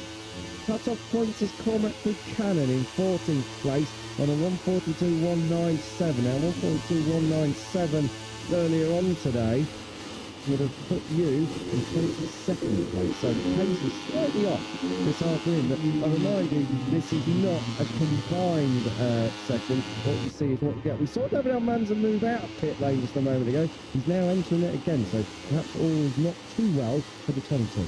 Yeah, intrigued to see what's going on there with Almanza, currently second place, and not got too much to worry about as things stand. Neil has Joel Kelso sitting patiently in pit lane. Is Kelso, and these are some of the riders coming back into the box now. They're not on pressure, but they will be in a few moments' time for the time attack. Good lap times coming in though for Vitelli and Piles. Vitelli, as you can now see, slightly quicker than Piles, and through the sort of fast final sector here of 12, 13, 14 and 15, we're going to get a nice bit of slipstream as well. We're going to slip on board through that section. Yeah, we might want to be changed to a front-facing camera if Vitelli's last on by. You can see this is the hottest bit of the racetrack as well, over 50 degrees centigrade. So that is really, really hot, and it's going to get hotter. Vitelli up the inside of the chicane. Does he get it done? Where's he going to end up? Up the inside and through. So Vitelli had to clear kilos there because Vitelli was actually losing a bit of time behind them, number 28. Vitelli improves his time but stays 9th. Let's see what he's got next time around. So Kilo's going to dive bomb him in towards one. Yes, he does. And Kilo's as aggressive as ever, runs out over the top and doesn't just blow Vitelli's lap but blows his own as well. See that coming a mile, I think Kilo didn't enjoy being overtaken by Vitelli at the Gertrude chicane. I agree with you. I don't think Vitelli really had too much of a choice. It was on a great lap. Vitelli lost time, of course, in that final split.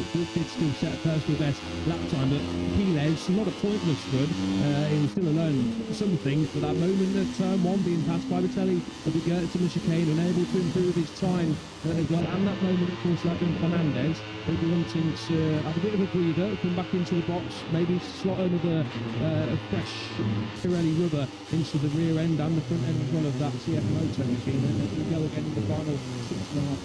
We know you've got to fluster Max Kilos if you want to get the better of him, and you know that it's so flustered but slightly disturbed out there. Right, 6.5 minutes on the clock, so everyone is now out on track, with the exception of Valentin Peroni and Rico Salmella, so both the KTM Tech 3 machines are not out there just yet. Tama is out there though, so the number 9 has managed to get back out on track, it seems, for a final push right at the end of this session. Big name's not in at the moment. You can have a look down towards Braden Clark as well. That's Martin Morelli down in 21st place.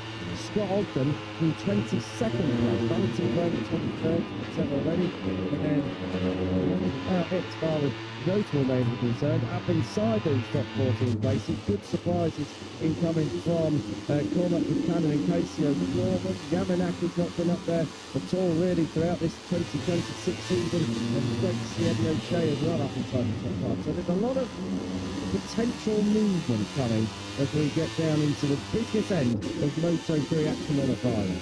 Potential movement incoming, and a lot from this group as well. Scott Ogden is in this group. Uriarte as well, placed behind his teammates Alvaro Carpe. Carpe, as you can see up inside that top 3, Uriarte definitely needs time because he is under half a tenth away from losing his time inside that top 14. So Uriarte on the 51, looking back at him now, he's needed time. Adrian Fernandez comes from the first split, very fast indeed. So has Uriarte, so has Rios, Kelso, Carpe, a lot of red sectors on our timing screen. So, as expected, this is going to change quite a lot in the next minute or so. 140.869, the fastest time from this morning. I'm fairly sure that is going to go. No further action taken after the Adrian Fernandez and Max Pino, this incident down at turn 15. Now that is slightly surprising. Now, of course, we've only seen from one angle, that's direction, and the stewards do have more angles at their disposal. So Adrian Fernandez at the moment is absolutely fine as he comes through the far stuff towards the end of this lap through sector 3. Red sectors everywhere. Charles Kelso and Adrian Cruces are absolutely flying here. To tell you that also at the time, Dorna Sports as well as Hakim Denishi right in touch. This is going to be absolutely blockbuster here at the end of this. Eddie O'Shea is nearly 4 tenths under 3 seconds in. Let's have a look at this though. Fernandez, the front line doesn't improve at all.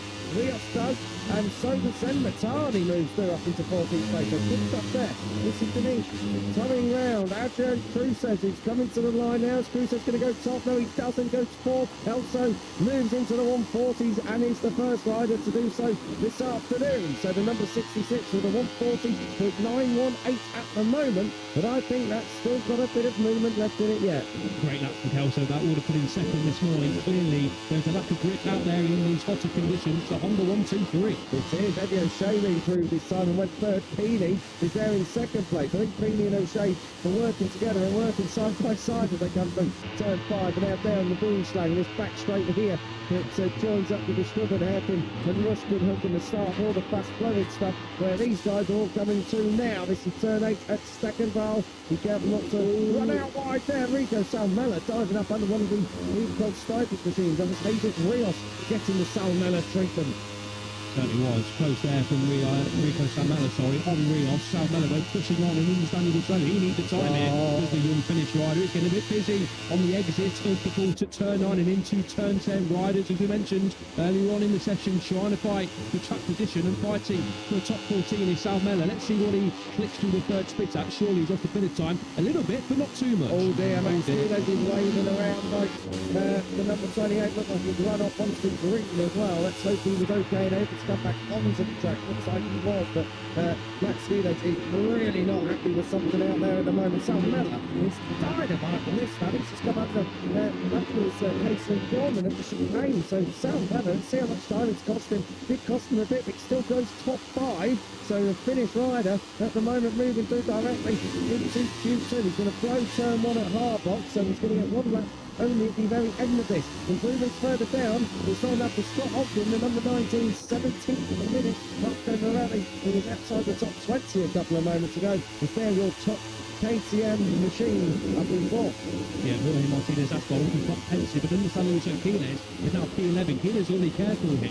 Rider at risk, Adrian Fernandez, but Quines is also at risk in P11. Not sure what happened with Quines running onto the grass on the outside of turn 12 and into 13 and 14. But we'll keep an eye on Quines' progress because he might not need a time, but he certainly won't want to be sweating with just using P11 as things stand. Yeah, I think at the moment the top... Manzo, I think there's a moment there coming through turn 10 and 11. What yellow flags at turn 6 now? That is going to ruin a load of lap times, and that is fast down there as well. As we pick up David Almanza, I thought his time was going to go away from him due to that moment, and it has. But Almanza, I reckon, is 5 at the moment in 7th. Matteo Batelli, who has gone down at turn 6 and 7, and we've got the yellow flag out over there, but that's going to scupper, and probably has scuppered a load of lap times. So, unfortunately for the MotoGP FIM stewards, are going to be sharpening some pencils, I think, next time around, because there's a lot of laps that are probably going to go. We've got a lot of grey sectors anyway, but we should see the majority of these guys get round for one more.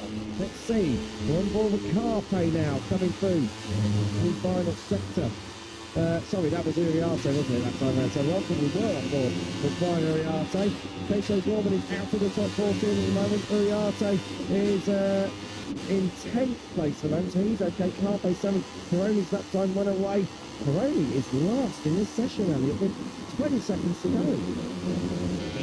Really come down into so a lap time's end for the riders coming across line for the final time. All those riders going through your picture there, those aren't going to count. We're trying to see where Peroni is. I mean, all but 2 riders, maybe 3 of them, you can see on the map, they're all together, locked together. So where is Peroni? I think this could be potential session done for Peroni here. I think Quiles is in that group. The thing is that everyone's going to lose their lap time if they set it quicker here on this one. This is O'Gorman, lost the front very, very early. Van Simmons wobbles off, David Armando, footbacks go flying as O'Gorman goes rolling through the gravel. That's another crash for Case O'Gorman. He's had a fair few in recent rounds. Hopefully he is all okay. I've got on his feet, so it seems good to me. But with the checkered flag out at the moment, so on the 1, 2, 3. This is Matteo Battelli. He's going to nip back at the moment. He's there in 15th place, so he's going to be in Q1 tomorrow. Let's have a look. Oh, lucky that laid it down softly, because that could have been a big high side, and he took a beating in the gravel anyway. Exit at turn 7 then. It wasn't turn 6, it was turn 7. The graphics telling us two different things. The pictures telling us the truth though. Coming through turn 7, glad to see Battelli is all okay. A fast one down there in turn 7. But we mentioned Pironi, Kiko. He's on a lap time, even if it's one that's going to count. He's 2.7 seconds off with the third split. Pironi is finishing last in this section. Yeah, that is just not what we have come to expect from the Argentine at all. He's cruising on the racing line as well. I mean, no one's behind him on any further lap, I don't think. So that's the thing, he's going to get out of the way. Duncan Pironi. That is just a disaster as far as disasters go. One of the biggest that we've seen this year for the number 73. One last, and that was a real deflating end to that section now because of the crashes. No big improvement, but well, Michael Laverty is going to be absolutely grinning, isn't he? Because first and third, Joel Kelso and Eddie O'Shea have done the business, and they are top Hondas in Moto3. Guido Clini is the meat in that Grid M Lapsani. Marco Morelli there in 4th place, and Adrian Cruz there in 5th place. But we've got a very, very random top 5. We could argue top 10. Marcus Ariarte, great job from the Super Sub. Joins his teammate David Armando, moving straight through into Q2. And some riders have missed out. Scott Ogden, Jesus Rios, Matteo Battelli, we said, Case O'Gorman, both of those were crashing. Then the time was briefly up in the top 14, 19th at the end. Valentin Pironi from last. Joel Escobar holds Cicero over in Brazil. He was only 22nd, so we have got a right old Q1 coming up tomorrow. Yeah, a bit of a jumbled up order, isn't it, in Moto3 terms. We've obviously seen Kelso top plenty of sessions in Moto3, and of course, including this season. It's a real turnaround on a Friday for Guido Pini. Great job from the Leopard Honda rider, but the riders sitting outside the top 14, a lot of them weren't able to improve in the closing stages. Cannon, Moodley, Esteban, Katama and Pironi all didn't improve from the 6th lap onwards.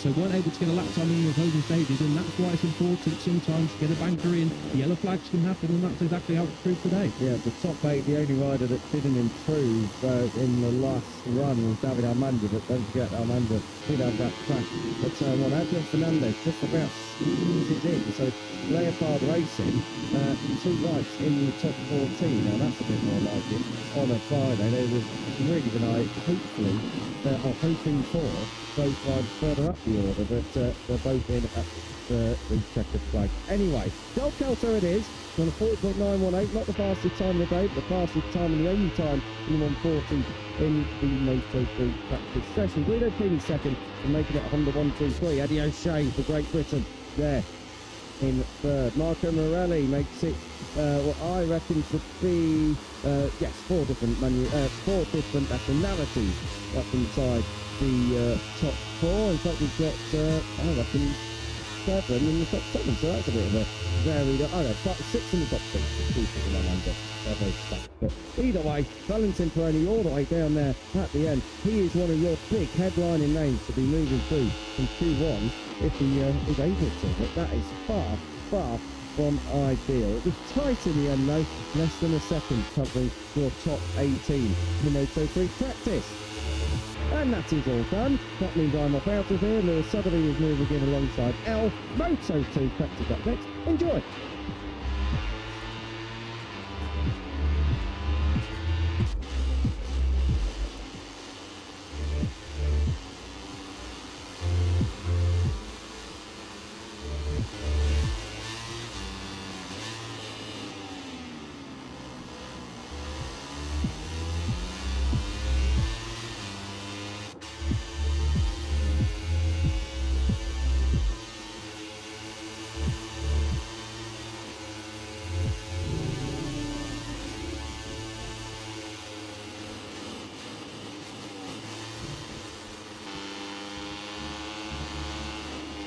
Afternoon, everybody, from Assen. Welcome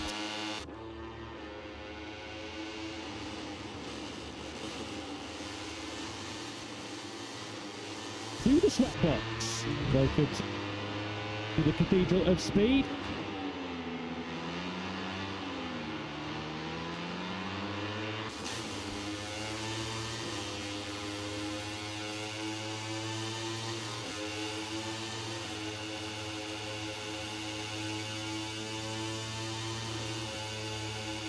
The upcoming 40 minutes session.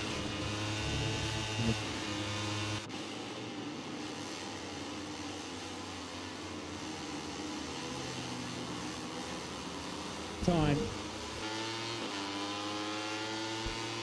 which will be punishing for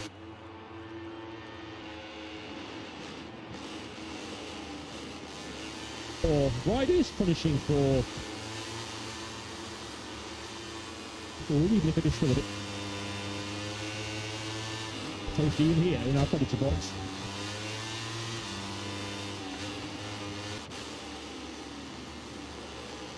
He actually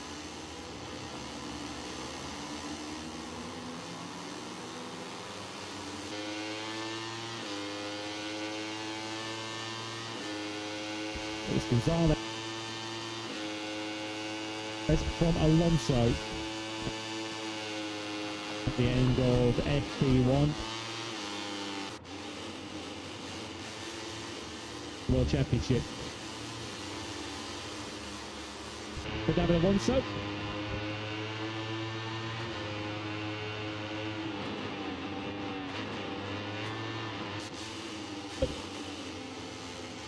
A healthy Friday crowd already building up here. We are expecting similar to last year's bumper attendance. Of course, what was a centenary edition of the TT last year, celebrating 100 years of racing here at Assen. The 2026 edition said he was going to bring the weather. We'll also bring some hot lap times and some exciting action on track.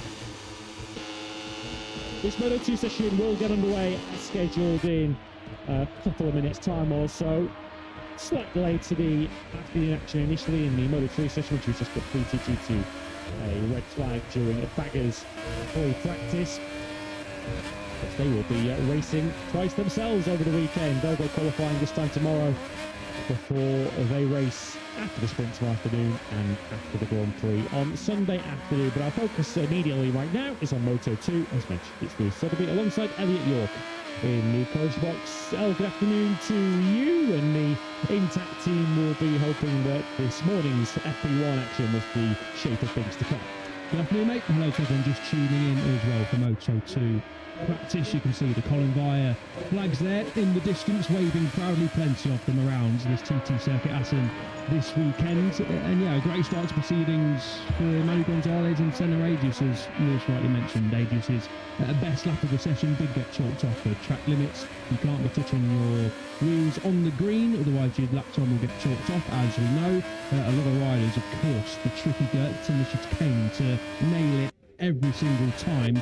It is a hot spot for track limits. David Alonso sandwiching, or being sandwiched, I should say, by the Liquid Money Dynamo Intact GP teammates. Second, the Colombian this morning, 0.183 seconds away from the top time. A very decent session for Alonso this morning, obviously buoyed by his debut podium of the season last time out over the Czech Grand Prix, and a good start to proceedings this morning. Not expecting the lap times to drop too much, if at all, judging from what we saw in Moto3. Of course, temperatures, both ambient and track, have increased significantly, especially, of course, the track temperatures hitting the 50-degree mark and probably continuing to rise as well in the afternoon heat. So don't expect any lap records, I reckon, in this session, but do expect a pretty tightly contested session. The top three split by just under 0.2 of a second. Philip Salac, we just saw our screens in P4. So again, the Czech rider continuing his great momentum from the Czech Grand Prix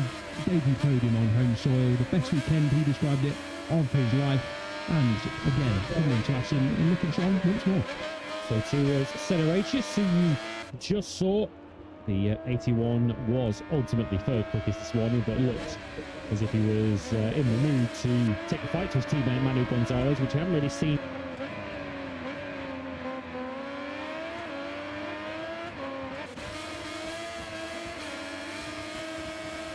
Senna do since the Spanish Grand Prix, he won possibly finish ahead of Manu Gonzalez last weekend in Monaco. Gonzalez was recovering from a 9th place grid penalty. 40 minutes of practice to come then. So Typo Rosato just passes to the back of the picture, looking to make back-to-back Q2 appearances. Celestino Vietti for the score for the Speed RS team, looking to avoid a second trip in the last 3. Through qualifying 1, if that's where he ends up today, that certainly won't be his intention. And the top 14 advance through automatically through to qualifying 2. So the top 15, well, suddenly on Saturday gets a lot more complicated as you'll face a trip through what is always a fiercely competitive Q1 session in this Moto2 class. Never go through that to have any hope of even beating the battle for position. A reminder of otherwise rugby here that isn't this weekend, just as the session gets underway. If you went with us this morning, and a woman, Barry Baltus, is unfortunately dislocated his left shoulder in a crash in this session 7 days ago, crashed in practice and briefly brought the red flags out. His place taken for the next couple of Grand Prix by Jorge Navarro, the experienced Spaniard, who of course was being surplus to requirements by the Clint Ford team earlier in the year. So we hope to see Baltus back with us at Silverstone, the other side of the summer break. Jake Wilson once again is in for the injured Mario Aggi. The hope that Honda Team Asia is that is the last time that we'll see Wilson in that capacity, with Aggi hopes to be back for the German Grand Prix at the Sachsenring. Wilson though doing a very solid job as a deputy for him this weekend, and no Alonso Lopez this weekend either. You might recall at the start of the weekend last weekend he was off the pace, that was because of a couple of fractures in his hand, right hand for Lopez, so we won't see him this weekend either. The European Moto2 champion Milan Pavelic, the pole takes his place. As we saw this morning, he does have some support, but is following him across from Poland here to the Netherlands. We wish him well this weekend. Of course, his 2 previous Grand Prix appearances were both up for now. This is his debut at Assen. Certainly is, yeah. Get well soon to all the riders absent this weekend, of course, at the TT circuit Assen. We saw some water skins in the grandstands there. The fans trying to keep cool in as many ways as possible. Very difficult to do so in these temperatures, and they'll be cheering on the rider just ahead of Tyro Rosato on track there, Colin Breyer, and of course onto Van den Gorberg. Also dressed in orange, right on cue, here he is, the number 84, Wellers onto Van den Gorberg, running P21 just behind the impressive Pavlic. At 1.2 seconds away was the number 40, the number 84, Van den Gorberg. Was 1.3 seconds away. Who has gone down early in this session? We saw a few crashes in Moto3 and early doors in Moto2. A rider has gone down, not sure where or who. Well, it's usually a big hitter with an onboard camera, and it's Celestino Vietti. Just as I was saying, where's he got his head out of the strip in the hairpin? He's made a complete mess of that Boscascuro. He's hobbling away. And unfortunately, I put the mockers on Celestino Vietti. It is a second trip through Q1 in the last 2 Grand Prix. It is out of this trip, and he's high-side on the way out. Senna Aegis has to scamper across the grass to avoid the Italian and his bike.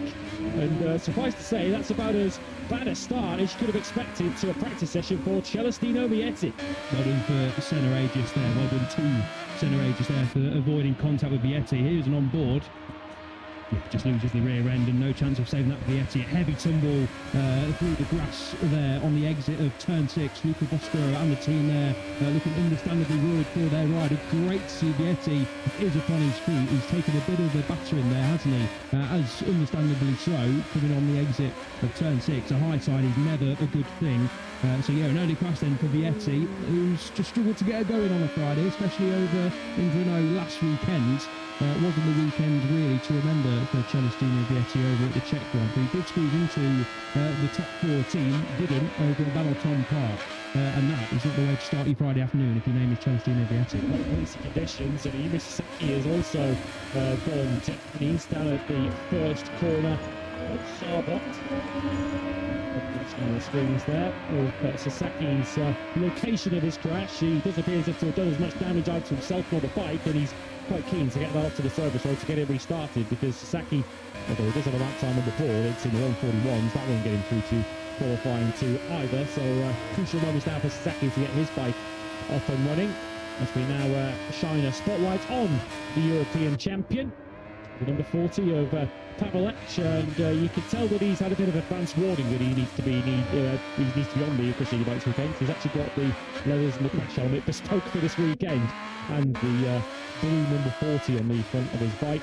And yeah, you're right to describe his morning performance as impressive. Pavelec, 137.013, 1.3 off the pace, but ahead of Van Linkorba, Garcia, Sasaki, Soratusa, Rueda, Corosato, Woolston, and the recovering from injury for Keras, as Woolston takes a detour through the gravel trap.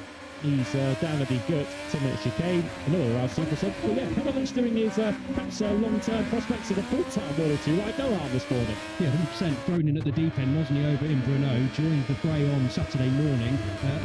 Wasn't off the pace too much at all. And obviously, as you mentioned this morning, just went through 1.3 seconds off in Q20 ahead of his teammate Sergio Garcia, who's of course now Garcia podium finisher here in Moto2 in 2024. So yeah, the reigning Moto2 European champion doing his prospects no harm at all, certainly raising eyebrows in this paddock. That's exactly what you've got to do if you're racing in the European Championship, as Jacob Rouston is as well. You've got to come in, do your best, and at the moment, Pavelec's best is certainly raising some eyebrows and looking really promising.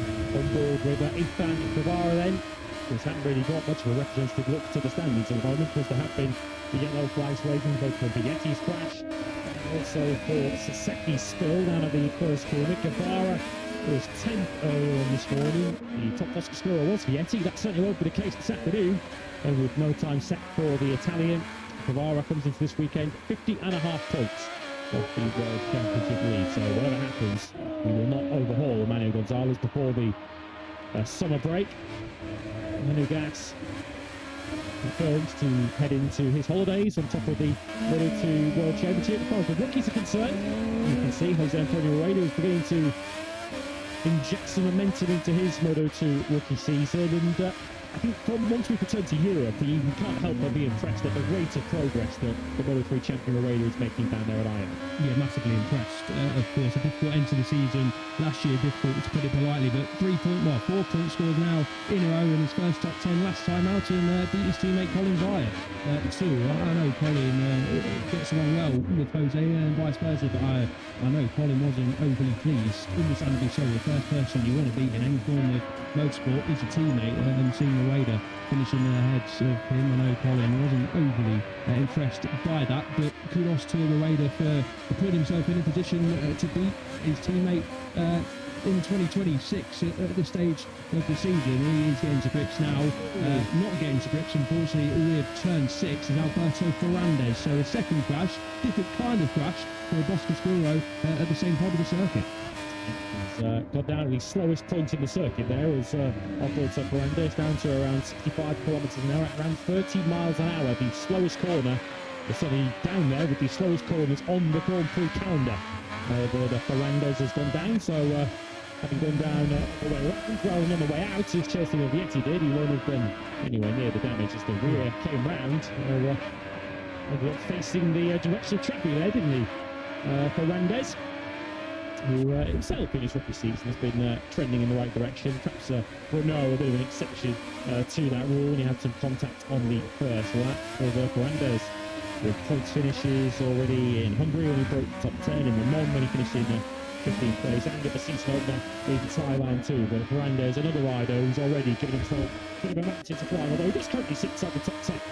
Turn 5, of course, not turn 6, so I wrongly pointed out. Celestino Vietti crashing on the exit, so there's a bit of a ring build going on there for that Boss Scuro. Didn't look quite as damaged, no, nil damage actually for Alberto Ferrandez, and he was obviously running back to try and get that machine rebooted. But yeah, after his first top 10 over in Hungary, not quite the weekend you would have wanted for Ferrandez over at the Czech Grand Prix P22. Got across the line in a difficult start to Friday afternoon, as Lewis mentioned. So yeah, a few crashes already, 3 in total. Jacob Woolston wheeling through the gravel at the Gertzen chicane. So yeah, pretty dramatic start to proceedings here, and there's still 30 minutes to go. Yeah, which means that we've got a few riders out of position at the moment. Philip Salach has not set a representative lap time at the moment. He actually has run at this Assen circuit inside 2 minutes at the moment. So Salach is down in 27th place. Clearly hasn't been able to find a clear lap in amongst all the yellow flags that have been waving. Of course, we've got Vietti, who's not even on the board, so he's 28th at the moment, and now his teammate has joined him. It looks like he's down at 7 there, Luca Lanetta, which is a fast old place to lose it. Yellow flags waving once again. We're hoping that a practice session will break out in amongst this spate of yellow flags. And Luca Lanetta, I don't think it'll make a great press release for the Speed RS team today, will it? No, it won't. No, gosh, they won't be enjoying the look of that motorcycle car rolling through the gravel. The main thing is Luca Lanetta was all okay. He was here, of course, last year where he picked up that broken leg.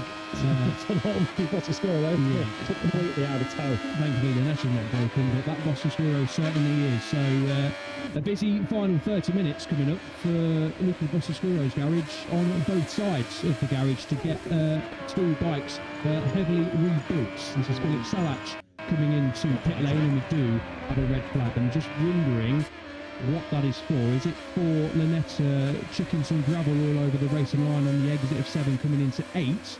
Or was Salach potentially spilt some fluids down there? Not sure.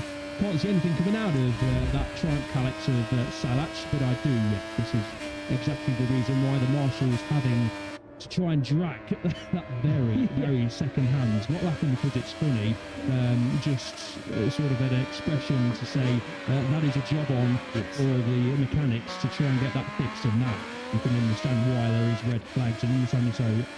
A lot of dirt skittled across the racing line, and of course for the marshal's safety, absolutely paramount that they can retrieve that bike safely, and hopefully for Lanetta and Luca Bossescuro's sake, get it back to the pits as soon as possible.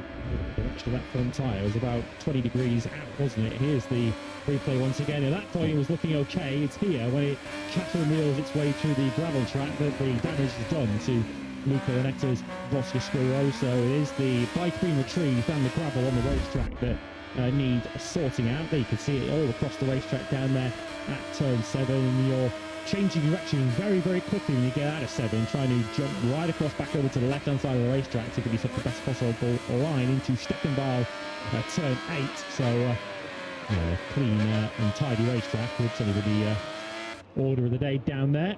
But it'll be interesting to follow the Salach story through the rest of this session. So I did draw attention to it a moment ago. He didn't have a legal lap time, and he'd only done a 2 minutes lap. And clearly it wasn't all down to yellow flags. Clearly some gremlins down there. And this red flag, I guess, might have been a good time for American racing. Yeah, I was going to say, no one ever wants to see a red flag in the session, but sometimes it can be a positive for riders who've got an issue. It buys some time, of course, for the 2 Speed RS bikes of Vietti and Luca Lanetta to get back to the box, and buy some time for mechanics to rebuild, and also for the American racing guys and girls down there to have a look at what's going on with Philip Salach's machine. Luca Lanetta just jogging back to his bike, I imagine, to try and help the marshals get it back on a tow truck and get it back to the pits ASAP. I will be surprised, got to say, depending on how long this red flag delay is, of course, if we see Lanetta back out on circuit, because that is one damaged motorcycle. And this is a bit of a clean-up job for the marshals. We've got the tractor out, nice and quick response. It shouldn't take too long, I don't think, for the stones to be cleared away.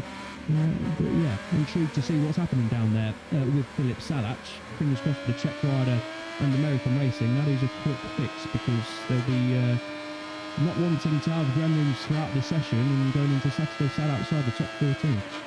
So the session as it stands at the moment, you can see on the left-hand side of your screens, but just to put a bit of extra context behind what you're seeing, the lap times, Holgado on a 1:36.363. That is 0.6 of a second slower than the best lap from this morning, set by Manuel Gonzalez. We've got just under 0.9 of a second covering the top 14 at the moment, down to Colin Bayer in 14th place.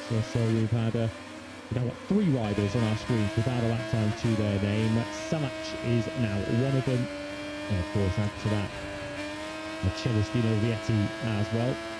Get a bit of an idea as to who the other rider is without a lap time to his name. The championship front runners have all got a That time next to the name Safe Vietti, who we've already covered. This is Senna Aegis, who very nearly joined that group of riders on the sidelines. He needed every inch of that big Australian frame to keep that bike upright. Get that collected on your social Senna. That'll get a few likes and reactions. Here it is on board. Properly dug himself in there, didn't he? Fair play to Aegis for getting that picked up. But again, another example. We've seen the crashes, of course. The top riders, including Chelsea and Vietti, of course, being caught out by these clearly very, very difficult conditions. Good job from the marshal down there to get this cleaned up as soon as possible. But as we saw in Moto3, and as expected as well, a lot of grease here this afternoon, and judging from some of the riders' body language in the boxes, as David Alonso sets one time, I think, in this session. The rest through track limits, or of course we've had a lot of yellow flags as well in this session. As Lanetta hops back on his bike, not the way he would have wanted to return to pit lane though. Well, Lanetta has a history, doesn't he, of heavy crashes here in Assen. Go back a year ago, of course, when he broke his leg in that final chicane crash. Late in the Moto3 battle, coming on to the final lap. He finished 6th here on his first visit a year prior, back in 2024. Lanetta in 15th place at the moment. So unless his Speed RS team can work a minor miracle to get that bike repaired in the next half an hour, that's his fate sealed. He'll be going through qualifying one. We'll see both of the Speed RS Boscoscuros in qualifying one tomorrow afternoon, unless they can get Vietti's bike repaired and into the action again. Absolutely, yeah. Here's slow-mo shots then of the riders doing their thing, what they do best around this TT circuit. Assen on the exit of the famous Timmer chicane. We're getting confirmation that the session will restart at 22 minutes past 2, which is in 3, 2, 1, 30 seconds time. So short pause in proceedings before we get going again, and hopefully, in terms of crashes, it's a little bit less dramatic. We'll be watching very closely to see when, if at all, Philip Salach goes out on the racetrack. We'll keep an eye on the timing screens to see if he does take a part in what remains of this 29 minutes that have still to be completed of this Moto2 Practice. So as it stands at the moment, we're going to have the rider 3rd in the World Championship and the rider 8th in the World Championship, and of course podium finisher in the last 2 Grand Prix. Heading through qualifying one tomorrow. The buzzer that you just heard is an indicator not only that the pit lane is open once again, the green light has come on again in the pit lane, but we also have those buzzers go off. Those that were at pre-season testing back in Buriram and Sepang at the start of the season. Those are very helpful, those buzzers, to let you know that a bike is coming up pit lane that you need to jump out of their way.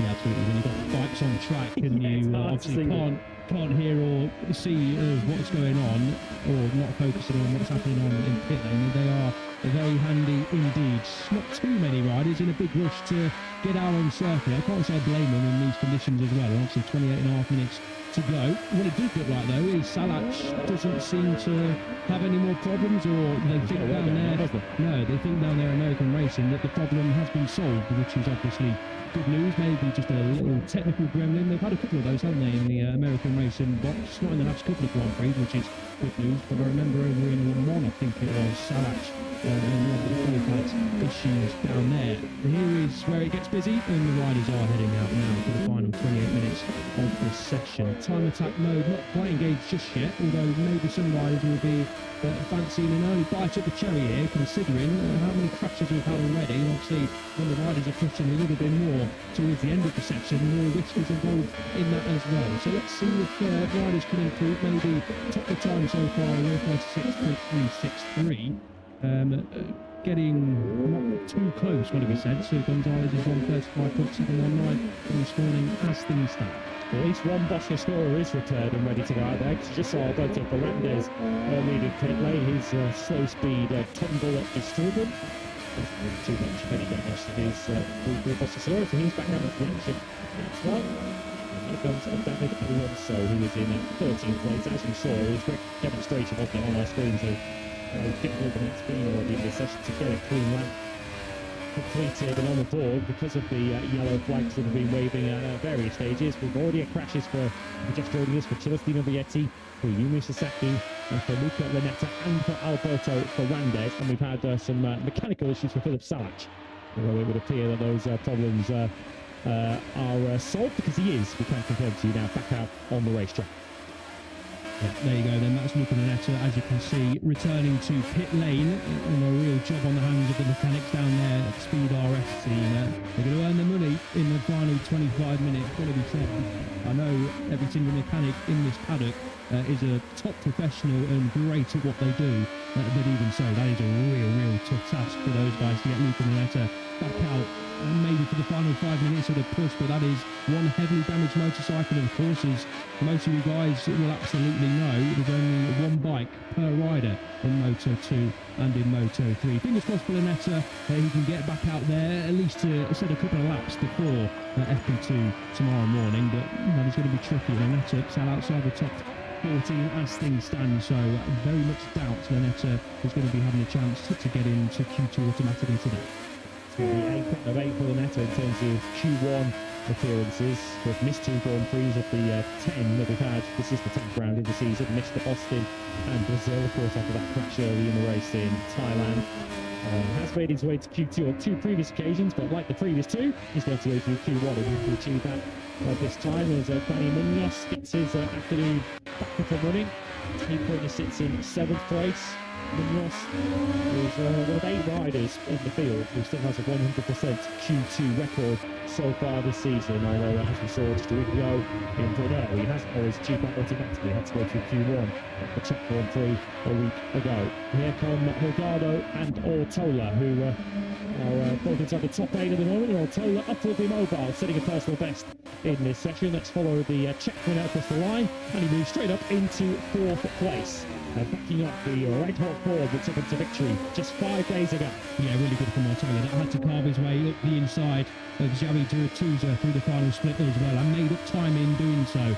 So yeah, great lap time from Ortola. The lap times are chopping, and the riders pushing on with 24 and a bit more minutes to go. Salat just going to set the first competitive time of his session, lifting up to P17, and Colin Byer just behind improves a little bit as well to P13. Not a bad banker from Colin Byer. He's less than half a second away, but just hovering inside the top 14. That is how close it is as things stand in Moto2.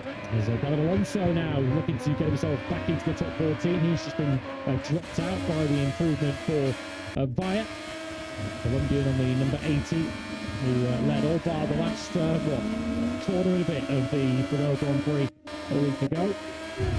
He's getting up to speed now in this 2026 season. Long last is Alonso, and he goes up into 3rd place there on 136.435, so it's now 1 and 3 for the Aspar duo.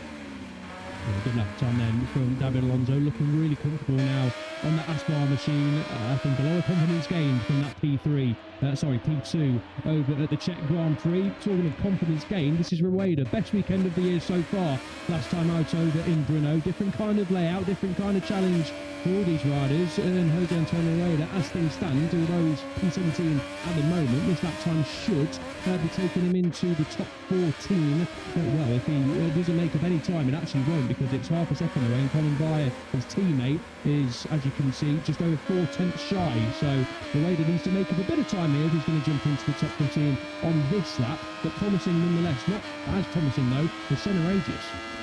So Byer now slippers in the back of Tony Arbolino, which is going to help his cause in the final chicane. Aegis is just going to ahead of him and lose this time. Byer still gets up into the top 6 then on a 136.496, so we've got less than 2/10 of a second covering the top 7 at the moment. Hearted once again, I have to say. What we discussed in this morning briefly, the ultra experienced and successful Moto2 talent that is Aaron Canet, up in 7th place, pulling 1.7 off the pace, and if anyone needed a lift, I think it would be Aaron Canet right now. Absolutely, he was a podium challenger here, victor challenger here. Last year finished second to Diogo Moreira, winner here in Moto3 in 2017, as well as the very experienced Aaron Canet. And as Lewis mentioned, spoke about it this morning, showing inside that top 10. And yeah, doing well again this afternoon. So maybe not a flash in the pan this morning for Aaron Canet here in Assen, and the 10th and a half away. Canet probably would have been expecting to be a little bit higher than P7, but Canet and the Elf Mark BDS team will absolutely step behind that for P7 from the checkered flag in 22 minutes time.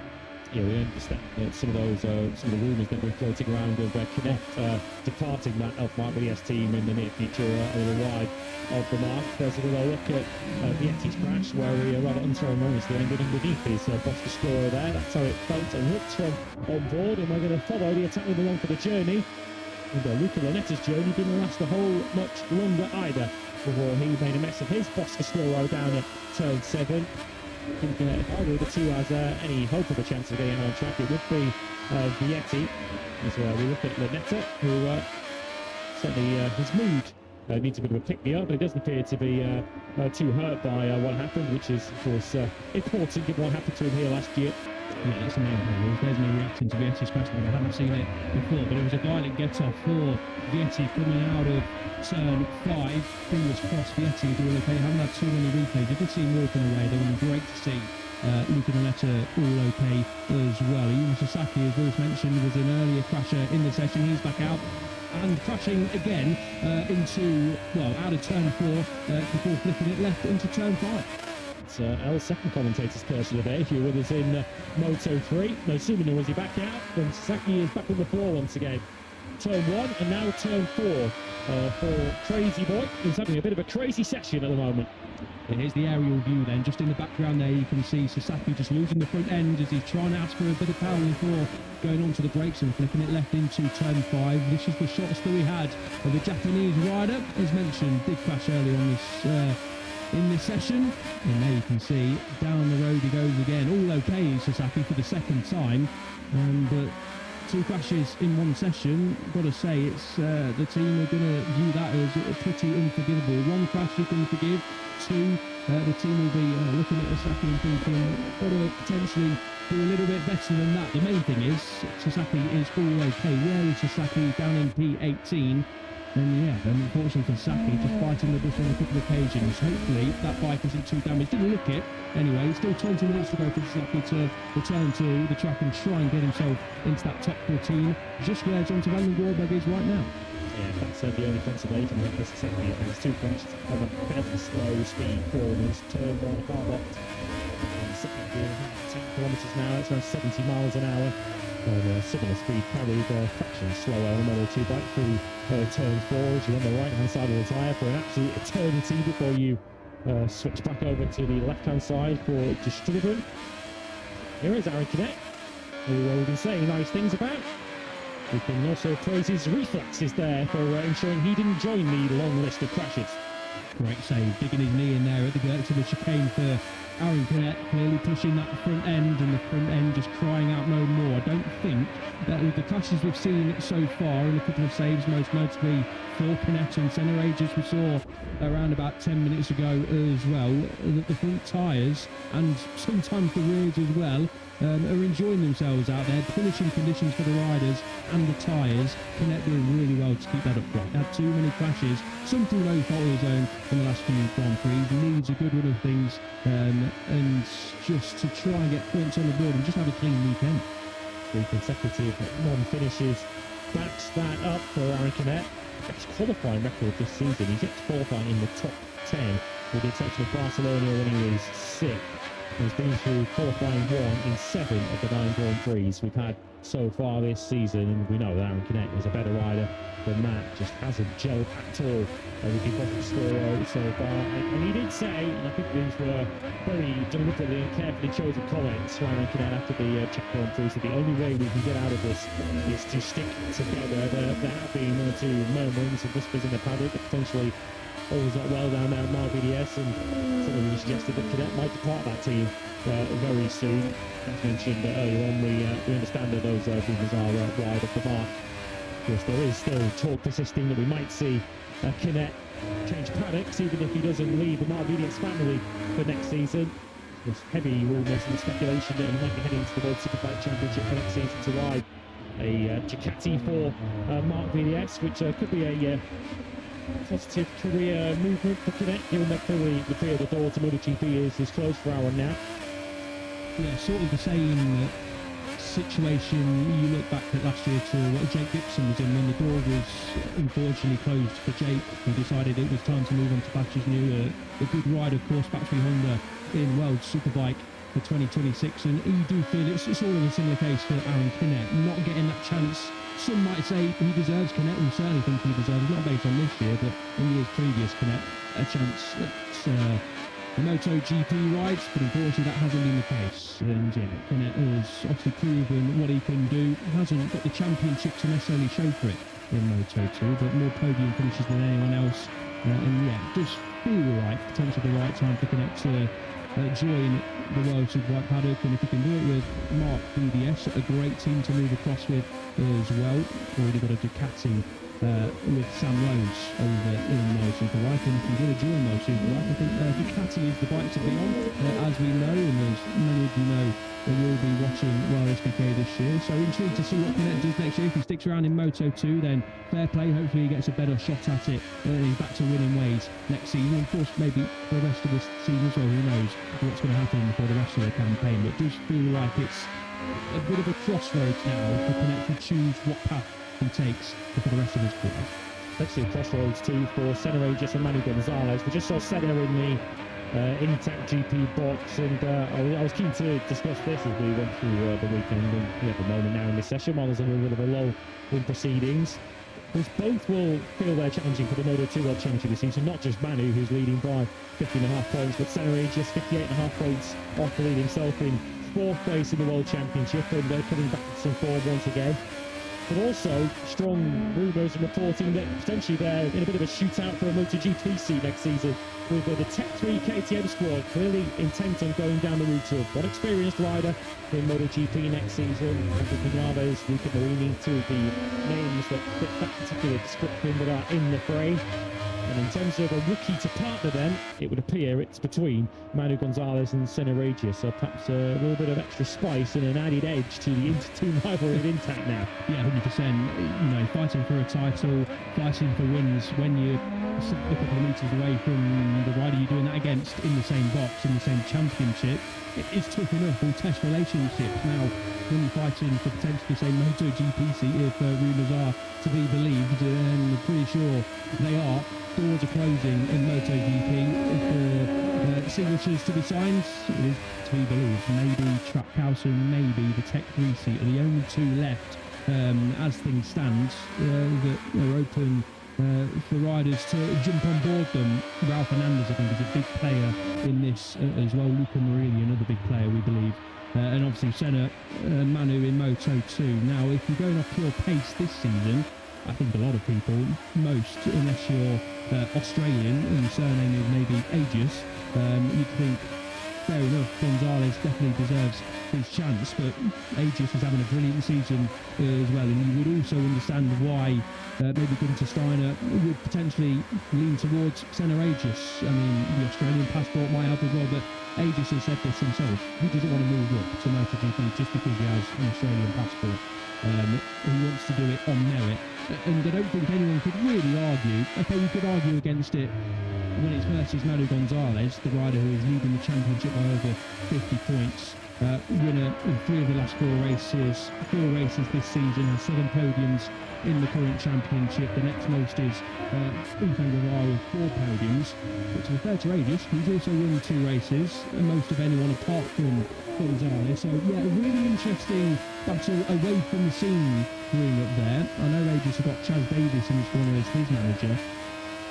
So Davis will be doing all he can to try and get Aegis a seat in MotoGP next year. But it is a fascinating one to see basically who Tech 3 pick, if it is to be between Gonzalez and Senna Aegis. We just move away from that topic slightly because the Japanese rider, Taiko Sato, the rookie, has just had a 1:36.3 to go top of the time sheets. Up behind Ivan Ortola, but hey, who cares? P1 next to Taiko Sato's name in Moto2, off the back of his best weekend so far in the class when he made Q2 as of right in Brno. Didn't have to go through Q1 at all, and then scored points for the 2nd Grand Prix in a row.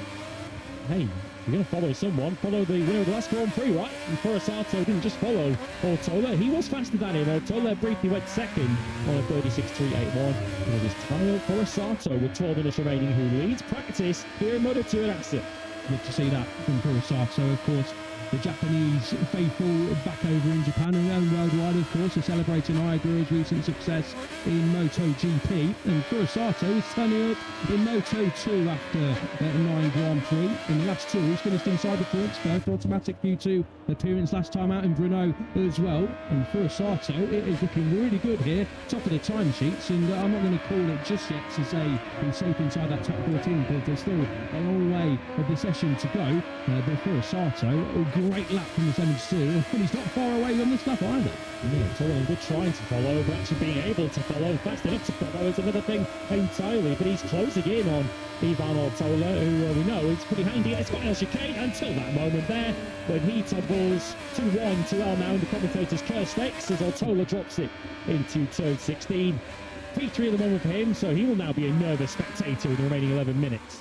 Yeah, yellow flags then at the Gertner chicane, and that means lap time is going to get cancelled. There's not too many riders out on circuit, and no one is actually setting personal best lap time. So in terms of lap times cancelled, it's not going to cost anyone as things stand. But that's a big tumble then through the gravel for Ivan Ortola. We're going to get another look at it here. Hard braking into the final chicane here at Assen, and that went early. No chance for Ortola to try and do an Aracanet and pick it up on his knee or elbow into turn 16. Down the road he goes. He was in there quick, wasn't he? Ortola clearly pushing for a lap time. Wasn't too far away from his personal best. Ortola could be lucky here, but he's got that lap time in at 1:36.381, less than a tenth away from the top time, around about 3 tenths clear, maybe a little bit more than the top 14 cut-off. So Ortola potentially session over. Yeah, just proof once again that this hot Assen circuit, track temperature will be over 50 degrees now at top. It's slick, it's greasy. I was just about to reference his last chicane overtake on Colin Wright to win the Moto3 race a couple of years ago. Instead, I set him up for an almighty fall. Yeah, unfortunately for Ortola, commentators...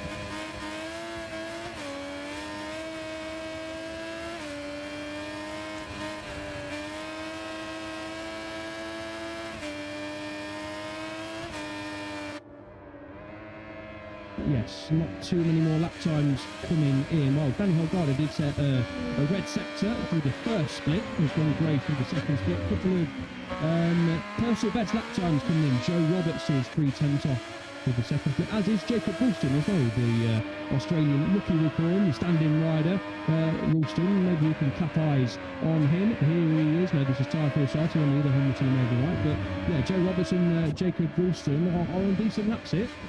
Yeah, Rossier Armour is not the most demonstrative of characters, is he? He doesn't necessarily jump up and down and do cartwheels when things are going well, but I think you'd blame him if he did at the moment to see Furusato up there.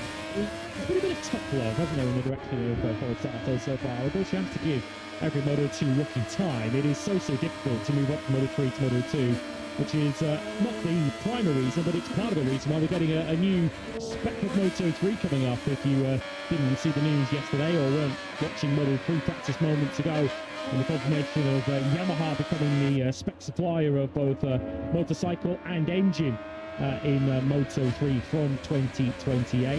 One of the intentions being to try and close the gap between Moto3 and Moto2. Of course, there are cost implications and considerations that have to go into that as well, but it is so tough in terms of the technicalities of Moto2, but also the physicality of Moto2 for any rookie. And Hiroshi Oyama, I think, adopting the top glove approach on occasions has been a thing that he knows how good Tayo is. We're just yet to see it until around a couple of Grand Prix ago that Furusato finally saw what he's all about this one. Well, Marc Marquez is saying that the jump from Moto3 to Moto2 is a bigger and more difficult jump than Moto2 to MotoGP. You know how tough it is to go from a Moto3 bike into Moto2, such a competitive class, the hardest class, undoubtedly, in Grand Prix motorcycle racing, Moto2. As Senna Aegis improves his time and goes P3, so Aegis unable to beat the Japanese rider as well. That is a really good time for Furusato, and I would pay to see Hiroshi Oyama doing cartwheels in the paddock after this session. Yeah, let's set a challenge for him, see if he's capable of it. Where did Ralston go? He's got up to 21st place, actually, as Ralston on the other bike for Honda Team Asia.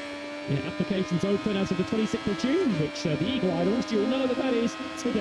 So if you do fancy yourself as the next Tyre Furusato, the next Hakim Danish, the next Vader Patama, get your applications in to be part of the 2027 Moto4 Asia Cup, because with every year that goes by, the talent pool is getting bigger and bigger from that part of the world.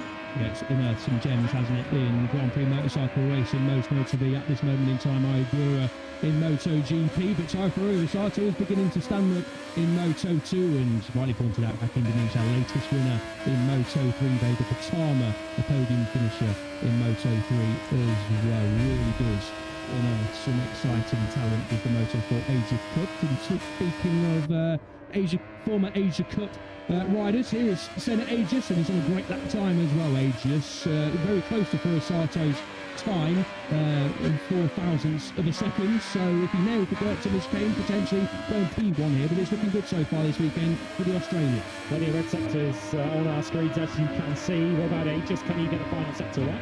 Not quite. Stays in third place, matches his mid 136 that we saw earlier on. Guevara's about to come through. He doesn't improve either. He stays in sixth place, 136.468 for Guevara. That is 4 thousandths slower than the best we've seen from him so far. He sits sixth. Here's Tony Arbolino then shadowing Manu Gonzalez. Both of these riders look scheduled to potentially go P1 in this session to move Taifuru Sato off the top spot. The Gert to Chicane negotiated cleanly for the both of them, just about saw them on the edge of the turn 18 front to the line, and Arbolino then rises to P1. It's been a long time since we've seen Arbolino P1 in a session. Brazil, I believe, was the last time we saw Tiger Tony at the top of the session. He is again though in Assen. Shout out to Adrian Fuertas as well on the Ital Trans bike. He's just done a 36.410. He's within 2/10 of the pace now. He's gone 7th. So Arbolino's got a 10th of a second over Holgado. We've then got 5 riders. Holgado, Furasato, Aegis, Gonzalez and Altoda on 36.3s. And we've then got a further 5 on 136.4s. Fuertas, Alonso, Guevara, Kinect and Bayer, with Roberts, Van den Burgberg and Unchu at the moment completing the top 14, which, as of yet, still does not include Philip Salac, although the check is about to change that.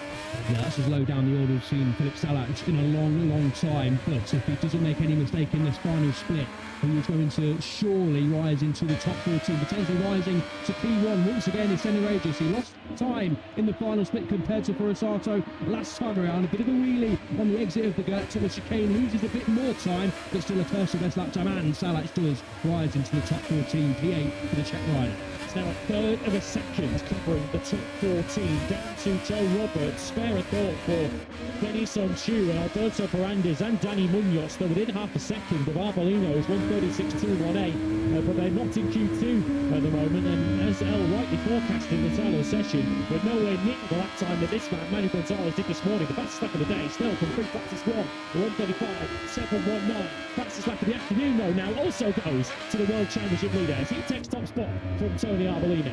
Great lap for Manu Gonzalez. Alonso on a good lap time. Colin Bayer, who's getting towards the cut-off zone, P13 for the Dutchman. We could picking up here through the final split. That is Ranchuk of turn 15 before you enter the Gert to the chicane. The grandstands will be packed there on Saturday and Sunday, and plenty of 95 flags as well. Does he quite keep it on the straight and narrow? I think he does. And did he make up time? He improves, nearly 3/10 away. A great lap time, moves into P11, but that could be crucial, the gain time there for Colin Bayer. The other flags are out at the strip and turn 5. It's Denis Onchu who's responsible for those. He's down in 16th place and trying to, I think, bend his handlebar back into shape. But hope from Dennis's point of view that the engine is still running, otherwise you're not allowed to try and restart that bike. I think Guevara is starting to look at a bit of a precarious position. Second in the championship, he's now down to 12. And of course, it is so close. Alonso, look at that. What a strong final sector it was from the Colombian, who's looking to top Friday practice once again here. A 136.154 puts him on top.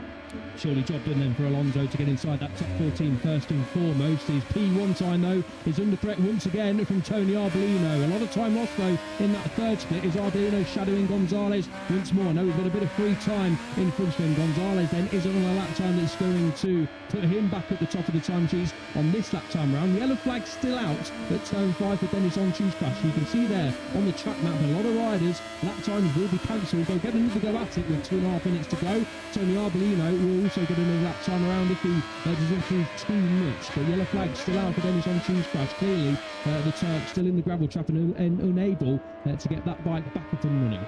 Yeah, and Alberto Ferrandis has now drawn level with a Yumi Sasaki in the crash stakes this afternoon and is clearly cross with that.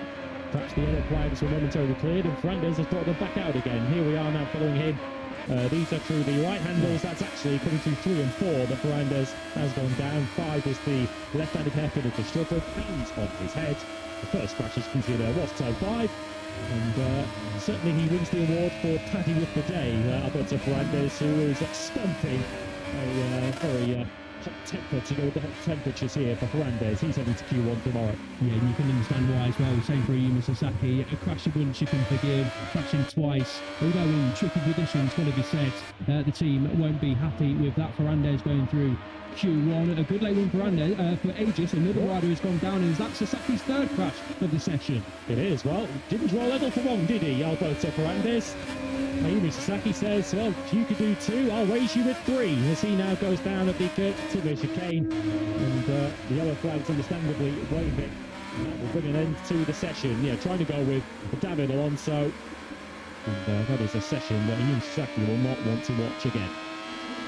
Second crash, not at turn 16, that is his third crash, and that is at turn 16 at the Timber chicane. Best news is Sasaki has had 3 crashes and he is uninjured, but not good news for the bike. Are they running away because there's another rider going down at turn 16, or they're just running away just to try and get off the track as soon as possible? Hopefully the latter. This is Sasaki's teammates onto Van den Gorberg, just been shuffled out of the top 15, and for his teammates' crash, that lap time is going to go away for Zonta Van den Gorberg. He wasn't on the fast one anyway, but this lap time has to count then for Van den Gorberg. Yellow flags that are still out at turn 5, if our graphics are to be believed. So hopefully for Van den Gorberg's case, they do get cleared. That is turn 16 and 17 we're seeing yellow flags, so maybe an incorrect graphic at the top of the timing, well, at the top of the screens.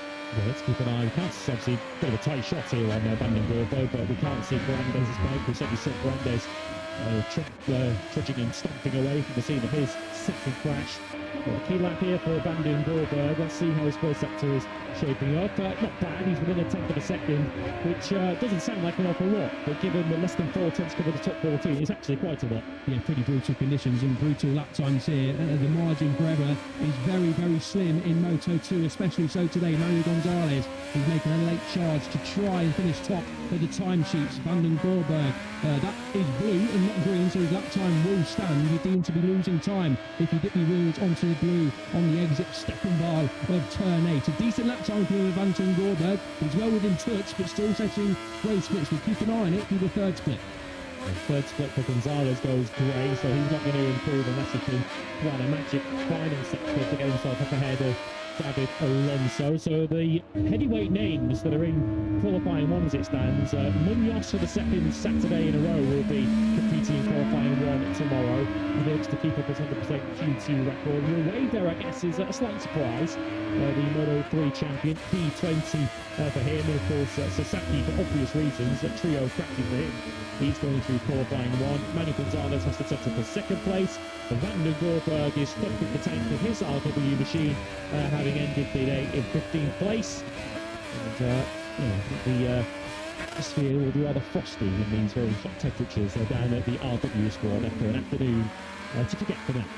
Yeah, putting it politely, I think, especially on one side of the garage for Sasaki. Van den Gorberg considered probably a bit unlucky to miss out, but a lot of riders within half a second there. 0.459 seconds for Van den Gorberg to be off David Alonso's pace, so 1:33.154, puts the Colombian on top of the timesheets and under 4 tenths of a second, putting the top 14. Quite incredible, really, in these tough conditions around Assen. It sets us up very nicely, though, Lewis, going into the weekend. Qualifying 1 thing, the race another. Yeah, super close and competitive here in Assen, but it was David Alonso by 9,000ths of a second who lead the way. Canada Gonzalez second, from Arbolino, Aegis, Holgado and Eskridge. Standout performance from Tyre Forsato 7th, ahead of Renault winner Ivan Ortola. Philip Salak's got over his early problems to take 9th. Huertas through the Q2 in 10th place for Alvin Huertas. That is just a 3rd Q2 appearance of the season. Colin Vaya, the home favourite, will join him, along with Ethan Cavara, Aaron Canet and Joe Roberts. So one Dutch youngster will be represented in Q1 tomorrow with Zonta Van den Gorberg. The big shot right at the bottom of the standings, of course. No time set for an early crash for Celestino Vietti. He was not alone, though.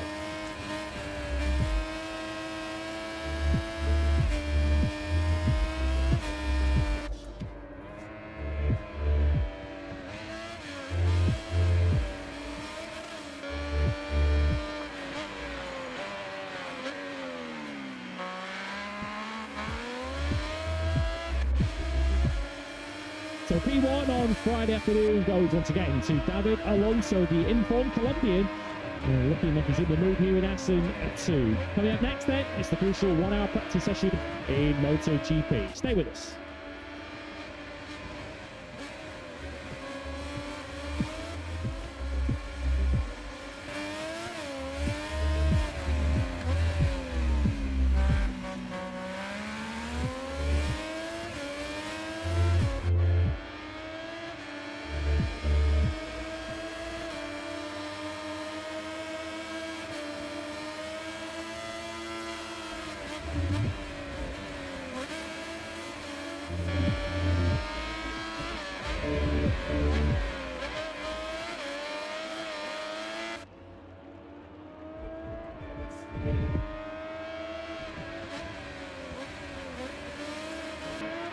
Nearly 200 kilometres north-east of Amsterdam and around 25 minutes away from Groningen, a city known for its museums and nightlife, lies the historic TT Circuit Assen. One of the world's most famous first four venues, races have taken place in this part of the world for over a century, and the only track on the first Grand Prix calendar back in 1949. Practice is next live. It's time for MotoGP.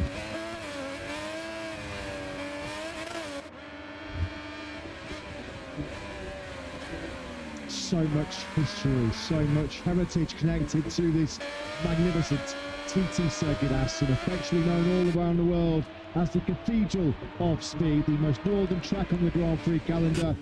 What a challenge it is. It is fast, it is flat, and it's going to take some tackling in the hottest conditions it feels like of the season so far. Baking off conditions ahead of this 60-minute practice session.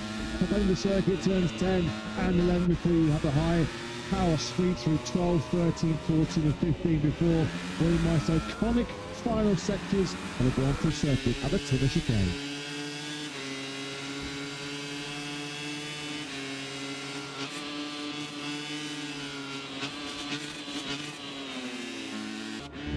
Good afternoon and welcome back to conditions and temperatures which feel more like we should be in Mandalika, more like we should be in Burram or Sepang, but we are at the TT Circuit Assen in hot Holland for Chapter 10 in this year's MotoGP World Championship. I have to say, we're in the midst of a European heat wave, and that has delivered very unlike Assen weather conditions. Normally, I mean, in the past, there's been occasions where we've come here with multiple layers, thermals, woolly hats, gloves, you name it, raincoats and umbrellas. The umbrellas required this afternoon for some shade from blazing sunshine ahead of what is going to be, as always, a super important 60-minute practice session to decide who will be 10 riders going directly through to tomorrow morning's Q2. Before we'll find out who'll be on pole position in our 10th round of the season. It's the Tissot Grand Prix of the Netherlands, fastest this morning, rebounding quite brilliantly from probably what was the most complicated weekend of his Grand Prix career, banned of course from last weekend's Grand Prix of Czechia in Brno, while world champions leader Marco Bezzecchi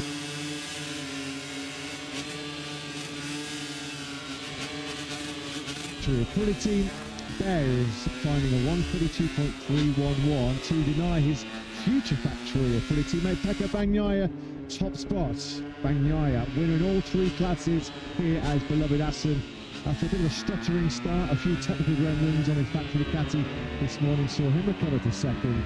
Both factory Aprilias inside the top three. Those took off first and second the world champion Jorge Martin, not too far, but two Italians directly ahead of him. Reigning world champion Marc Marquez, who has been on the blitz in Balaton and Brno, successive Grand Prix victories, have hauled the factory Ducati rider right back into championship contention. Didn't have it all their own way this morning though, did he, the 33-year-old Spaniard? A tip off at turn 16 on the entry to the Timber Chicane. As seen, as it looks like, we've got a bit of a malfunction here with our drone camera, which is a bit like Marc Marquez just crashed the Timber Chicane this morning. Matt Bright and Lewis will be in the commentary box with Jack Appleyard down in what is, trust us, a scorching hot pit lane. Southeast Asia temperatures, Southeast Asia conditions. Marco Bezzecchi there, Lewis, a brilliant way to last weekend's Czech Grand Prix disappointment behind him. He was fastest this morning as Aprilia go in search of their first Assen victory. Yeah, it's just the start of the weekend that Bezzecchi would have wanted under the circumstances, having not ridden, of course, since that controversial flashpoint after the Saturday sprint in Brno. Clearly a circuit that the Aprilia works very well at, and clearly circuit that Marco Bezzecchi excels in. We've seen his previous record, which certainly was backside up. And as I mentioned this morning, Bezzecchi in his safe space, where he was alone with his own thoughts, without any of the outside noise, once he put the helmet on and slams the visor shut. And there are a few better places, surely, to be able to enjoy a MotoGP bike in full flow than here at Assen. He's got good memories around this Dutch TT venue. 2025 here last year with his first ever double podium in the colours of Aprilia. Second he was in 2022 at Teka Banyai, which was his first ever MotoGP podium finish. A proud day all round for the race connection. It was Valentino Rossi's first MotoGP podium as a team owner. The numbers seem to have aligned that day, didn't it? Because that made Marco Bezzecchi the 46th Italian to stand on a Premier Class podium. Well, here we go then. This is going to be a real test of the riders physically around Assen. I mean, we saw so many times in the past where they've come back to the pit lane, they've been soaking wet and drenched after some typical Assen weather, or they come back shivering because they're so cold in its Baltic conditions. The complete reverse, the complete opposite. As mentioned, we're in the middle of a pretty draining European heatwave at the moment, and the Netherlands has not escaped. 35 degrees is the ambient temperature. The cold, it feels like 37 or 38. I must admit, coming to our comfortable position here on the start-finish range, feels like 37. I'm not for sure. It feels a lot hotter. Yeah, you were at the track with 2020. I wasn't, but that's the only Grand Prix I can recall with temperatures exceeding, or a field that exceeds. These are going to be punishing conditions just for the riders, with leathers, crash helmet, and all the challenges that go with manoeuvring one of these motorcycles around the circuit, such as Assen. But we also saw in the Moto2 section, which finished around about 10 minutes ago, we saw a lot of crashes. Clearly, with those temperatures, a very greasy and slick racetrack here at the Cathedral of Speed, which will also present its challenges. Yeah, just a 2-4 this morning in an MotoGP session over 45 minutes. Mark Marquez, as I've mentioned, was down at turn 16. He picked himself up.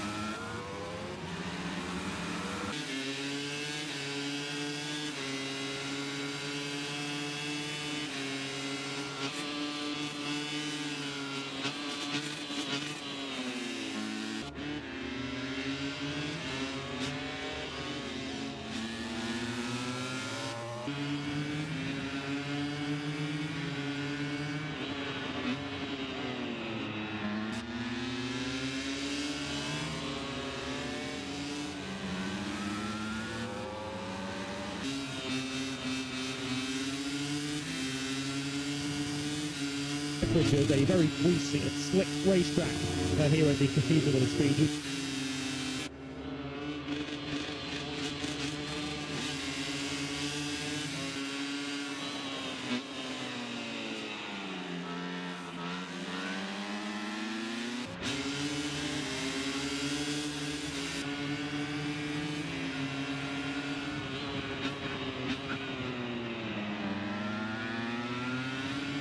Rolling into the third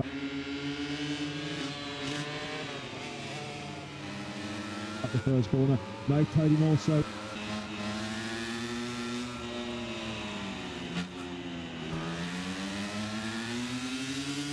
Finding feet. He's finding confidence. First sprint win. Last time out in Brno. He's coming to beloved Assen off the back of 4 successive third place finishes. Still winless since the Japanese Grand Prix over Matega and the Grand Prix Sunday, which ultimately seems to have turned out to be a rather pivotal race weekend as far as Bagnaia and Ducati go, because yesterday in the pre-run press conference when he was talking about this imminent move to Aprilia next year, he did say that was the moment for 2025 where he decided it was time to seek a new challenge, time to look for a fresh opportunity. Marc Marquez was crowned 7 times MotoGP World Champion, and those 2 factors collectively wonder. Certainly will want to end his Ducati stint on a high. Of course, so many of Ducati's great achievements. Pecco Bagnaglia's name next to them. Of course, he's taken 31 MotoGP victories, which is nearly a third of Ducati's MotoGP. Ducati won over MotoGP successes, of course. They recently notched up the century the same weekend that Marc Marquez did back at the Hungarian Grand Prix. Of course, podium tally, which now matches his rider number of 63 as well. So it will be with a very heavy heart that Pecco Bagnaia departs one Italian team to another, but certainly energised and invigorated by the challenge that awaits him next year. Well, he is the most successful Ducati rider in Grand Prix history. 3 World Championship, 31 wins, and 63 podiums in 6 years with the factory Ducati team. 8 years in total, of course, starting as I bring to the Premier Class with Fan at Ducati, which feels like an awful long time ago. Pedro Acosta on what he hopes is going to be a KTM that will go into the checker flag in both the sprint and the Grand Prix here this weekend, which was not the case last time out, but no, Acosta has just come up into P1. We've got an early crash here for Alex Marquez. It would have been a test of Alex's physical shape because there was a crash here coming out of turn 5 for Schroeden, where he suffered his first big blow of last year's type of challenge, because coming out of this very corner, turn 5, Pedro Acosta had a little bit of a tangle and Alex suffered a fracture in the hand. I don't know whether there was any distraction there from Alex Marquez, whether he knew that Acosta was to his left and was just a little bit wide and offline there through one of the slowest corners on the Grand Prix calendar. That's the good news for Alex Marquez. He's going to crash everywhere. Crash just dribble. Mark it down in FT1. Alex then down in practice this afternoon. Just a tip off there, going through turn 5. The left shoulder's been causing him a bit of aggravation of late because he destroyed the right collarbone. We have with Acosta over in Barcelona, 4 separate fractures in the right collarbone for Alex on that occasion. Probably working his way back up to full fitness and more importantly, full confidence as Bezzecchi restores something of normal order on this practice Friday here in Assen, because he's found a 1:32.745, which is pulled back on top of the standings. That 4/10 of a second away from where he was this morning, but quickly back in the groove. Yeah, so let's keep an eye on as we go through the weekend. He'll perhaps be more pertinent later on when we see the time attacks and in qualifying tomorrow morning. But the Aprilia absolutely owns that final sector this morning. All 4 Aprilias were inside the top 4 through that final split, which takes you the run out of Moivenmir, turn 12 through Holgaheide, Ramschuk and the Gert Timmer chicane. Certainly the first 2 of those are very fierce and fast corners where you need a bike which you can trust through high speed corners. That's certainly where the Aprilia tends to go particularly well, so that could well be a feature that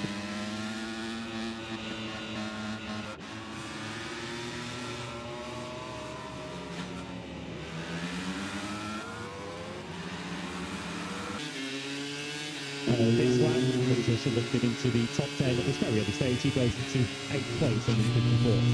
Seventh in the sprint last year, Aldeguer in that outstanding rookie campaign in MotoGP. Had a scary off-win in the Sunday Grand Prix where he lost to the top on the circuit coming out of turn 10 and his crashed motorcycle with nowhere to go. So it's ran there also out of the Grand Prix in rather spectacular fashion. So Acosta, this has been a very strong start to the 60-minute session for the factory Ducati bound Spaniard. And he's just going to be swaying and hoping that the KTM holds up underneath him. A problem with his rear ride height device. Stuck on in the sprint last weekend, denied him a chance to fight for a top 5 in the short format. And the very last lap when he was on course for what was 11, 13 very important points in the main Grand Prix. Once again, the KTM cutting out. Separate issues to the issues that we saw had in Barcelona, but KTM and reliability, 2 words mentioned the same sentence too often this year. Yeah, and of course, they won't necessarily guarantee that those issues they've had have been temperature related, but they, I guess, could have toughed without these scorching hot temperatures themselves down there at KTM. If they're thinking a little bit nervous about whether their bikes are going to make it to the finish. Here's Marc Marquez, who has been sitting on the wrong side of track with it so far in this morning session. Of course, yellow flags for his brother Prix also didn't help, but the 94 yet to get a lap time on the board, isn't it? That's why his name is in the bottom of the standings at the moment, down in 22nd place. He's here. He's been here many times, has Marc Marquez, but this will be a first for the 93. Never will he have tackled Assen in these kind of breaking hot conditions. For all of us. Luckily, all the way back in 1996, 30 years ago, never been this toasty. It has never been this hot. Let's see what Mark can do then on this current lap. Mark the best second, finds more time. That is now the best time of the weekend so far. He's picked up a 1:23.275. We'll track Mark over the line, and that's more like it. Pushed himself up inside the top 10, up into 7. Marc Marquez rightly pointing out yesterday that even when he's fully fit, fully confident, he doesn't always gel all that well with Assen, which yes, will some of the riders who are listening to that, their chins will hit the floor, given that Marc Marquez has won a record here on 3 occasions. Not bad, is it, for a record around one of your weakest circuits on the calendar? He said he wasn't the fastest here last year, but he was able to find a way to win. Isn't that just Marc Marquez in a nutshell? You could argue that's exactly what he did in such stunning fashion 5 days ago in Brunel. Well, after that second could be a bit of a run bonus because he's taken another hit in the wallet here this weekend. It's €3,000 light on successive Fridays, having been penalised this morning for an incorrect practice start. He did it on Friday in Brno and got done for €1,000. And then today, because it's his second offence, well, the fine doubled up to €2,000. So we were looking to clear back a little bit of that cash with a sprint and Grand Prix double. Costa rapid in the first 2 sectors, looking for a medium soft combination. We started this session into the spectacular final section.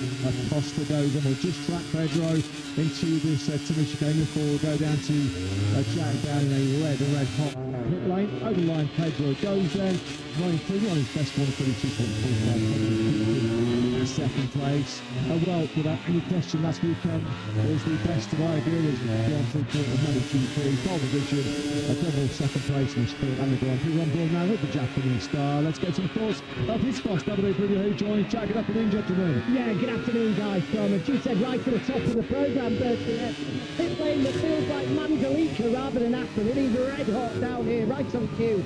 Ayagura on screen, and Davide feels like last weekend, a bit of a breakthrough weekend for I. We've seen his potential, his pace on a Sunday, but to put a complete weekend together, how important do you feel that will be as we go into the second half of the year?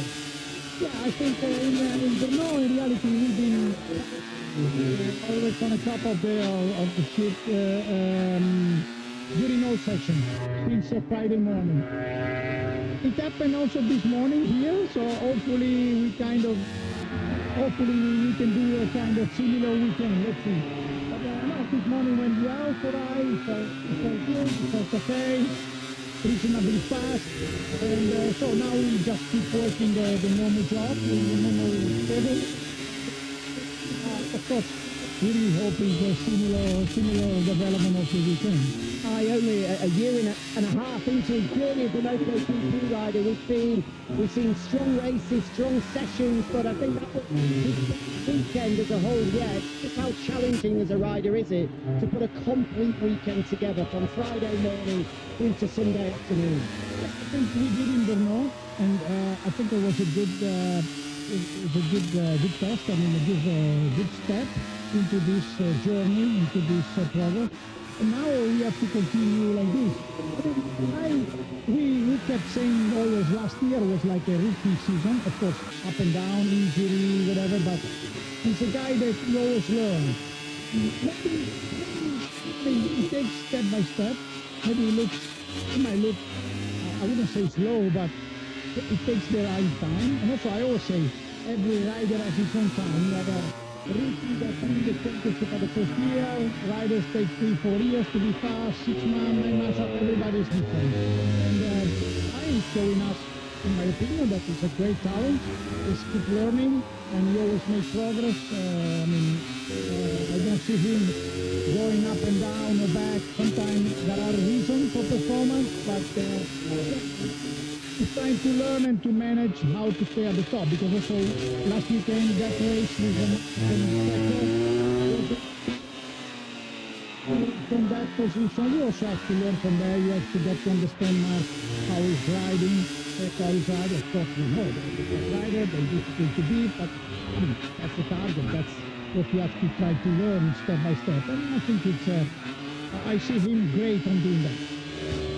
After the race on Sunday, I could sense that although the championship standings, he's not a million miles away, but he's also not one of the contenders that people have been speaking about. He likes that, the fact that no one is speaking about no one is speaking about the team in a long-term championship view, because I get the impression that you guys don't think that you're fully out of this World Championship, guys. I like when people don't talk too much about us. I like the low profile, but yeah, keep working, keep trying, and of course the championship, I mean, is becoming interesting for many riders. It's a kind of I feel a weird, not a weird, but a new situation where in the past when you had 50, 60 points delay, it looks like, oh, that's too much, that's too much, we want recovery.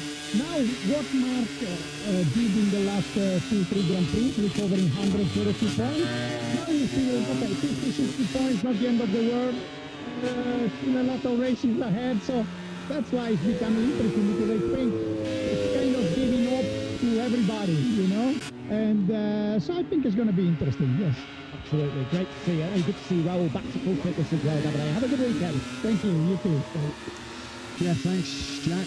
Thanks to Davide Previo. I think it is fair to say, in terms of the riders really trying to the challenger contention, and just as Davide Previo likes it, under the radar, low profile, is Ayagura. Not so low profile this afternoon in Assen, because he's just gone up to third place with a 132.554 with a 29-point haul.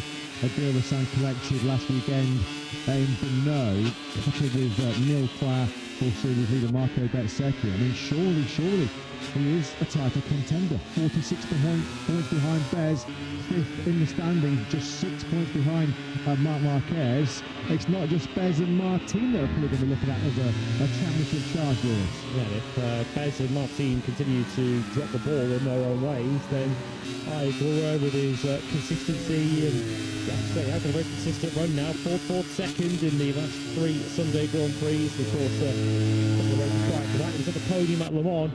If he does indeed get a consistent handle of his qualifying, but we need a bit more of a bigger sample size than just Brno to truly say that Ayagura is now an ace qualifier to go with his fine race pace, then he would then have the full package. There's absolutely no doubt about that.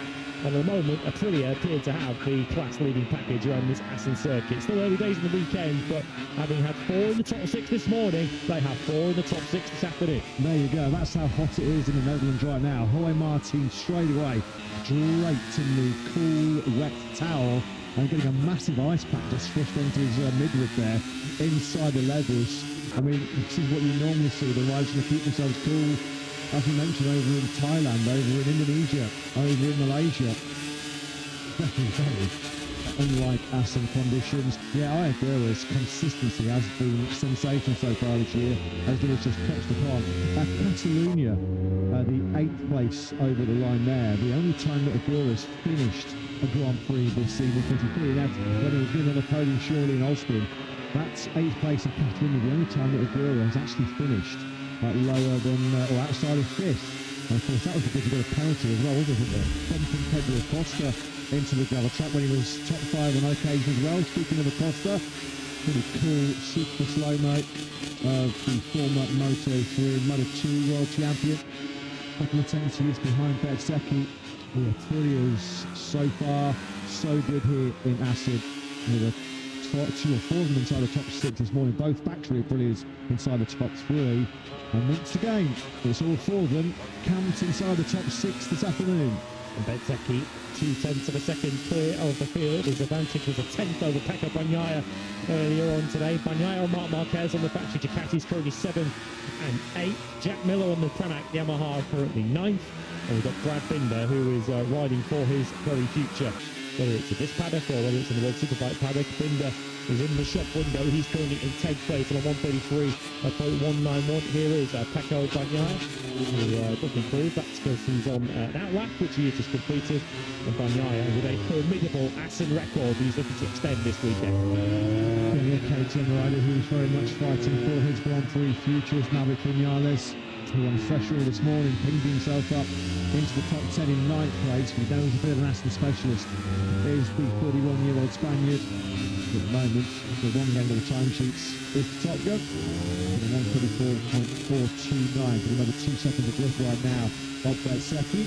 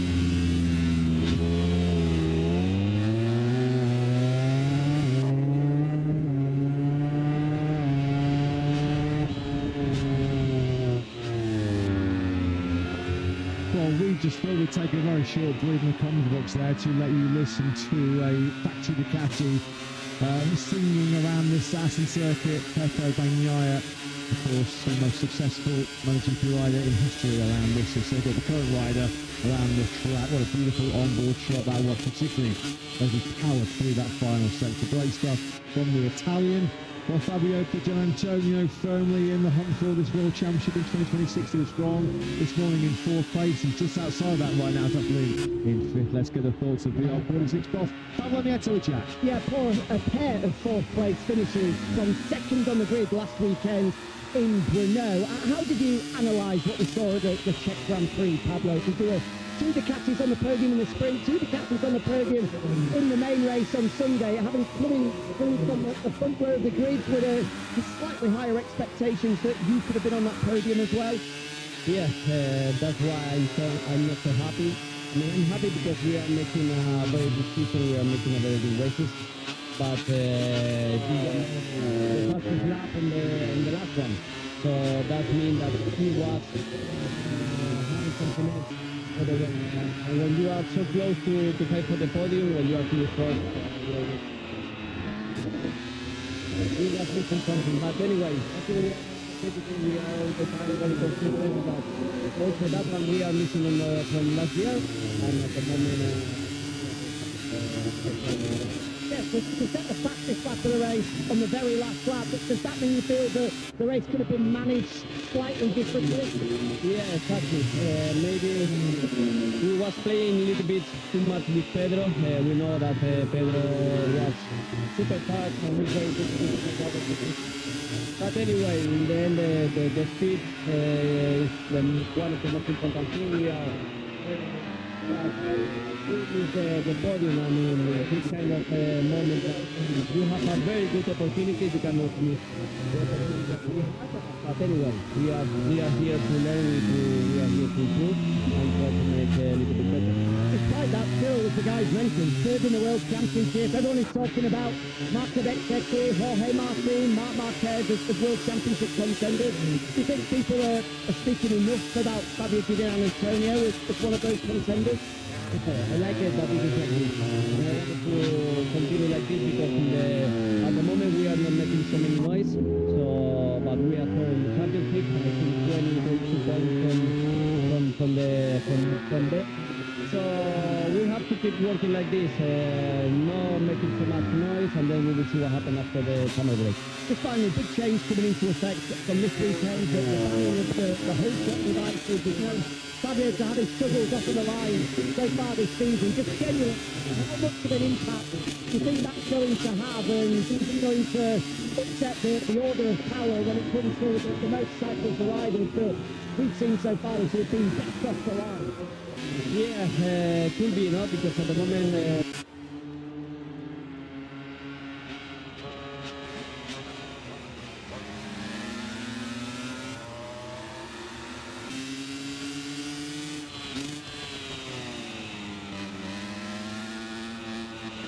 we just make the practice start, but all the changes that we are making for the safety, of course we agree on that because it's very important to be the safety. And another thing is that Fabio wasn't the best rider for that one. So maybe this kind of change can be something good for Fabio, and then thanks Fabio, have a good one. Thank you. Yeah, thanks Jack. Thanks to the R46 Ducati boss, then Pablo Nieto, a little bit like Davide Brivio. Very happy, very content at the moment to be under the radar, low key, just quietly going about their own business and keep themselves in the hunt for glory in this year's World Championship. Only the third time last weekend in 88 MotoGP starts was Fabio Di Antonio, his fastest rider on circuit. But as Pablo alluded to there, maybe just taking a little bit too long to fight his way through on Pedro Acosta. Prix, I think, was on the very first lap when Marc Marquez passed him on the inside at turn 3. Desperate to push out some instant payback on Marc. Going through 4, we saw twice, didn't you, lead the rear, and it cost him a whole bunch of time in the very first sector of the Grand Prix. But a bit like a girl, like Sundays, he had for his best form throughout the campaign, hasn't he? The way Martin finds the first 1:31 lap of this Grand Prix of the Netherlands, a 1:31.956, a 12th place in the Peloton Grand Prix for Digia. The only time on a Sunday that he has taken the checker flag lower than 5th place, and of course there are very big mitigating circumstances as to why he was so low in Peloton 5, because he was taken out by Martin in that first corner, had to remount and fight to go back through what was a very respectable point-scoring finish. And so he has delivered his Sunday best on more than one occasion so far this year, has Digia.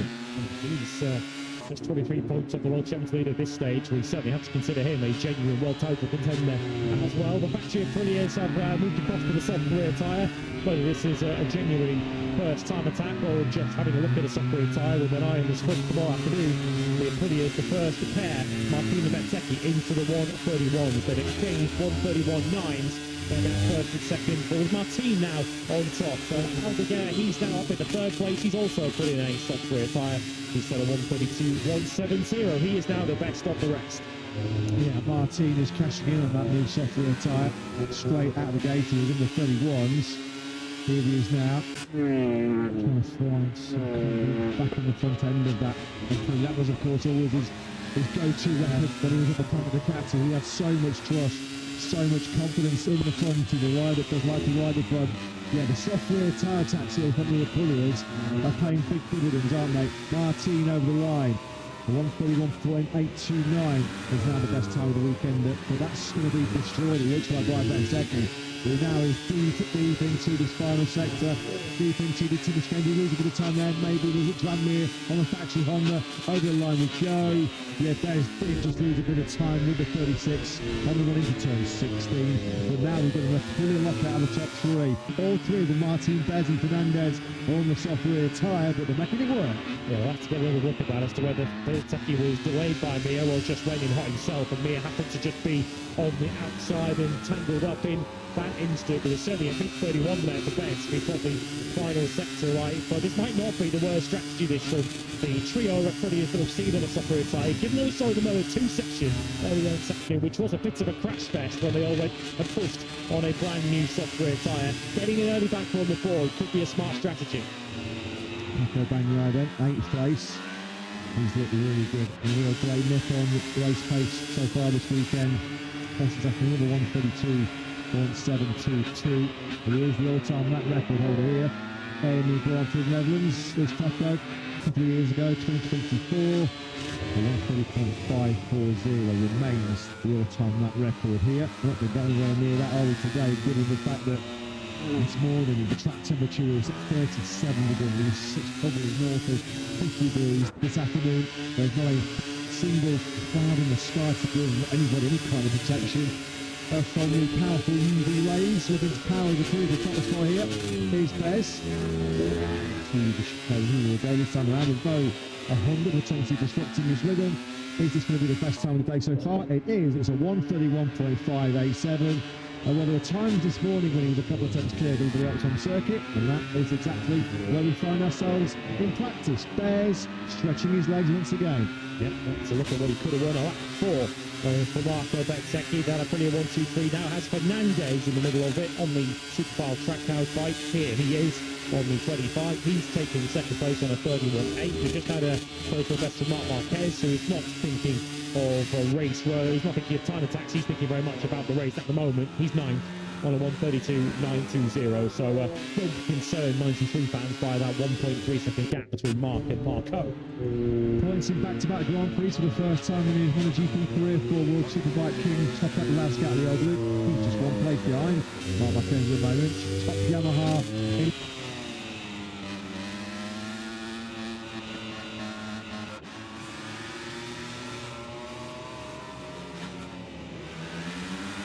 10th place. He crashed the sprint last time out, but I know points knocking for the Turk, but he was 11th in that Czech sprint, which matches his best in a Sunday Grand.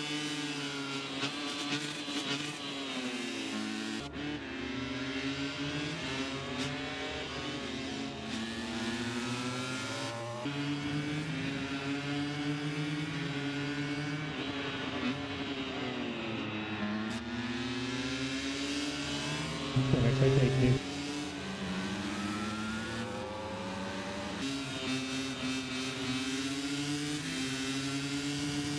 But he's probably going to stay, but he knows he'll stay with Yamaha.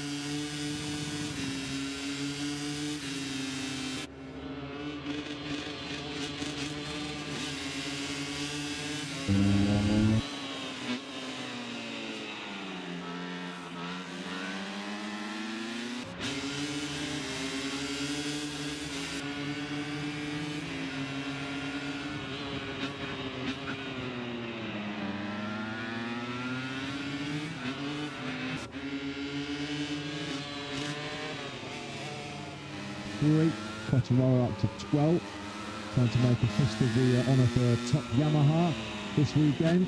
Augusto Fernandez just make it 5. Oh, that's a good amount now. The extras have just asked for the power there. Jorge Martin coming out of turn 5 and just through, but as you know, an all Aprilia top 4. Well, we had the historical first ever Aprilia podium at the French Grand Prix in the lot. Most recently in the Jello, we had the historic first ever Aprilia front row. We have never had an Aprilia top 4. Surely we can't get that here this weekend. I mean, at the moment, It's quite the fight back, wouldn't it, after what's happened recently for Aprilia with Ducati, who, of course, it's not Marc Marquez who's making a real chase of the fact that Aprilia for the World Championship, very fortunate to Marc Marquez, David Antonio, and Alex Marquez. 4 Ducati winners out of the last 6 in this 2026 MotoGP season, which it's easy to think of it has been in a pretty dominated season so far, but the Riders' Championship advantage has shrunk down with Gian Antonio just 23 back, Marc Marquez 40 back in the World Championship. They're only 5 points ahead now in the Constructors' Championship, our Aprilia. So a circuit that was always expected to favour them much more than certainly Benetton Park did, and probably more than Pernod did, apart from, of course, the Agura performance. Aprilia at this stage, but they were the first ones to go for a brand new software 5, so we're expecting a Ducati response to come. But RB and the Wally brand trying to re-establish some supremacy in this 2026 season. who's net best the rest outside of the Aprilia Cup? It's Fermin Aldegar with 122.170.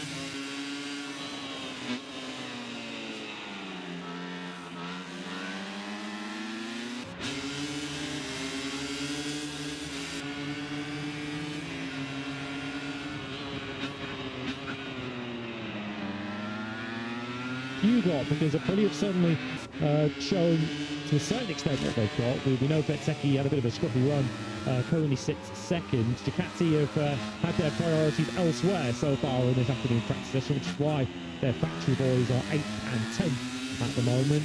But Marc Marquez did tell us, and we've not been quite sure in recent weeks whether to believe Marc Marquez when he talks his expectations pre-weekend, because he told us that he'd be happy to be within 10 seconds of winning Brunel. He was the winner in the end, but he did say this weekend is perhaps the last weekend where he has to suffer, perhaps has to think on the defence before he can truly attack at the Saxony and in the second half of the season. And certainly the form so far today indicates that Mark might be right, that he has to think of the long-term picture and just bank some useful points if Aprilia continue to demonstrate this kind of potential. Low key, low profile, under the radar. That was the message from Davide Brivio. Check out Aprilia in relation to Ayagura. Well, he's doing anything but low profile in this last couple of weeks, isn't he? The Japanese rider. A brilliant double podium in the night. Really good to see him establish himself as a possible dark horse contender for the World Championship. He's got better side of Grand Prix racing. Pekka Bagnaia in full flow on a factory Ducati around Assen. Once again, he's got Moreira. And Moreira has picked his latest victim. He's a bit of an Assen specialist. Bagnaia, okay then. I'm going to hook on to his rear tyre at some point in this session. There's confirmation. Of course, 101 MotoGP victories they have taken. 31 have gone to Pekka Bagnaia, the most successful Ducati rider in history. This is not how their story was supposed to end, not how the story was supposed to finish. I mean, it's as late as last year, back in the 2025, I recall, and he said it numerous occasions. Pekka Bagnaia's dream, the ultimate goal, was to spend his whole MotoGP career riding for Ducati. That will change in 2027. It will change the Pekka in terms of position. He's still down in 8th place. And that beautiful sight that you referred to of Bagnaia and a factory Ducati in full flow, we won't be able to enjoy it for much longer. So where we will see the red of Ducati before what he hopes will be beginning a new Italian story with their great rivals Aprilia. Martin back out the circuit. One of the 4 riders, all 4 of them Aprilia sort of found 141s so far. That was Moreira. That was almost put his elbow down to try to keep parity with Pekka Bagnaia right at the top end of the circuit. Turn 11 and 12, 5th gear through there. Now he comes through turn 15, 4th gear, about 175 km an hour, with his elbow pretty much dragging on the tarmac. Rookie, he was anything but a rookie because of Moreira. Behind Bagnaia, well, he's now the pick of anything else that's not on an Aprilia. That's 142.169. He's gone directly to a Q2 in the last 3 Grand Prix, and now he's seeking a Q2 quartet. More brilliant by the Brazilian. Well, his meteoric rise to the Moto2 World Championship began here, you could argue, last year when he took his first pole and his first victory in Moto2. He didn't really look back from there, did he, Moreira, in that season when he relentlessly chased down Manu Gonzalez to win the Moto2 World Championship. I think the trend for Moreira have been super strong in qualifying, good in the sprint, but then dropping down the field in Sunday Grand Prix is something he'll want to get on top of. But I think you can understand the trend, given that he is a rookie. The speed clearly there, putting it together over full race distance is the next box in the move, thanks to Luca Marini, who just moved into the top 10 with a 132.401 in 8th place. Frankie Morbidelli equipped with fresh soft rubber as well, the 21 VR46 Ducati, looking to improve on 17th place. And while he does so, let's get a pick up later from Jack.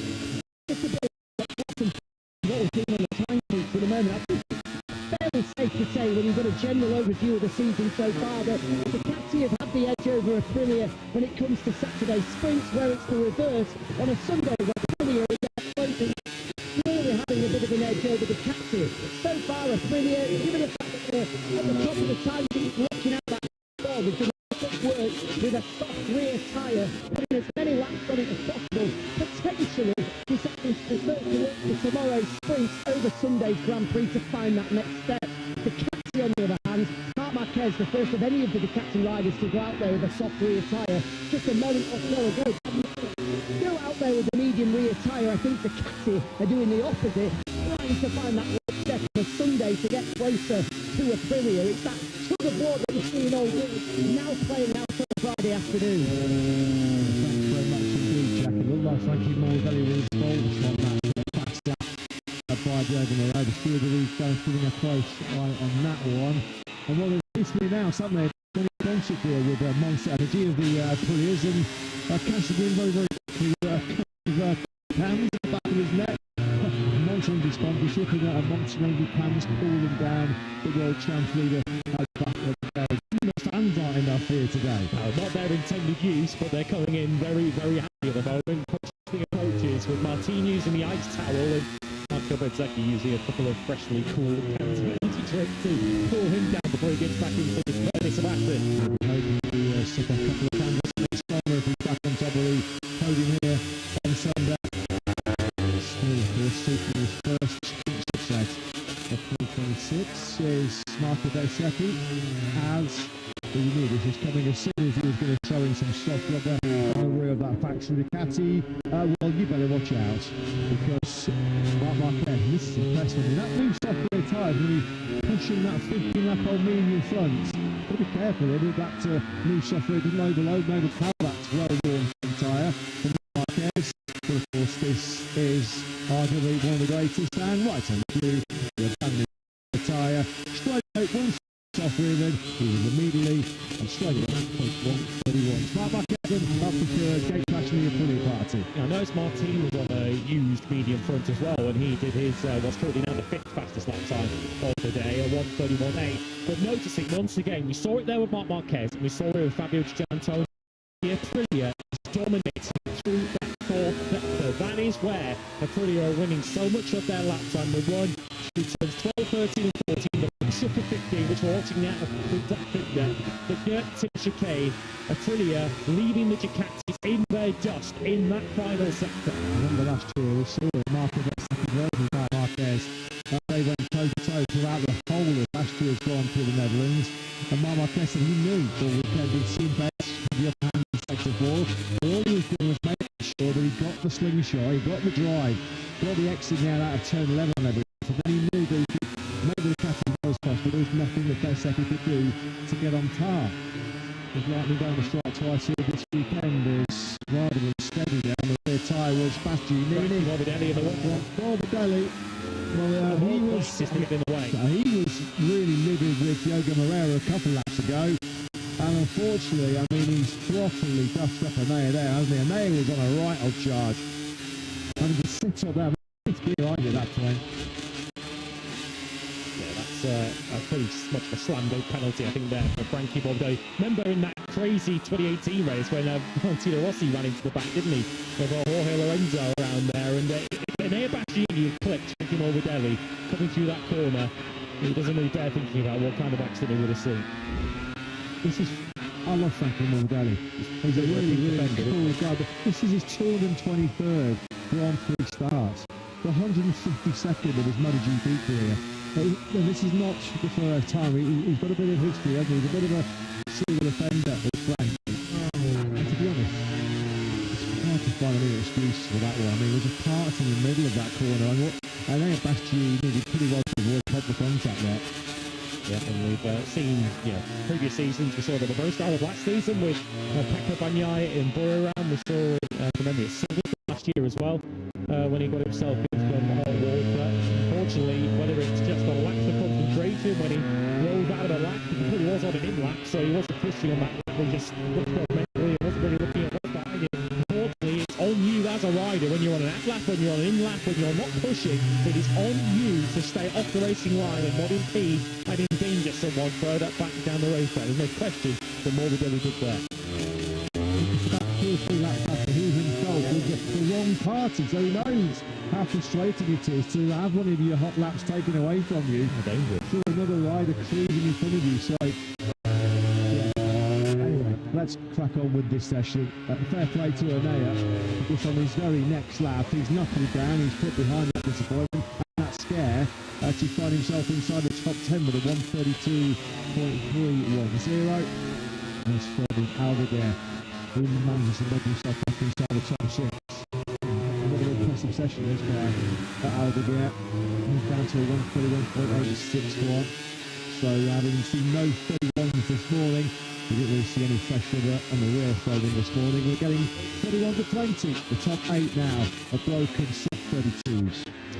Costa's about to fit himself well into the mid-31s here. He's up at the halfway stage of his current lap. I'm sure we'll pick him up shortly. Bagnaia in 13th place, but a little bit of a false position really for Bagnaia. He's always relaxed, isn't he, to go for a soft rear tyre as he does the maximum homework possible on warm rubber. We do now pick up the future, I guess, of Ducati. Pedro Costa still looking to put back yet in amongst the Ducatis and the Aprilis at the sharp end. Yeah, every single manufacturer in the world would have loved to have got the Prix signature of Acosta on a contract for 2027 and beyond, but it's Ducati that won that race. There's Acosta still seeking his first race win in MotoGP. He did say that is still one of the big challenges, one of the big goals that he has left to accomplish as he parts company, of course, throughout his entire career. Going back to rookies, he has been associated with Red Bull and with KTM. Yellow flags out the top end of the circuit, turns 11 and 12. Acosta up to 4, and he's Aldeguer. Well, we were just waxing lyrical about Aldeguer, and this is a fast get-off for Aldeguer. More drama than for the Brazilian Ducati rider who fractured his femur, didn't he, back in January. He's going to lose a rear. Unfortunately, he didn't pick away the corner. He's had to hit the lip of the gravel there, wasn't it? But he's essentially done some damage. Washing machine crash eventually for Aldeguer. Yeah, what started off as what looked like, if you can say, it was a relatively harmless crash. It was, once he slipped into over the curve on the gravel, just flipped him up and he was along for the ride. And let's not forget, this is a young man who fractured his femur in a training accident in Valencia right at the start of January. Still hobbling around, quite a pronounced limp still of Aldeguer. When you catch him going around the paddock, he says the most confident he feels is actually on a 300 horsepower MotoGP bike. Everyday life, just getting out of bed is harder than riding a MotoGP bike, which is somewhat hard to fathom. Okay, well, wake up sore in bed tomorrow morning. We hope that Aldeguer is okay. The yellow flags are full out there at the far end of the circuit as they come out of the coefficient corner. So Pecco Bagnaia, who's just been sent out on his first brand new soft rear tyre of the afternoon, might not necessarily be the opportune moment to send him out there to get a time attack on the board with the recovery work taking place, not just for the motorcycle, but for what we hope is a relatively okay Fermin Aldeguer. 13 minutes of this practice session remaining, and Aldeguer in 7th place. That Q2 place for him will surely now come under serious threat. That's second on the charge, so too is Mir on the factory Honda. Mir has nailed the first sector. He looks to put himself inside the top 3. Just outside of it right now in 11. David's had to roll out a bit forward for the yellow flags. How much time that cost after that second push. First and foremost, we are hoping that Fermin Aldeguer is going to be A-OK after that nasty crash where he was sent somersaulting through the gravel trap. So head down once again for Bez. Yellow flags and finally have been cleared on the exit of turn 11. And there's Moreira now on the rear tyre of Martin. Yeah, and it's also ruined a crappy strategy from the Yamaha riders of Brinton Miller too, because they were up behind Bezzecchi and have now missed the opportunity, or at least on that first lap, to improve themselves. They now get a second crack at this, with line turns 3 and 4, and into the left-hander of 5, just struggling. Mir, the yellow flags might have pulled just in time for the 2020 world champion, and this could put him well into the top 10, and it puts him right into the finish in the top 10. He lost half a second to the Aprilis in that final sector.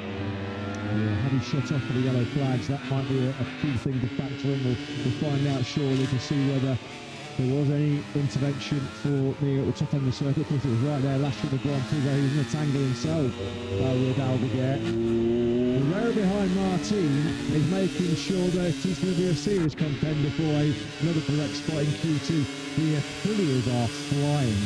The Aprilis are at the moment in another level, aren't they? Look at this 5 second of Martin. Moreira is doing an outstanding job just to go on the rear tyre right now of Martin. We've got 2 Aprilis flying and someone being dragged along by Aprilia who's also flying. Moreira could be about to take top spot away here from Iagora because he's closing invisibly on Martin and he's getting a bit of a helping hand through this troublesome final sector if you're not on board in Aprilia. So is Alex Marquez. Look at Alex, just about 50 metres or so back at Martin and Moreira. Over the line we go then. Alex Marquez goes up in the P3. What about Marco Bezzecchi? Yeah, Marco Bezzecchi with a bit of a game changer. Some lap out by Bears, a 1:31.123. It's been over 3 tenths clear of Agura. That was brought in track position there by Alex Marquez.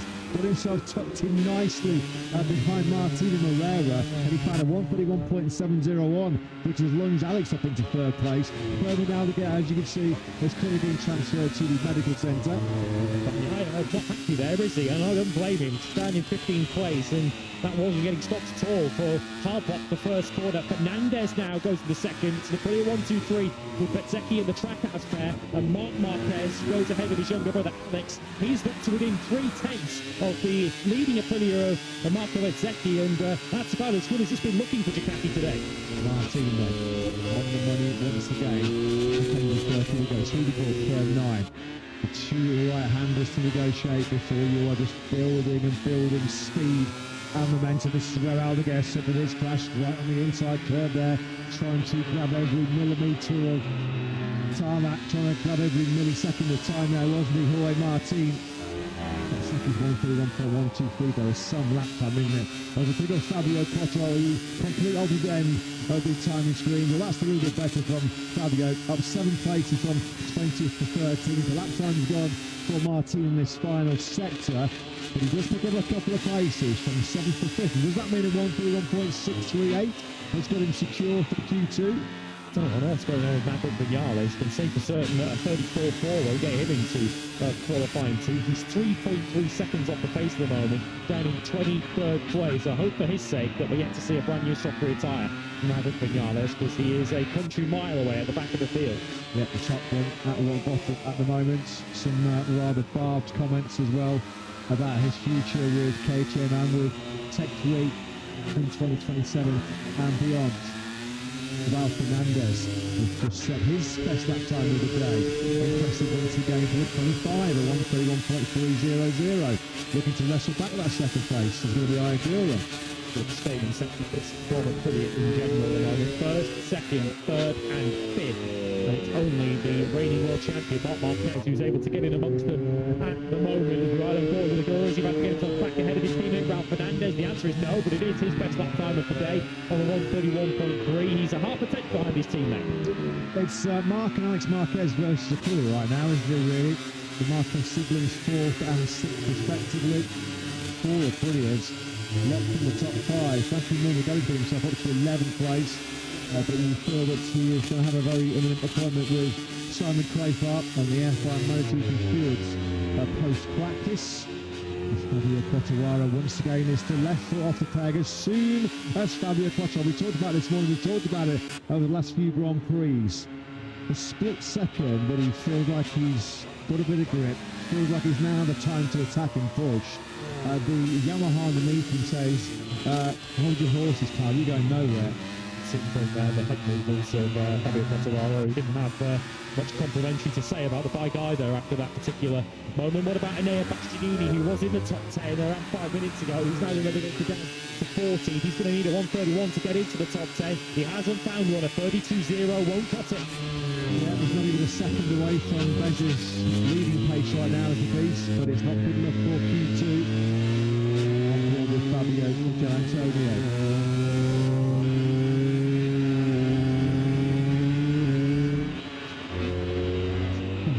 In that part of Aston's place, fast right handlers as you go through moving there and then Hoga high. They're building up through 3rd gear out of 11 up to 6th gear, cranked over the left side there at about 300 kilometers an hour. Antonio 10th to 5th.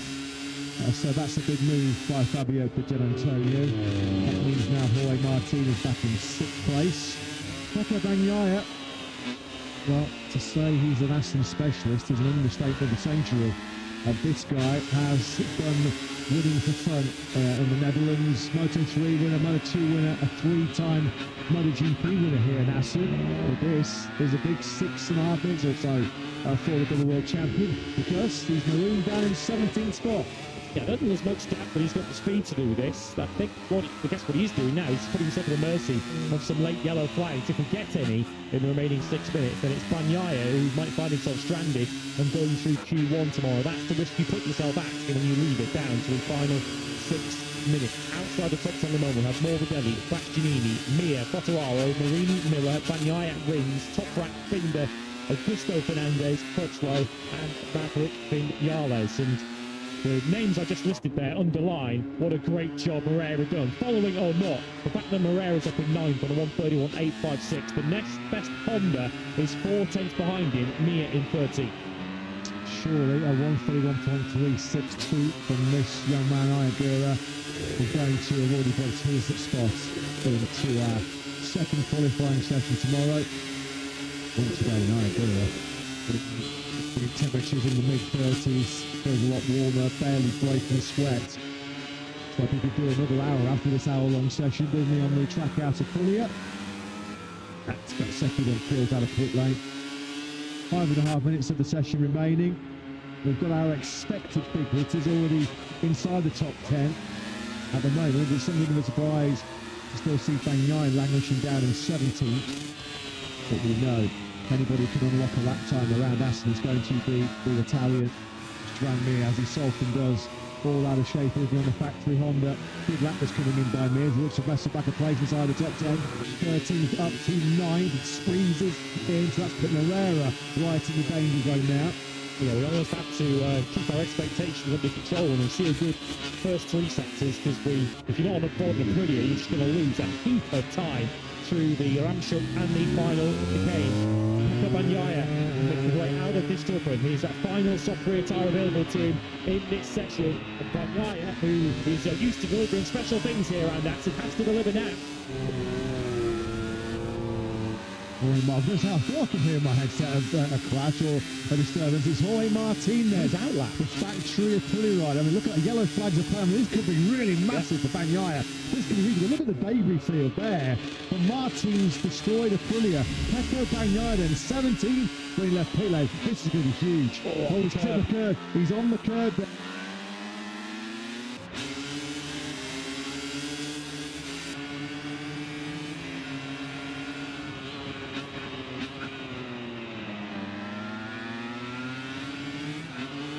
Grass, he spins round and gets to look at his factory of Puglia, probably destroying himself. But this won't count for Pecco Bagnaia, I'm certain of it, because the yellow's still out. Coming through 12. It's going to be a fast lap time, but not a valid one for Pecco Bagnaia, who goes up into big place, but he's going to have to keep pushing on that, because Jorge Martin and Alex Marquez now also go down. I didn't know whether that noise in our headsets through the replay was the replay or whether someone else had crashed. Marquez, for the second time this afternoon, down at the struggle. Bagnaia's in some serious trouble here, isn't he? I mean, the yellow flags a go-go on this colour lap. He's right in the section now. His heart's going to sink because he's coming through turn 5, which our information about Alex Marquez has crashed out. You can see it in the graph, the yellow flags at 12, 13, 14 and 15. Was the yellow flag crucially clear by the time Pecco got through turn 5?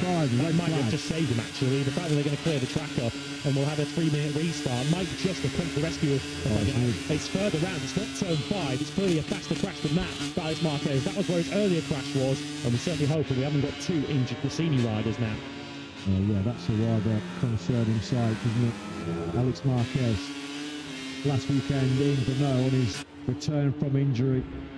The neck and shoulder injuries. We're on board with those. Let's have a listen to this one.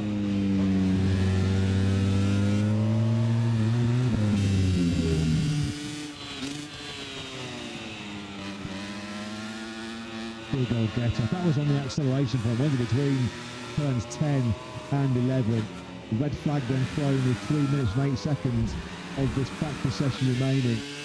As Alex Marquez has crashed, Gresini Ducati GP26 gets removed from the scene. And of course, first and foremost, our concerns and our well wishes go to Alex. A neck fracture and 4 fractures in the right collarbone. This is a tough one for Mark coming through that part of the circuit. Alex Marquez then has been a bruising Friday afternoon for Gresini Ducati. Ferdinand Aldeguer, our latest information is that he went to the medical centre after he crashed a corner further round. He crashed through turn 12, the Moulvin corner, and Alex Marquez high siding in between 10 and 11. The Magdalene and the breakers route, confirmation that he is at least conscious, but clearly in a fair chunk of pain. Hopefully that pain subsides. There he is, at least sat upright but clearly he's been bashed around a bit, and that's a rider who has had his fair share of not tweaked lately. I would not be surprised if this might be the end of Alex Marquez's Grand Prix of the Netherlands. He withdrew, didn't he, last weekend in Renault? After qualifying, he's been really shaken up by this one. He wants to get up himself, doesn't he? But I think he needs to take the advice and just jump on the stretcher. Yeah, he just wonder, he erred on the side of caution last weekend in Renault, got through Friday practice, got through qualifying, and then decided to withdraw to give himself the best chance of being stronger and more competitive here in Assen. But yeah, Alex, battered, bruised, is able to at least walk away from the crash with the assistance of the medical team here, who were rapidly on the scene as always in Assen and as they are all around the world. Another high-profile Spaniard, Jorge Martin, had a pretty fast get-off himself at the end of this session. Look how quickly this is going to go for Jorge. Boy, unsettled on the edge of the curve there, going through turn 12.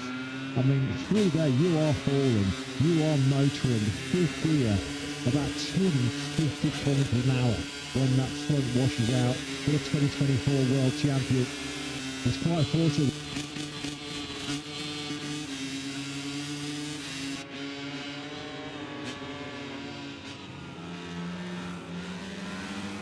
There, he just was able to slide rather harmlessly through.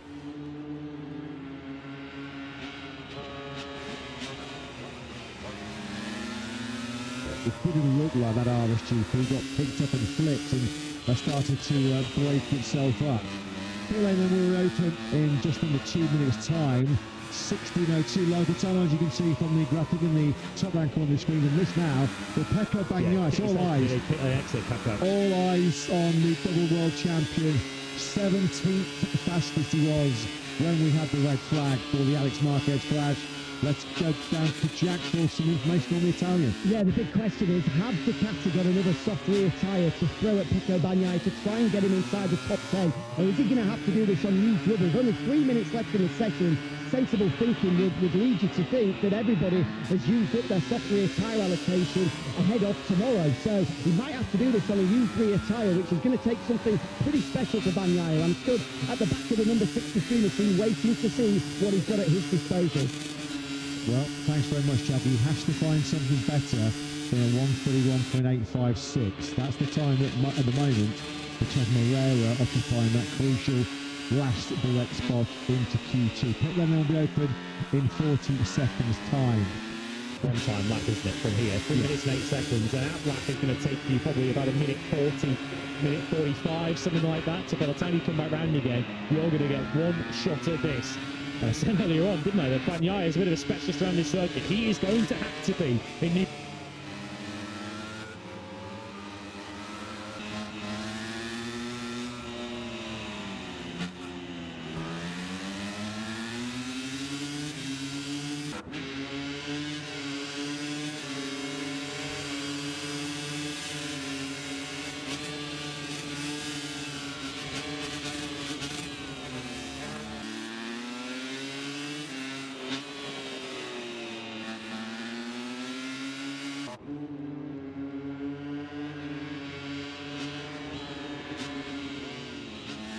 From here, 3 minutes and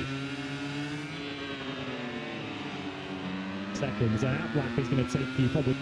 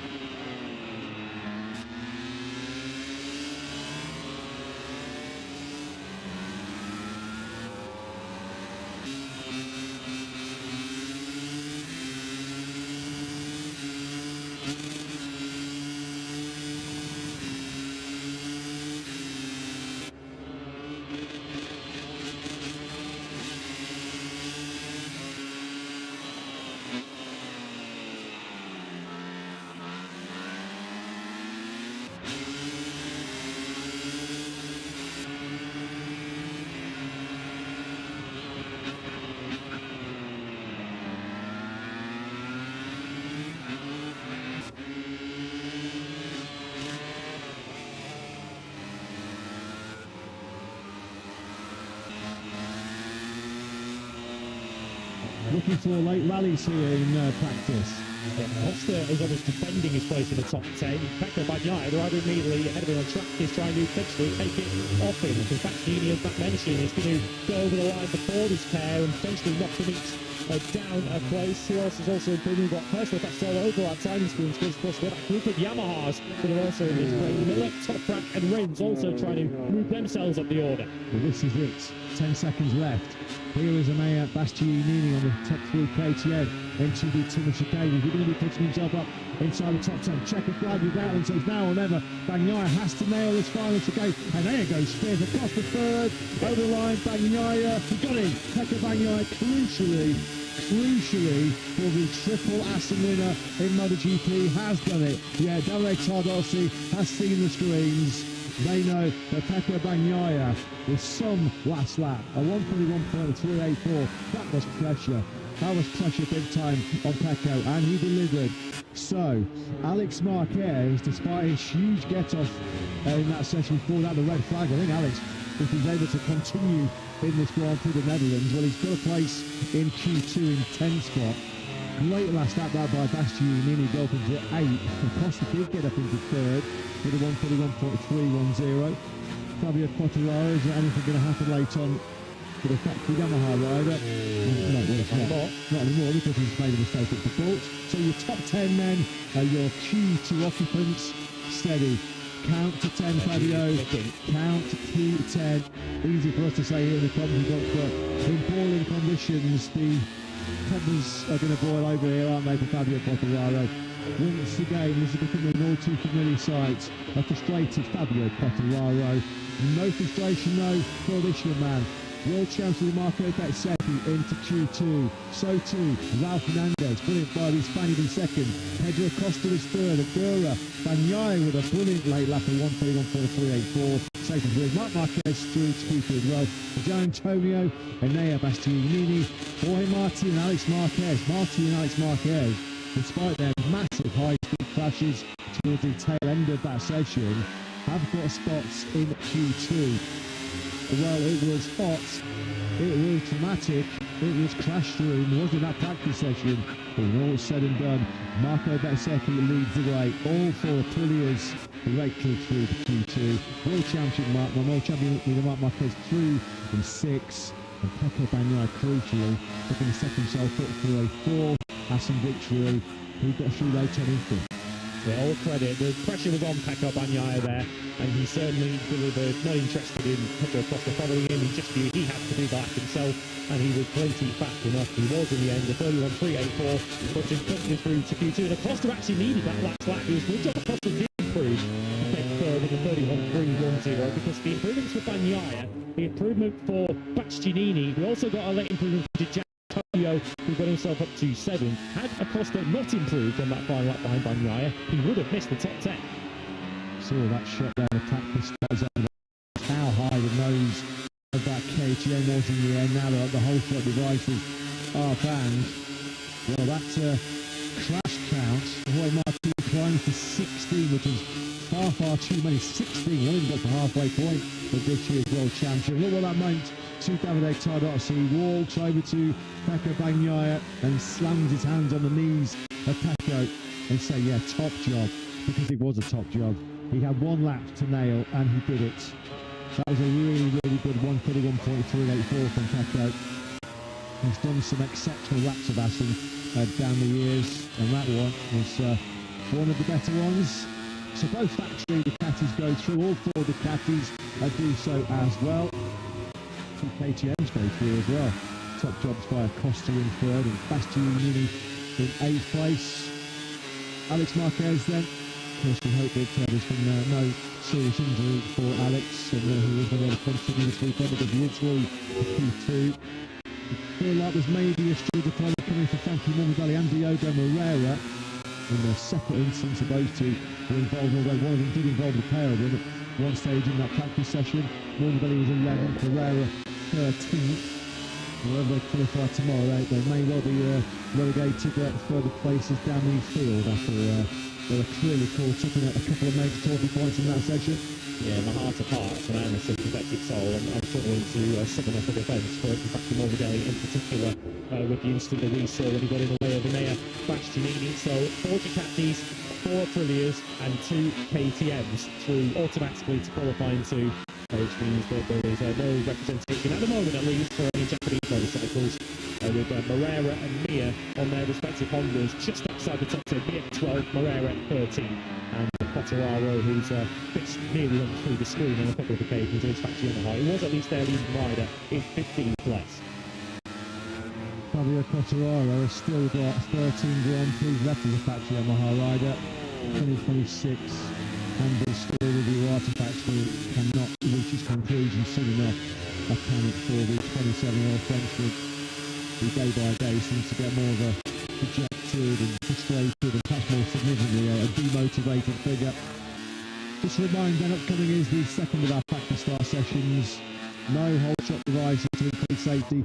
At the starts, that message from MotoGP race director Graham Webber. What a performance, what a last lap that was by Pecco Bagnaia. World champion Marc Marquez also directly to let's go through thoughts from Davide. Tell us to be joined. Yeah, great to be joined by Davide. That was a big lap from Pecco under the biggest pressure imaginable as well. You could see when he came into the box, you liked it, giving him a good tap on the shoulder. Yeah, it's a big fighting, good focus.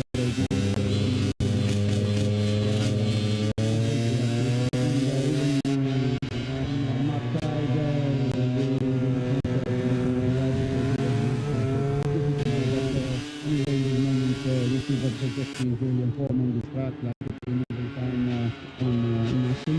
But yeah, we have to select the national station from this. Seems like a difficult period for Aprilia. So far today, they've really fought back. Quite concerned by the level that all 4 of the Aprilias have shown.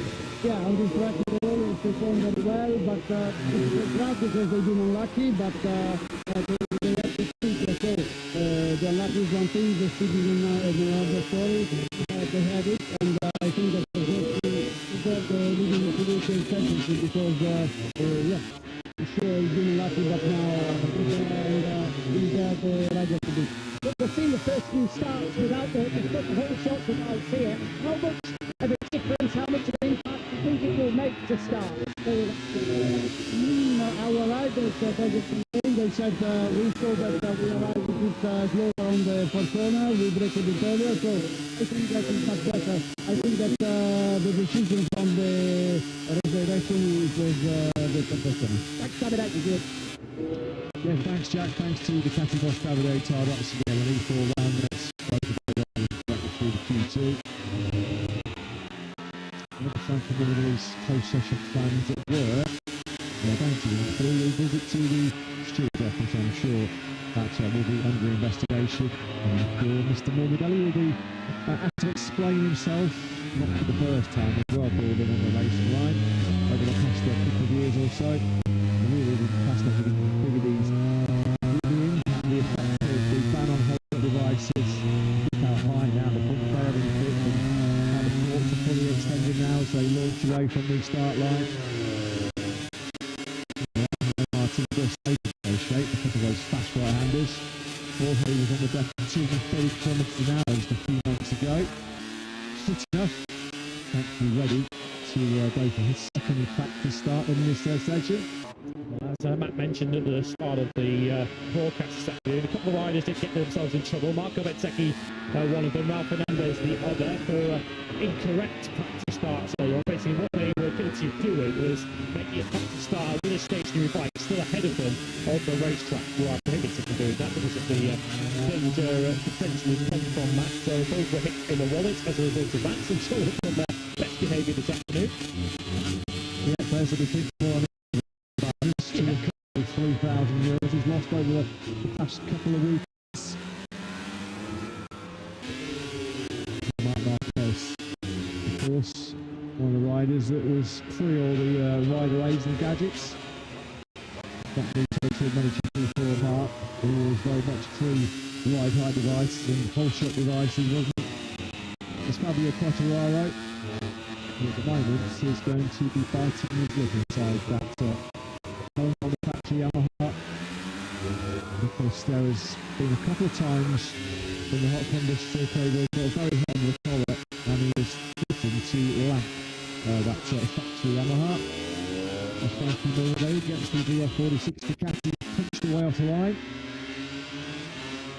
Very interesting tomorrow afternoon at 3 p.m. local time for the Tito Sprint, which is expected to be in very similarly sweltering conditions here in Assen, to see what difference, if at all, it makes on the start of the sprint. Not just in terms of course, making it safer, which is the intention, is why this has been brought in, but also the fast test off the line in the past, which are generally were the Aprilias, whether they still will be the class-leading motorcycles, but there is so much that goes into getting a bike off the line quickly. It's not just down to the whole show, as well. It's certainly a key part of the procedure. So Marc Marquez still feels like, despite the fact that he's won the last 2 Grand Prix in Balapon and Brno, it feels like he's still not fully on the attack, he's not fully on the offensive. His idea, his master plan here in Assen is to get through this weekend, much like Mugello, in survival mode, and then instead, didn't he, over the last couple of weeks, his beloved the Factoring, where in past years he could turn up blindfolded with one arm and still win. Well, that's when Marc Marquez feels like that's when he'll be in, that's when he can really get back on the front foot and try and put some pressure on the Aprilias in the World Championship. It's been a really strong day. Honda straight the Q2 for the first time since he left. Gives indications for the recent improvements that HRC have been making. First time in 4 Grand Prix, we don't see Diego Morel advance straight through into our second session. He was 13th, as 1 place behind Joan Mir. Ferdinand again, unfortunately, got paid early for his heavy crash in that 60-minute session. He was top 6 when he was on the floor on the exit of 10-11. He got pushed back down to 14th place. Unfortunately, on a very tough Friday in Assen for the Brazilian and Pepper Squad, both of their riders are undergoing assessment and treatment in the Circuit Medical Centre. Battle scars as well for the Martinator. But no problemo. After an instantly forgettable Brno Grand Prix in Czechia, after one of the toughest weekends of his Grand Prix career, Michael Betsekias has shown the good side which we know and love, because he's been fastest in both practice sessions here on Friday. He looked every inch the World Championship leader today, didn't he? Marco Bezzecchi quickest in both sessions. Ralph Fernandez second ahead of Pedro Costa, whose late lap lifted him up to third. Igor fourth. Bagnaia delivered right at the death to take fifth ahead of Marc Marquez and Fabio Gianantonio. Bastianini, Martin and Alex Marquez also through the Q2, although we saw Alex Marquez being helped away from his late crash at turn 11. Morbidelli has took the stewards coming 11th for him ahead of Mir at the top Honda. Morera next up ahead of Aldeguer. The top Yamaha was Quartararo, not that he was too celebratory about it. Vinales wins, Marini and Miller next up ahead of Toprak. Brad Binder down in 21st place ahead of Augusto Fernandez and Cal Butchler. So Bez on top in FP1 and in practice. Fantastic Friday in the Netherlands for the Aprilia rider. Did a lot of early work on a used front tyre. A couple of long first 2 runs from Bez. And then he was on fresh for the medium front soft rear tyre. He found the time of the day at 1:31.12. The late yellow flags constructing his 4th one. Pretty strong run too for Ralph Fernandez today, who started off putting some laps on his medium rear tyre, which might well be the pick on Sunday. A soft rear tyre enabled him to get down to a 1:31.3 to finish second overall. Top KTM, well, who else could he be? Of course he was Pedro Acosta. Shining light for the Austrian brand once again. Acosta finding a 1:31.310 right at the end as he was hotly pursuing Pecco Bagnaia. Another top performance from the top talented Spaniard. He also had to use a slightly worn rear tyre to do that. Iagura on a brand new soft got down to a 1:31.362, backing up his single lap steps forward that we saw in Brno a week ago. Pecco Bagnaia safely through as well. Likewise, Marc Marquez. So what about the sector times in grueling hot conditions? It was Bagnaia who delivered in sector 1 fully ahead of Mir and Acosta. Bagnaia with the run through sector 2 just ahead of Bezzecchi. very sector. We had the monster crash. Alex Marquez fastest in sector 3, headed Prix and Ralph Hernandez. And as they did this morning, as they have all day, Aprilia owning the fourth sector, a lockout for the RSGPs. Well, it has been an incredibly hot opening day of track action here in MotoGP in Assen, and it's been an incredibly hot pace set by world champion Marco Bezzecchi. He's fastest on practice Friday here in the Grand Prix of Netherlands, and he completed another podium double here in Assen.